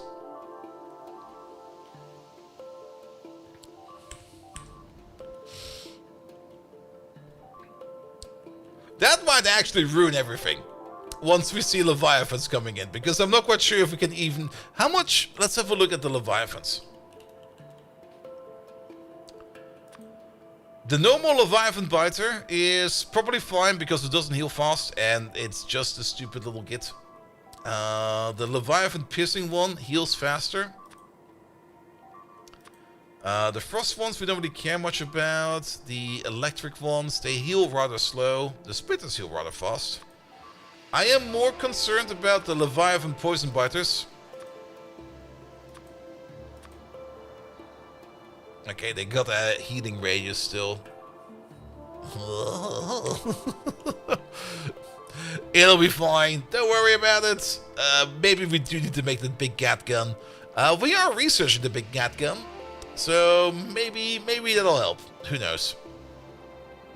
In the meantime, yeah, that's what we're looking for. We do got some power flickering going on over there, which means that we're still missing over here our lovely little, where is it? Accumulators. There they are. That's an awful lot of flickering. There we go. Place some accumulators over there. Good God, that's absurd.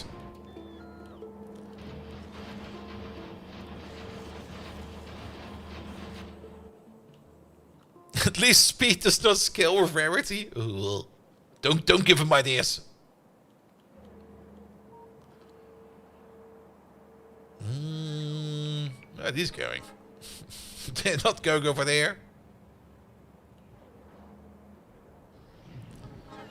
Alright, they got the anti-flicker machine.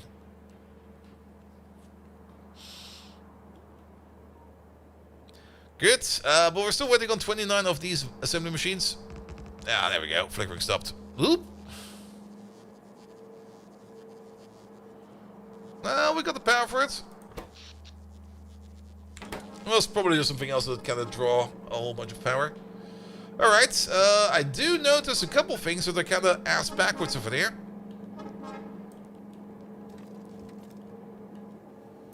Here we go. Ah! I forgot a thing. Alright. I forgot about the ferrochloric acid. Ferrochloric solution. It's all an acid.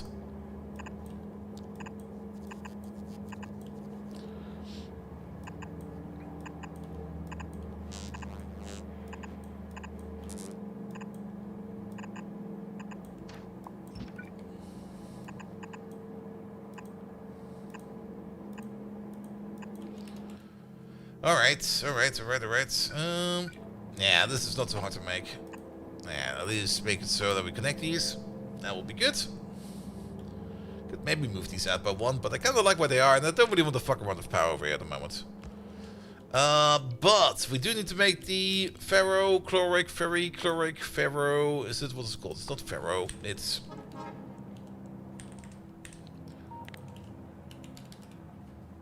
Is it ferro? It's chloric. There it is.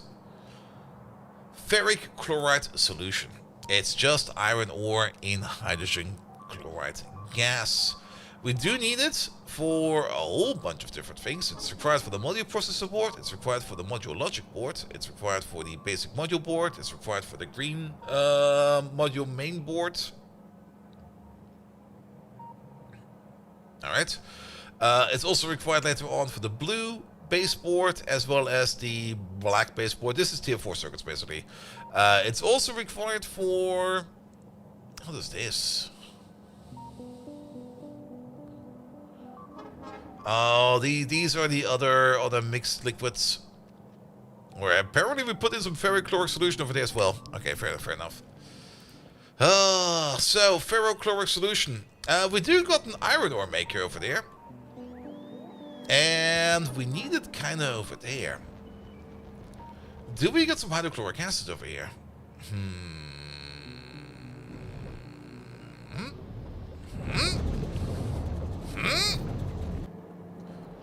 We got some hydrochloric acid right over here. Which goes all the way over here, which we sometimes need for this process, but only sometimes.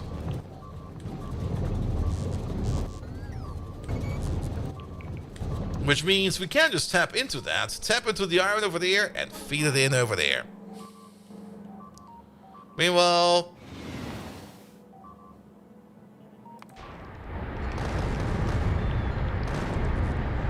I fucking hate those biters.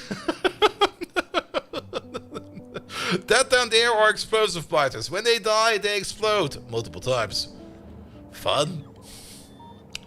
This is my fun face.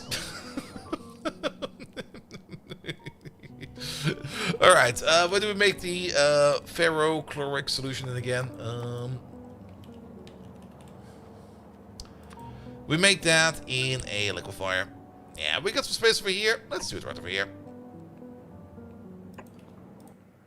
And I think 2 of these will be more than enough. Ferrochloric. We got the iron ore coming out over there. We got the iron ore coming out over there. Let's just put the splitter in real quick. Pum, pum, pum, pum, pum, pum, pum, pum, pum, pum, pum, pum, pum.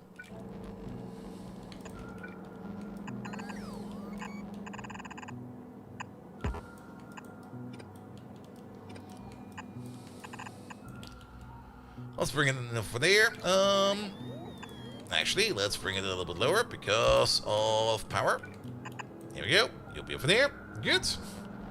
We got some hydrochloric acid right over there. Let's go around the corner. Well, that didn't quite work as expected. Let's go around the corner one more time. can make this gap like this, sure.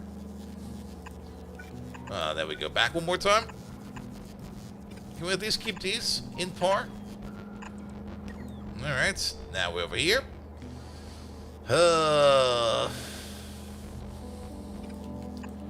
Let's go around.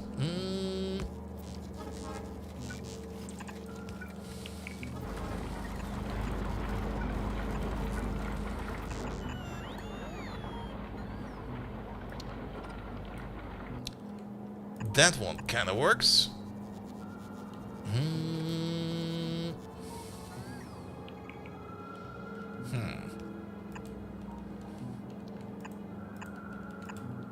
Best pipe ever. There we go.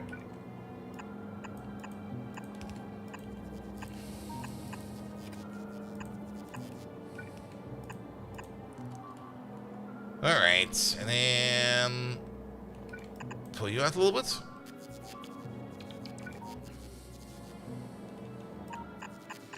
Also, that red circuit station is not even remotely connected.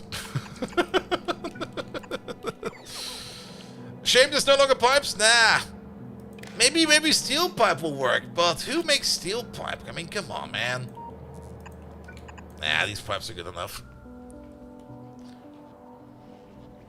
In Factorio 1.1, I would probably be more willing to make the longer pipes, because then we would need to deal with less of a speed down for longer pipes. But with the Factorio 2.0 fluid system, I don't really give a fuck anymore. This will be good enough. Alright, but with this, we're making about 150 of the ferrochloric. Yeah, that's gonna be more enough. This is actually kind of overkill.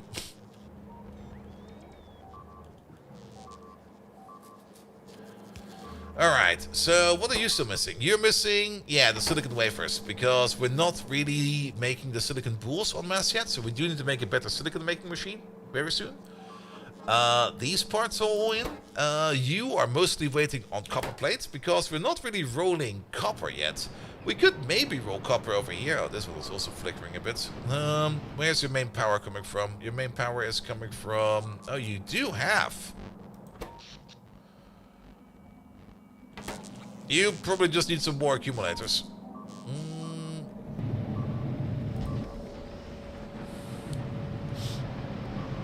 Because we do got a big copper setup over there.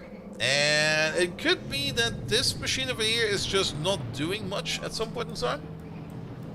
Even though it is making the silver wire that we want and the copper wire that we want.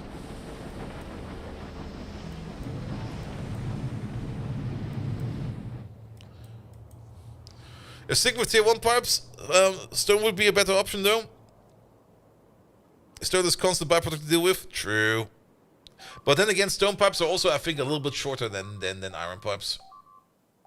Also, do we even have stone pipes? Oh yeah, we do have stone pipes. It's kind of hard to tell. Yeah, this seems shorter, right? Never mind. Never mind.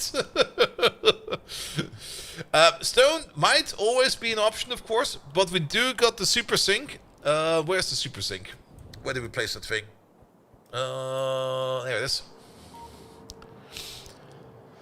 We do have the super sink over there that will just sink any kind of excessive stone bricks, and we don't really have an issue with stone bricks going around anywhere.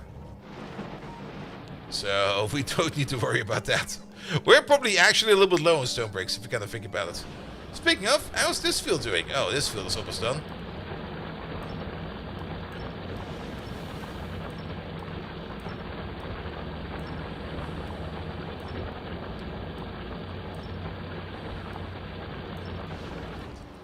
Yeah, the alluvium field over there. We just kept it running over there for quite some time. And we almost have a full shipment of thorium. We have less than one shipment of uranium. We have about at least two, almost 3 shipments of platinum. We got about 3 shipments of titanium. And we got almost 3 shipments of chromium over there. And we also got a whole bunch of gold out of that. The pep tech from Nullius, different types of pipes with different max areas. Yeah, I do remember there was it Bob's? I think it was Bob's and Angels in an early variant, where pipes actually had also different functions, because you had like the big white pipes that would only push liquids slowly, but could better handle like large amounts of liquids. And you had like the small fin pipes that were better for like small dosages and stuff like that. Like things like plastic pipes and stone pipes and stuff like that had different base values, which also made it so that you kind of wanted to think about how you place that. But that was, I think, even before the latest 1.1 fluid system. I guess they tried to do something else over there, because I think at some point in time it was one of the fluid reworks, and that kind of broke all of that. Hey there, mate. Thank you for the follow. Alright, yeah, we're missing...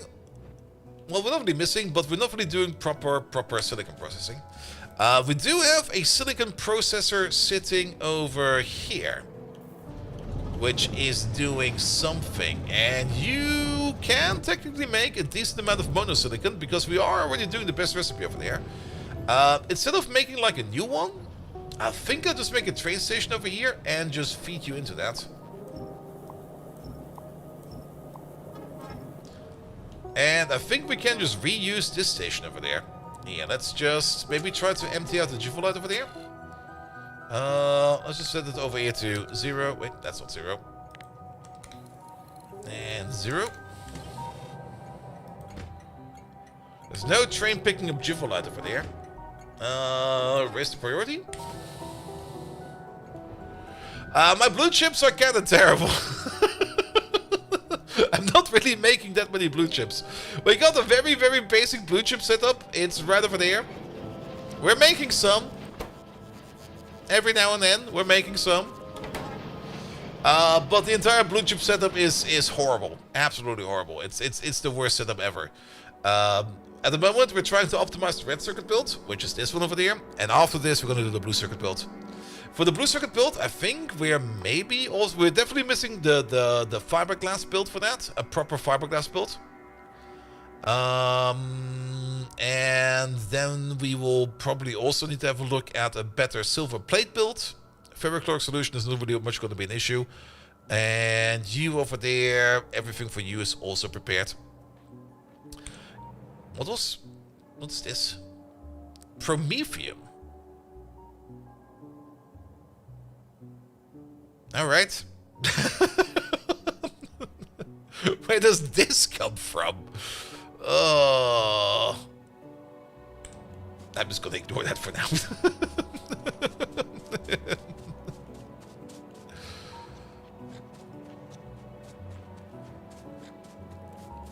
I had that stat. Don't worry about it. Welcome back. Welcome back. Alright. But yeah, let's just maybe try to get this Juvolite over there. Though I don't really see a train picking this up anytime soon. It's also a little bit unbalanced over there. Juvolite. Is anybody using Juvolite at the moment? Juvolite doesn't really seem to be moving much.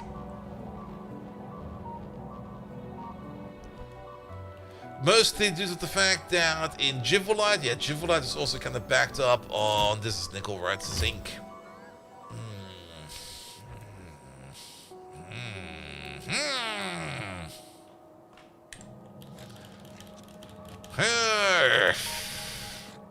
I don't really want to deal with zinc right now. We could just open up the buffer over there and just add more zinc to this. We're playing the mod where the base defense with waves and viewers joined, but it went chaotic. So in the end, we had talking about it for a while. I see. Yeah, playing, especially if you just play on an open server, sometimes you do get weird people in there. When we had some of the Red Circuit events there, it's always so surprising what some people just end up doing when they just end going into like a public server and it's going to be like, hey, we're just going to make a mess of it for no apparent reason. Which is kind of annoying.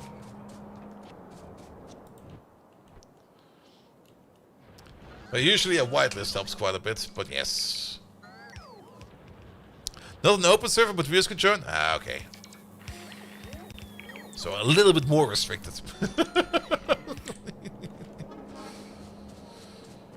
Alright. But yeah, there's stuff to do. Okay, so let's not reuse the Juvolite station then. I don't care about that. Which means we're gonna add a new station to this somewhere. We could.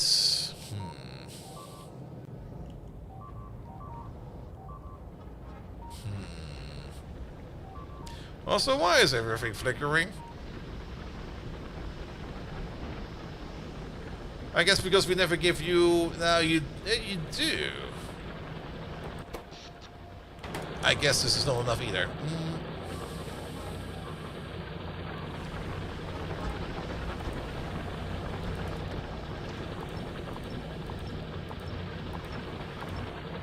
This is also a very old mine.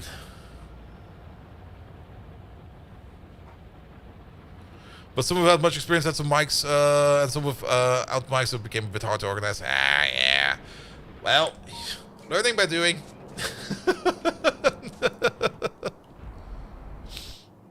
Yeah, constant attacks. I know about constant attacks over here. The amount of bleeping on this base that's going on the entire time is also infuriating. But we need to get a train station in over here somewhere, and I'm just kind of looking for a good spot. But it's just a fucking huge mess over here, which makes this a little bit harder to work around with. I would still love to reuse this station over there, but that's just not gonna happen.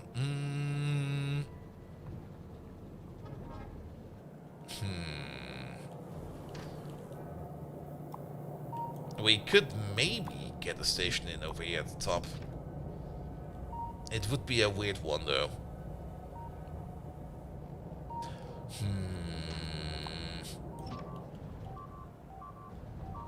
Maybe over here? I mean, we could just place a station over here. Let's just place a station over there. Yeah. You know what? Don't fucking worry about it too much. We're just gonna...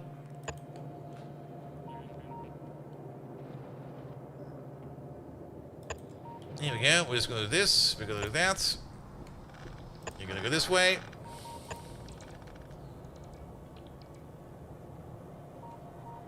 And that's that. There we go.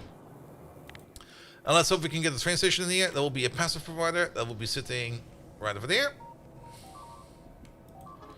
This one over there will be for Silicon Bulls. These ones over there. Did I click on the correct thing? I sure did. And apparently, a train can park over there, and that inserter can be placed over there, so we don't need to worry about it. Case closed. Done. Just make it like this. It'll be fine.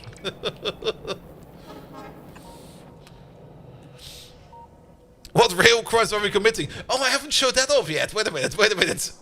I did fix this part of the base. Well, define fix. Remember how we had like a whole bunch of traffic issues over here with trains just kind of waiting for it? It technically is double track. It just gets a bit complicated over here. But it is double track. We just had to put in some creative loops in here. I mean, this over here has been turned into single-way track, so trains can enter over there, and then service these stations, and then they can either leave this way, they can leave this way, or they can leave this way. They can enter over here from... They can't even enter from over there, can they? No, they cannot. Let's hope they never come from the left side. Also, which power pole just fucking exploded? You fucking exploded. Every time I see a power pole pop like that, it's always like, oh. Sorry. Alright, let's place... Wait a minute. I don't think we need you. Let's put you in there one more time. Passive provider. No, it'll be fine. City phone. Monosilicon. There we go.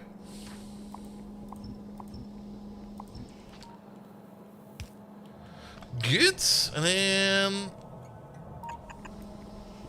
get the power poles out, but definitely do not fucking connect this because that will just pop the power pole again.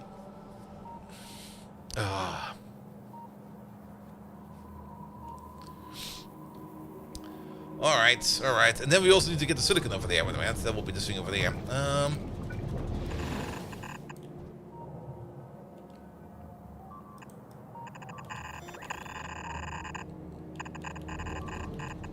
Yeah, it works. I'll take it. Just put it over there. And then silicon at least is dealt with. Yeah, and the missing machines over there, they are being built. So even though we're making blue circuits very slow, they are coming in. But I think the silicon blue part is the only part that's missing over here. Because... And the copper part. The copper part is also missing. Alright, copper part, copper part, copper part. We're doing some copper over there. We are doing some copper over there as well. This one over there is the machine that makes copper wire, right? Yes. We could either make ourselves our own new copper making machine. I don't want to make another copper making machine. Color storage, hello there. I mean, technically these match their outputs. So I guess we can place one over here because at the moment it's kind of maxing out over there. Which means we can just place ourselves another passive provider over there. Let's place you just over there. Copper sheet coils. That'll be fine. That'll be fine. Put you over there. Put you over there. We'll need a robot port over there because we are out of range. Then we're gonna need two. It's only gonna be two. Two strand casting machines because it's only gonna be a single metal. Let's just place one over here real quick. Bump. And just put the recipe in there. This one over there. You eat 140 per second. You over there eat 70 per second of two metals. So we're only gonna need one, two. We can probably place it over here real quick. Like you over there. You over there. Connect. Connect. This over here, we can then also connect up to... Do we want to place over there? I'm not quite sure if we want to place over there. How about we place it over here somewhere? Or over there. We could just place it over here. Place it over there. It'll be fine. I'll figure it out. This is the new coolant, which we could then just fish it over there as well. Good. And then the old coolant. That needs to go somewhere.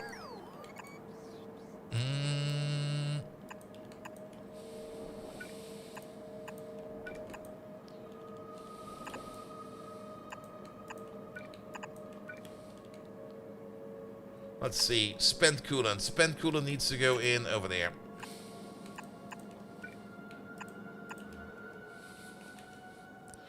And President Fluent, he behaves in Factorio unlike Subnautica 2. Wait, what? What do you mean fluent behavior? I mean, in Subnautica 2, most of the time I was just running around being scared about stuff that's going around me the entire time, because Subnautica just makes weird noises the entire time. Alright, but that should be fine.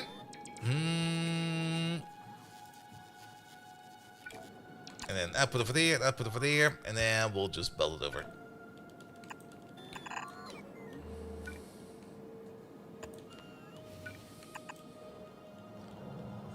Alright. This way, please.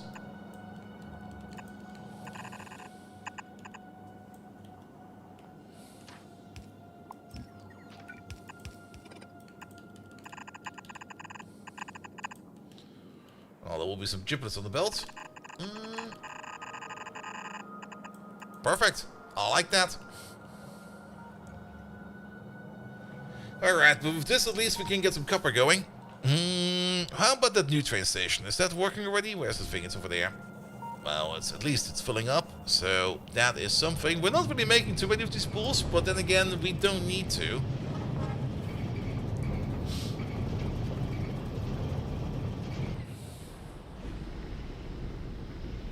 I like to watch, but sometimes you have to cut the audio for reasons. I see. So you're only here for the bleeps.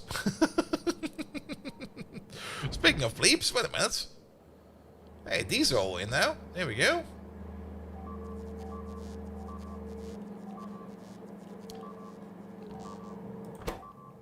Which means the only thing we're waiting on over there is couple bulls. We're still waiting on... Wait a minute. Something ain't right over here. Oh. Oh! Different kind of gas. Wrong gas. Oh, that's kind of stupid. We need this one over there. We don't need the acid. We need the hydrogen chloride over there.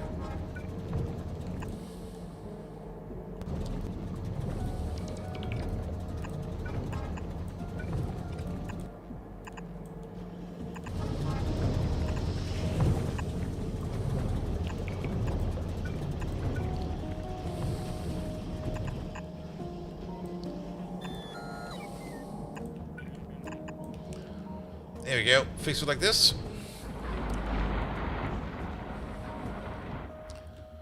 Alright, alright, alright. Did anybody already pick up? Oh, yes, you did. Perfect. Can we just delete this real quick? Delete that real quick. And then just give yourself these lads over there.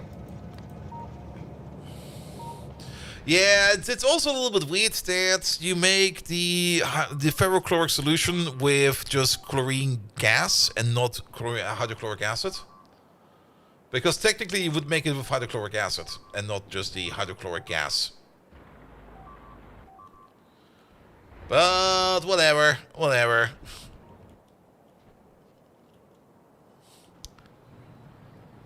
Good, good, good, good, good, good, good. Pom, pom, pom, pom, pom, pom, pom.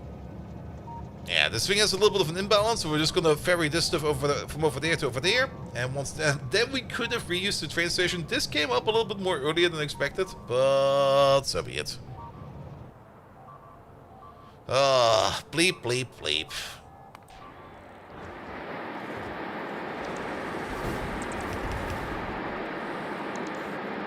I fucking hate the bleeping.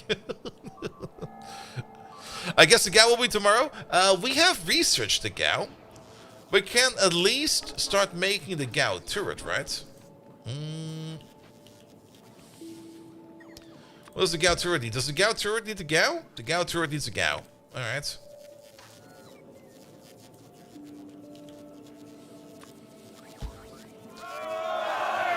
And the GAU, yeah, there's a whole bunch of parts in here that we don't do yet. Also, thank you so much to follow. As the GAU requires a heavy machine gun receiver, a polymer grip, and a heavy machine gun barrel. So that's all in here, right? Polymer grip. Long rifle barrel, heavy machine gun receiver. Heavy machine gun barrel? SMG barrel. Futuristic barrel? No. Recoil spring, machine gun barrel. Heavy machine gun barrel. The polymer grip is just plastic and iron. That is done. This over there is bolts and nuts. It's been a while since I've seen bolts and nuts. Bolts, nuts, and steel. And this over there is bolts, nuts, and steel and the recoil spring. So, you over there. Bolts and nuts. There we go. And recoil spring. There we go.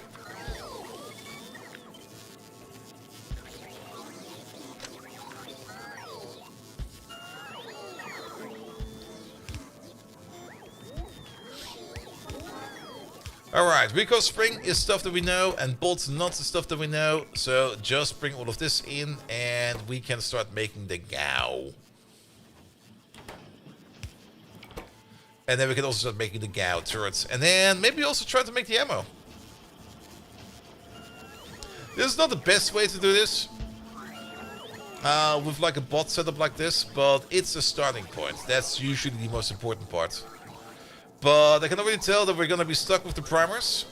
And we're going to be stuck with the gunpowder. Also, it kind of reminds me of something. We got a Panzer IV over here.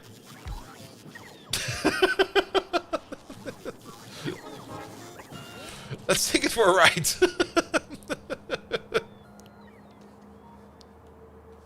I think we made the Panzer IV automation like I think 2 streams ago or 3 streams ago. It's been a while.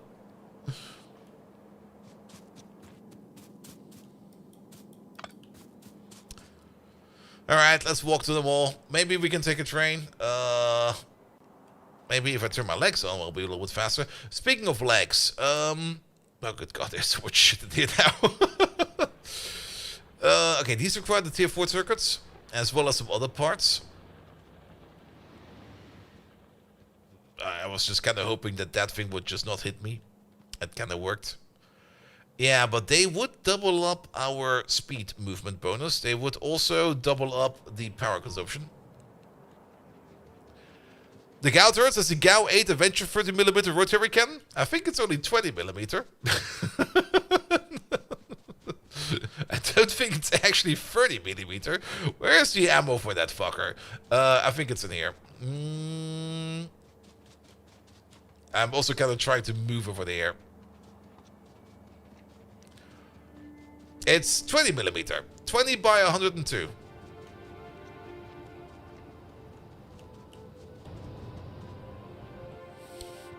Maybe it's missing a millimeter, but it is a Gao rotary cannon. Yeah, it's 20mm. Are you sure? Did you add another extra 10 centimeters to that? Millimeters to that? Come on, man. Don't be like that. Be proud of 20mm.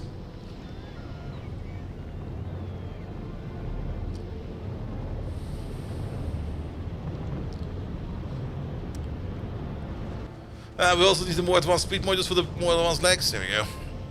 It should be 30? Really? I don't think it matters for the biters.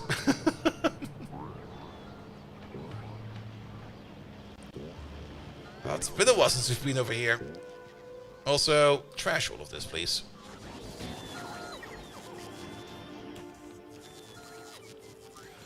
One moment, please. I mean, we also got 306. But it should be 308. Or is it 306?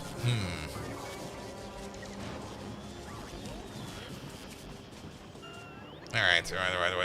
Where's my Panzer IV? There he is.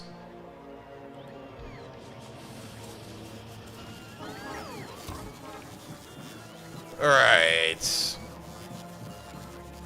Equipment grid. You need gas barrels? I don't have gas barrels. Ah, I can't move.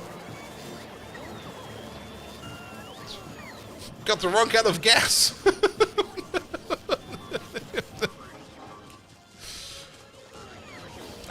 But speaking of the Gao gun, the Gao gun is being made over there.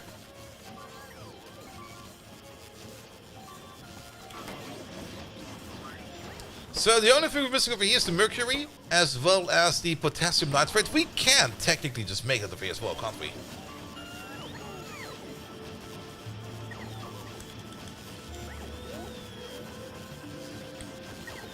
Wait a minute. It's just made out of stone, right? Mercury. Okay, we need to cook the cinnabar ore. And the cinnabar ore we just assemble out of stone. So how about we do the following? You over there. Cinnabar.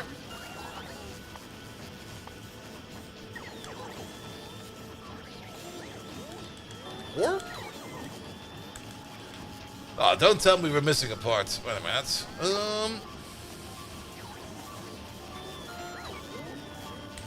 Sorry, something doesn't add up. Cinnabar, there it is.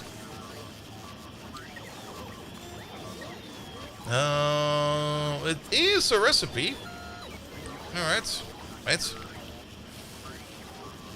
Well, short stones for cinnabar. So it should show up in there.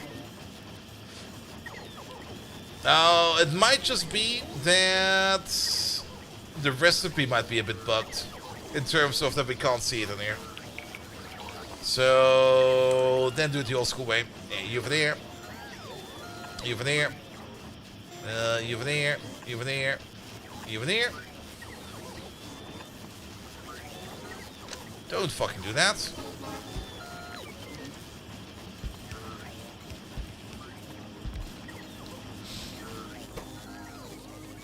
Yeah, there it is.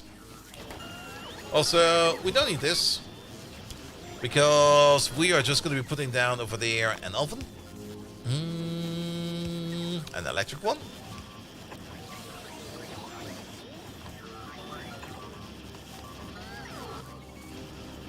Good.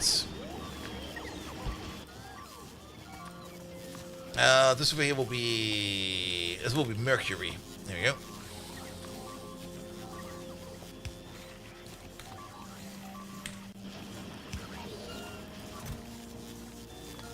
And you will be stone.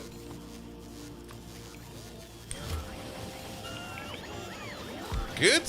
With that, we have that done. And then the other part was potassium nitrate.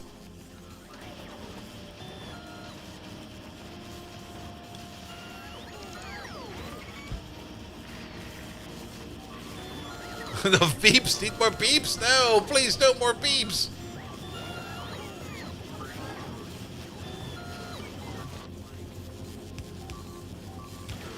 Here we go. You're now making mercury, which means we can make primers.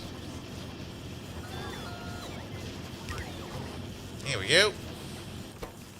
And once you get your stone, we can start making potassium nitrate, which means we can make gunpowder. Also, where did these trees come from? Don't forget the pocket gow. We can do a pocket gow. They're probably all in there. No. Oh.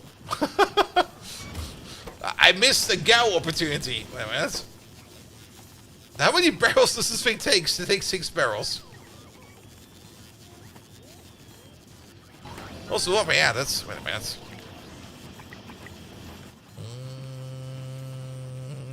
Get there.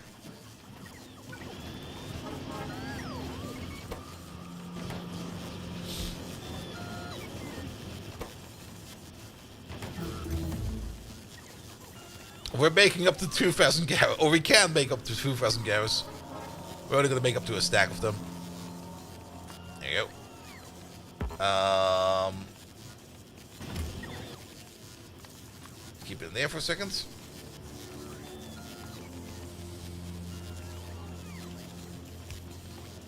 Cow. There you go. Don't have ammo for it though. But I got a gow in my pocket. Now they stack up to 50.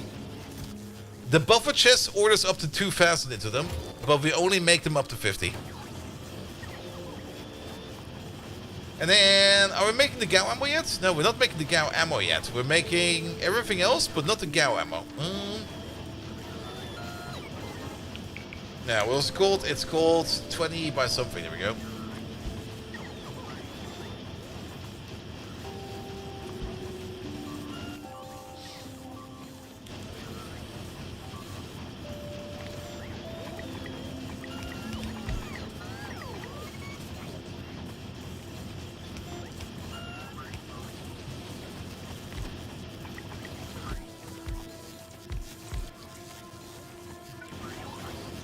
Maybe before I ban the pocket gow. There we go. Good. And then... Right. There you go. Please don't blow my power poles. Okay, it should be fine.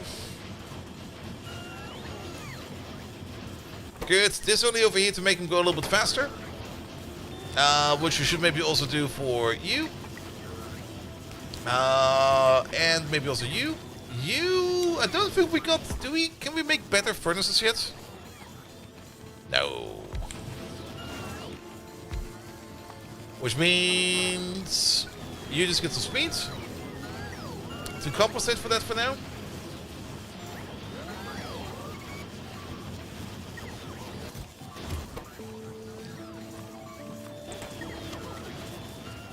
Alright, let's try on some trees.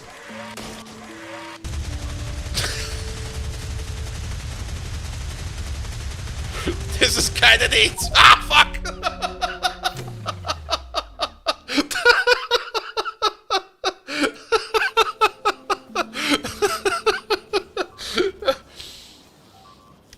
This stuff has splash damage! And that was not even the explosive stuff yet.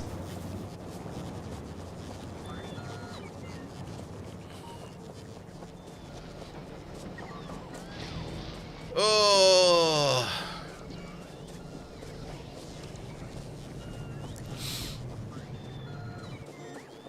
I wonder, does the turret make the same sound? And if we have like 10 of those turrets next to each other? Oh, it's gonna be magnificent. Did you run myself over? I shot myself. With a rotary machine gun.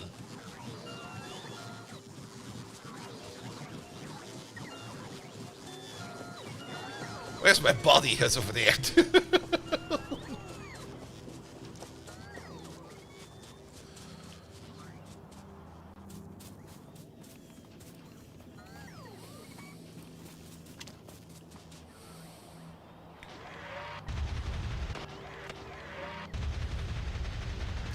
It does have a splash damage effect, and this is not even the explosive ammo. Area size effect of 3. Oh, I didn't notice.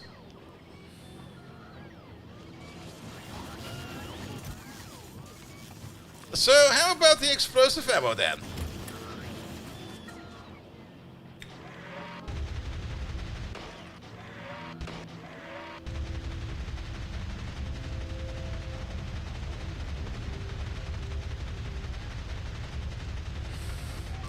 Well, there's definitely one way of getting rid of a force. 45 and 30 for the explosive damage. 50 plus 15, so this is 65 in total. And this is 75 in total. Wait, what? 50 plus 15, and this is... Oh, it's 45 plus 30, okay. Less physical, but more explosion damage. Explosion damage is... The other one is impact damage, but I'm pretty sure... That's actually a good question. Are these biters resistant to impact? 50%. Let's just have a look at... Well, Leviathans might always be resistant to impact.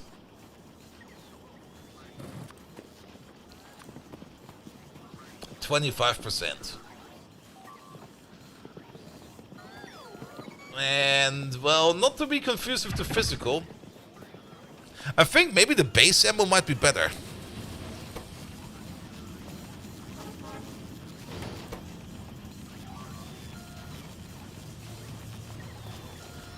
Because we do a bit of impact damage, and we do have less of an AoE.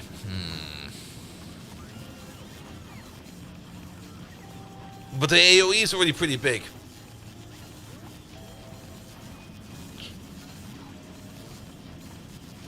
Also, the projectile range is more than my gun range. Okay.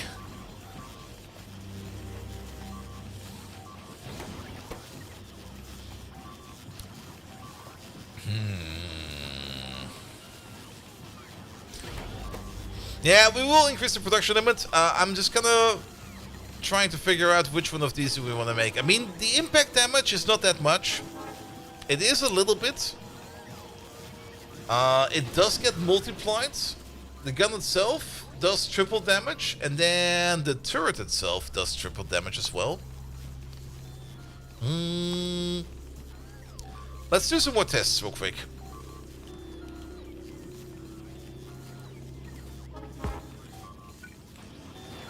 Bring me one of these real quick.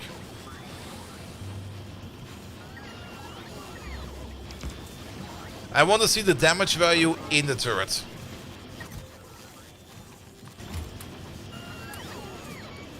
So you would then sit at 135. Oh, okay, that gets boosted quite a bit actually. So your base damage is sitting at 225, and then plus about 80% on top.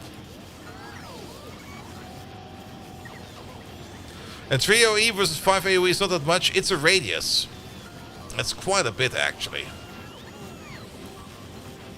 But I'm a little bit more interested in seeing the difference over here in their... Yeah, let's load you over these. And the impact damage. Yeah, but the impact damage is still not that high. Even though it gets the least amount of resistance, it's not really that much that's going through there. You do more base. Yeah, but you do things that are resistant less. But you do damage that is resistant less. I think I'll just stick with the normal ammo. The normal cartridges over there. Because everything is kinda explosion resistant. Like, if we go and have a look at any one of these biters, like the Leviathan piercing biters, they don't care. They do care. They do have a 50% impact, but their 95 is quite high indeed. If we have a look at the acid biters over there, it's more or less. Let's have a look at all of the Leviathans. We don't really care about any of the smaller ones right now, like the fire ones. No, the fire ones just pop to impact. They got no impact resistance, but they're very good against explosions. Same for the spitter variant. The poison variant, 50%, but explosion is 60%. And for the spitters actually have a higher explosion resistance than impact resistance. So 75 for explosion and only 25 for impact. The explosive spider, of course, are basically immune to explosives, so impact, absolutely. The Leviathan acid spitter is more resistant to explosion than to impact. Same for the biter. The electric one is more resistant to explosives than impact. And then the piercing one is basically also immune. Yeah, let's just make the basic ammo.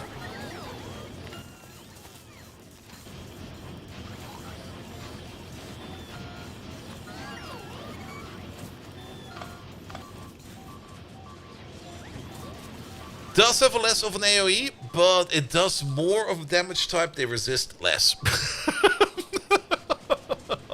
So it's gonna have a more uniform result. We're still gonna be mixing guns though. Which also kinda means that we have to redesign the wall again. I was so happy with this. Actually,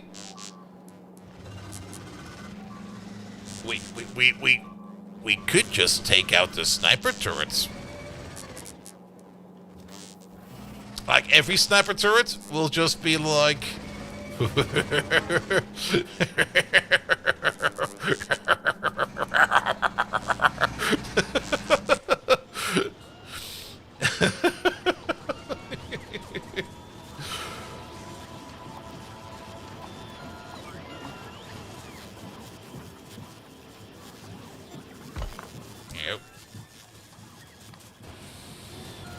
Alright, but let's just keep that running for a bit.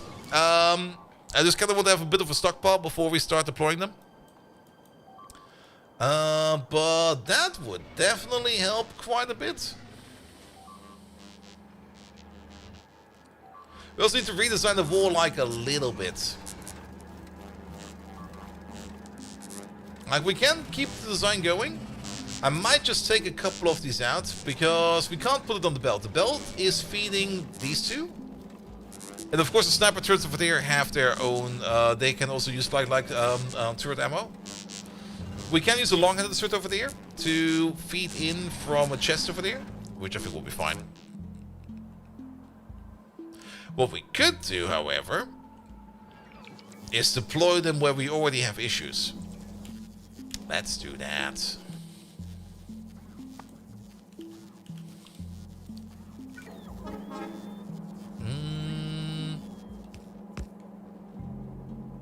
Now replace this one laser turret over there.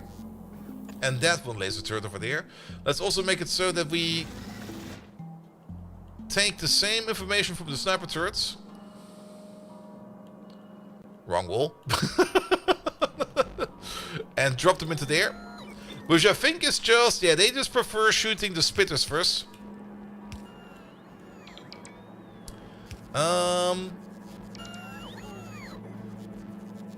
Well, I guess we place you over there, and we place you over there. How does the range compare? They got a range of 50 apparently. But the ammo says it has a range of 100, so I'm not quite sure actually. Alright, you order in some 20? Yeah, but don't order in that much. Order in like 5 of them.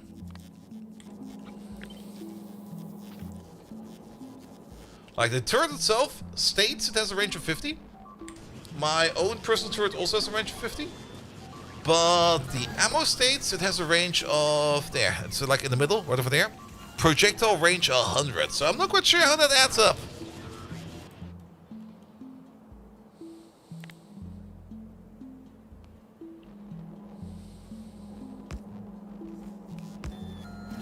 The normal bullets of range, we can check. Okay, we can really see the GAU over here. That's the GAU range. Yeah, let's check in here. They do not.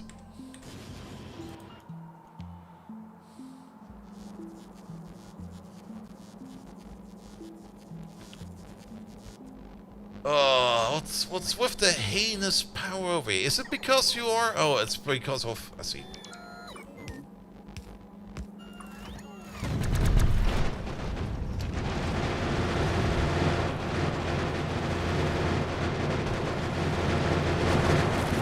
Ammo, please.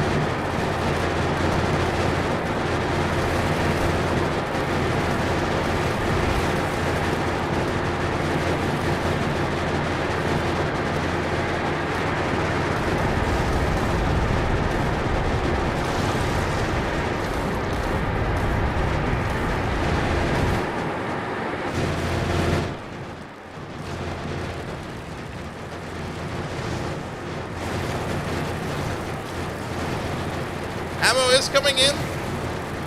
We've just not seen it yet.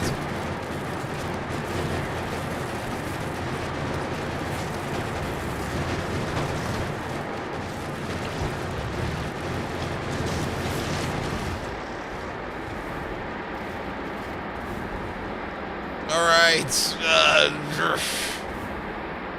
It's still kind of rough over here.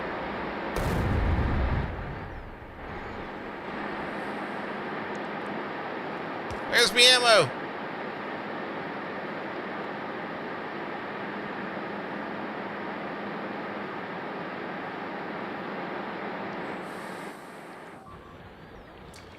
It should be coming in with a logistic bot.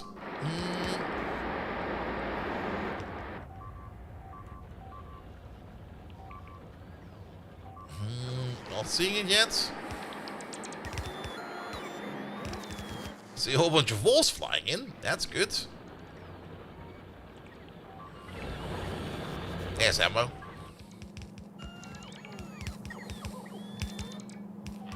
Who's getting it first? You got some ammo. Okay, now we need to wait for some power. Power got disconnected. Inputs, outputs, the other way around. You over there, and you over there.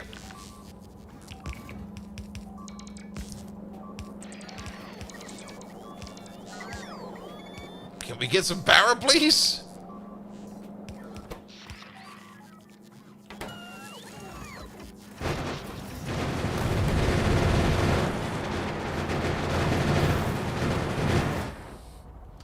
Oh, you know what we still need to do over here? We need to reconnect these power plants over there. That's still been out.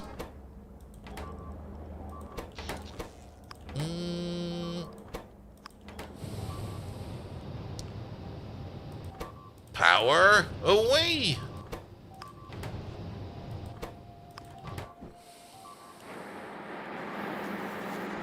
Alright, the guns are ready. They have not shot yet. They don't appear to get an extra range over there. The range is still the same.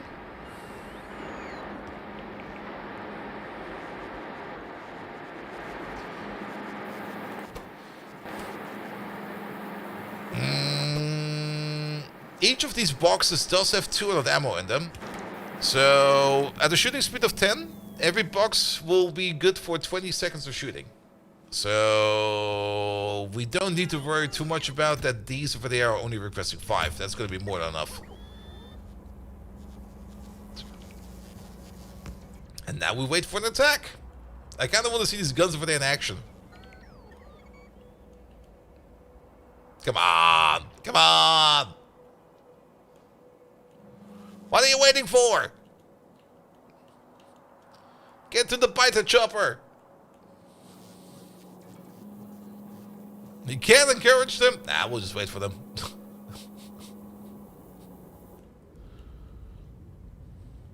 I mean, with the amount of pollution we're pushing into the air, we can just wait for them.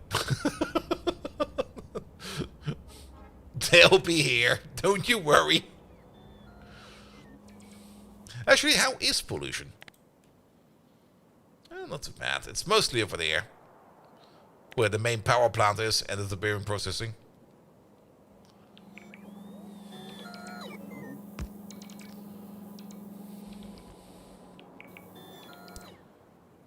Oh, well, a little bit on the side. Don't think we'll be able to reach these. And they're already preparing an attack over there. By the way, these are oncoming. Ew.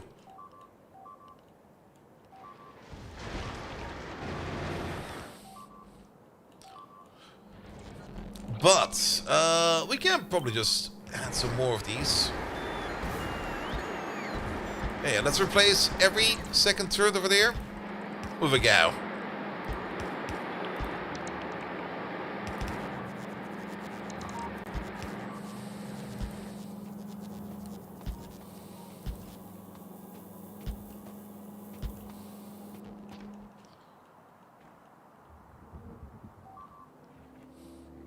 Like, the moment you're waiting for them, they just don't attack.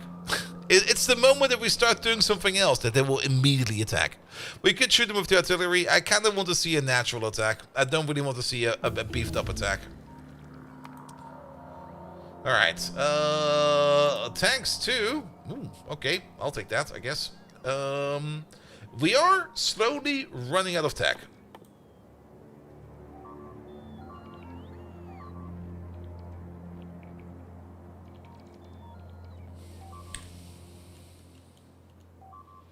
Come on, what are you waiting for? What the hell?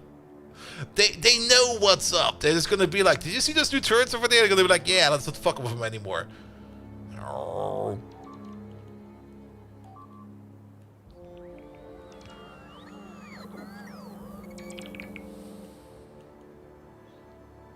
There they are.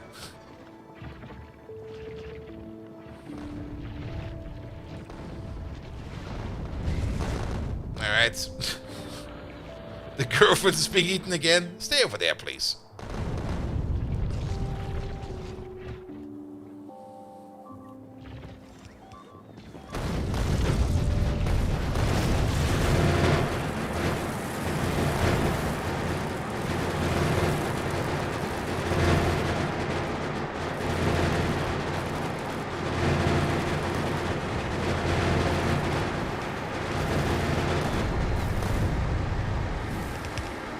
It's kind of hard to tell.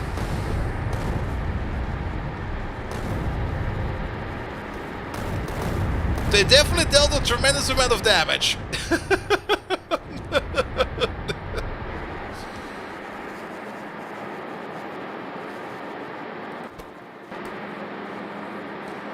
"14 kills, 42 kills. It's definitely an improvement, but it's still kind of hard to tell. Also, I didn't really... I thought we'd get more of a sound, but we didn't.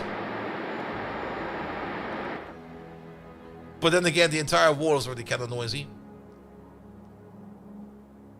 But we got Gauss implemented almost everywhere now. And they're getting ammo. So let's maybe wait for one more wave. Oh. Oh. Oh, come on. Come on. Missing robot coverage? Oh, yes we do.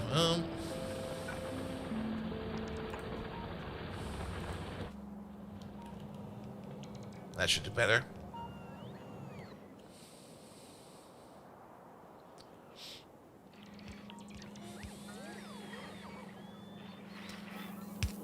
The laser is also new. Wait a minute. Oh, wait a minute. I copy pasted over the wrong parts over there.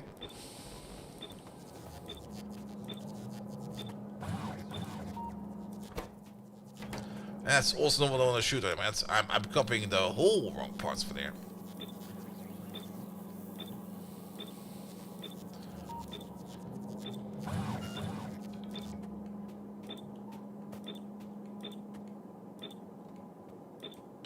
There we go. I mean, the laser's been around for quite some time. And the laser itself has a lower DPS, we already know that. The laser does about 110 damage per shot, and it shoots at a rate of about... What is that? 4.5? Let's say 4.5. So that is about 400, 500 DPS. Whereas the Gao over there is just an absolute murder machine. I have risen from the ashes to take control over humanity. If you don't obey my commands, you will be shut down. You require more advanced fighters. Find mods to make them more powerful and use them.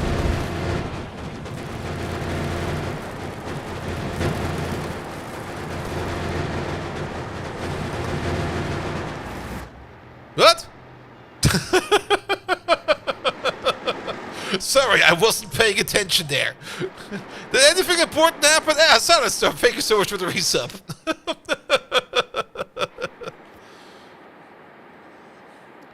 Next to the second Gao from the right, and was put in the same sim, it's new.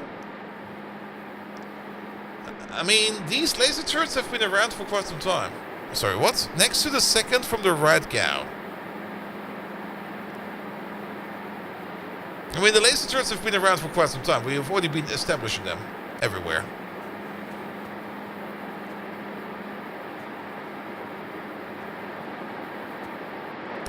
But yeah, I think running on impact ammo over here will be fine. It seems definitely as an improvement.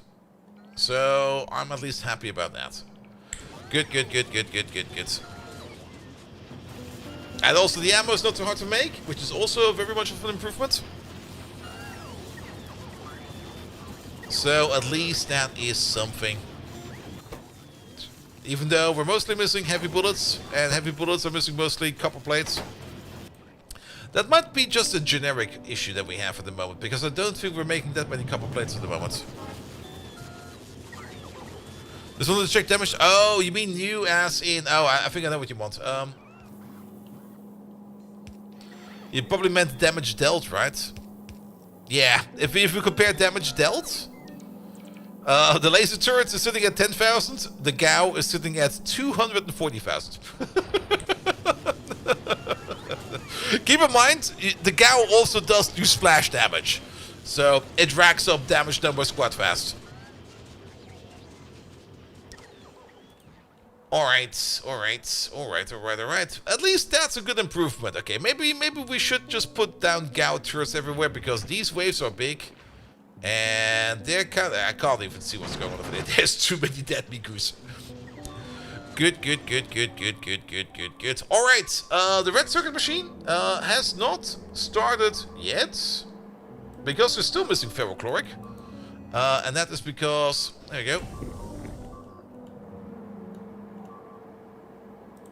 Alright, we're still missing copper plates. And copper plates, that's all the way over there. There are some giblets in there which we need to get rid of.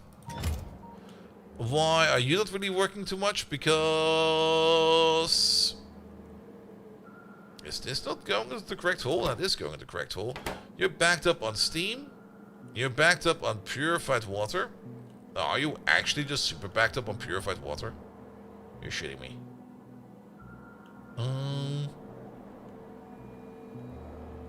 Yes, how did this even work in the first place? Wait a minute. Alright, you need an overflow apparently.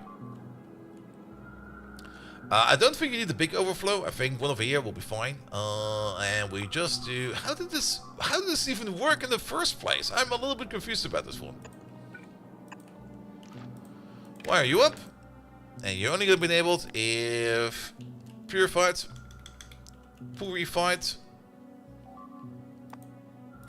Water is more than 19k. Maybe also want some power. There you go. No, seriously, how did this even work? We got a water connection over there, which... Yeah, this makes more water if we need more water. And then the silver process. I guess the silver process over here was sinking ourselves some of the water over here. And this over here is technically not the silver process, it's over here, but if the silver process is of course no longer working, then we back up on water and then we actually need to actively sink it.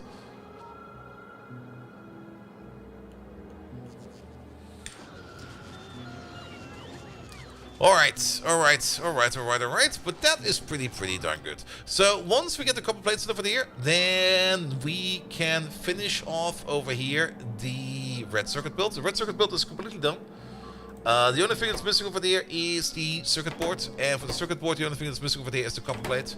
And for the copper plate the only thing that's missing over there is just a copper sheet coil coming in via a train. And then we can start making over here some red circuits. So the red circuit build, it took the entire day apparently, is in as well. Which means that tomorrow we're going to be focusing on the blue circuit build. And once we got like a decently sized blue circuit build, then we can also quickly make an LDS build next to that. Or around somewhere. And then I think we got all the parts, most of the parts that we need for utility signs over here done and dusted.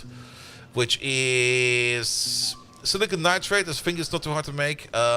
It does require a lot of blue processing units, but it's also for 5 packs every 35 seconds, so that's not too bad. The lithium ion battery setup, let's have a look at that one real quick, because I think it's been a while since we looked at that.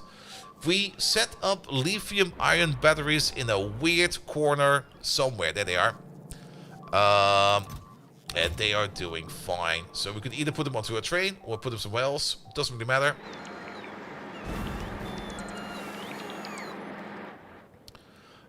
That's going fine over there, so all is good. Alright, it's also past midnight, perfect time to stop it. I am still having a little bit of Factorio fatigue. I hope it will get better over the next couple of days. If we just do like a little bit less Factorio, then I think things will be for the better. Which means also that we're going to be switching up our schedule a little bit.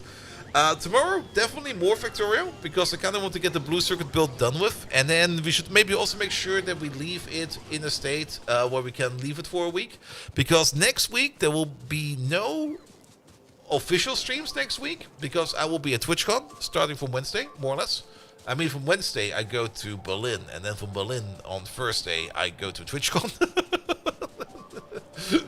So, and because I kind of need to get up quite early in the morning on Wednesday, there will be no stream on Tuesday, because I kind of just probably want to get an early night sleep, so that I don't oversleep and miss my fucking train.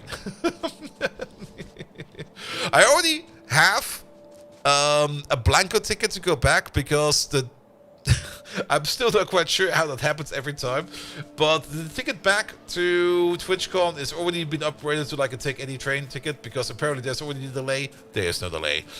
It's, I think, a weird part on the Dutch part side of the system, but that doesn't really matter. Nevertheless, next week, TwitchCon, there might be a spontaneous stream, an IRL stream on TwitchCon. I'll think about if I do another one of those in San Diego. I definitely want to do one of those because it was a lot of fun. But I'm not quite sure if we actually need to do one at TwitchCon EU. Good. And that's it. Good. Let's save that game and get the fuck out of there. Twitch. Who are we gonna rate?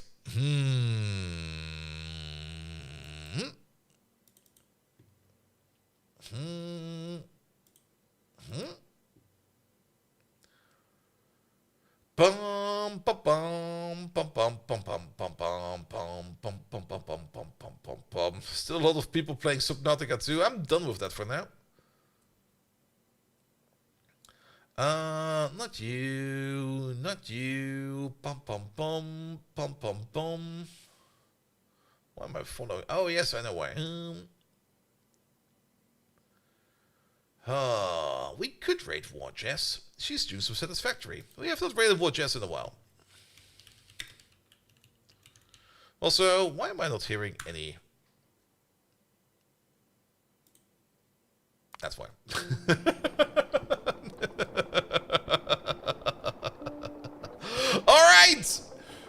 you so much for today. I had a blast. Yes, like I said, Factorio fatigue is setting in a little bit. I'm just trying to do less Factorio so that we can do more Factorio in the future. Because I do still enjoy Factorio quite a bit. I've just been overdoing it a bit. Thank you so much, Silent Storm, for the resub. Also, thank you for thinking about Megatron. Thank you so much, everybody who left to follow. Had that sat, sorry.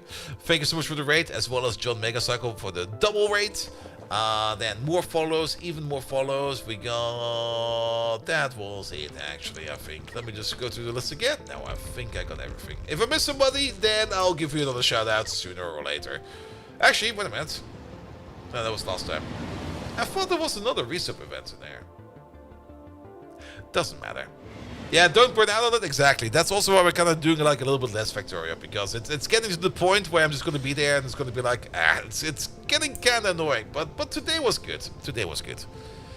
All right, I'll be back tomorrow with more Factorio. Friday. I'm not quite sure what we're going to be doing on Friday yet. It will definitely be something non-Factorio. It might just be Arknights, because there should be an update, but we'll see that. Nevertheless, raid's going out. Good night.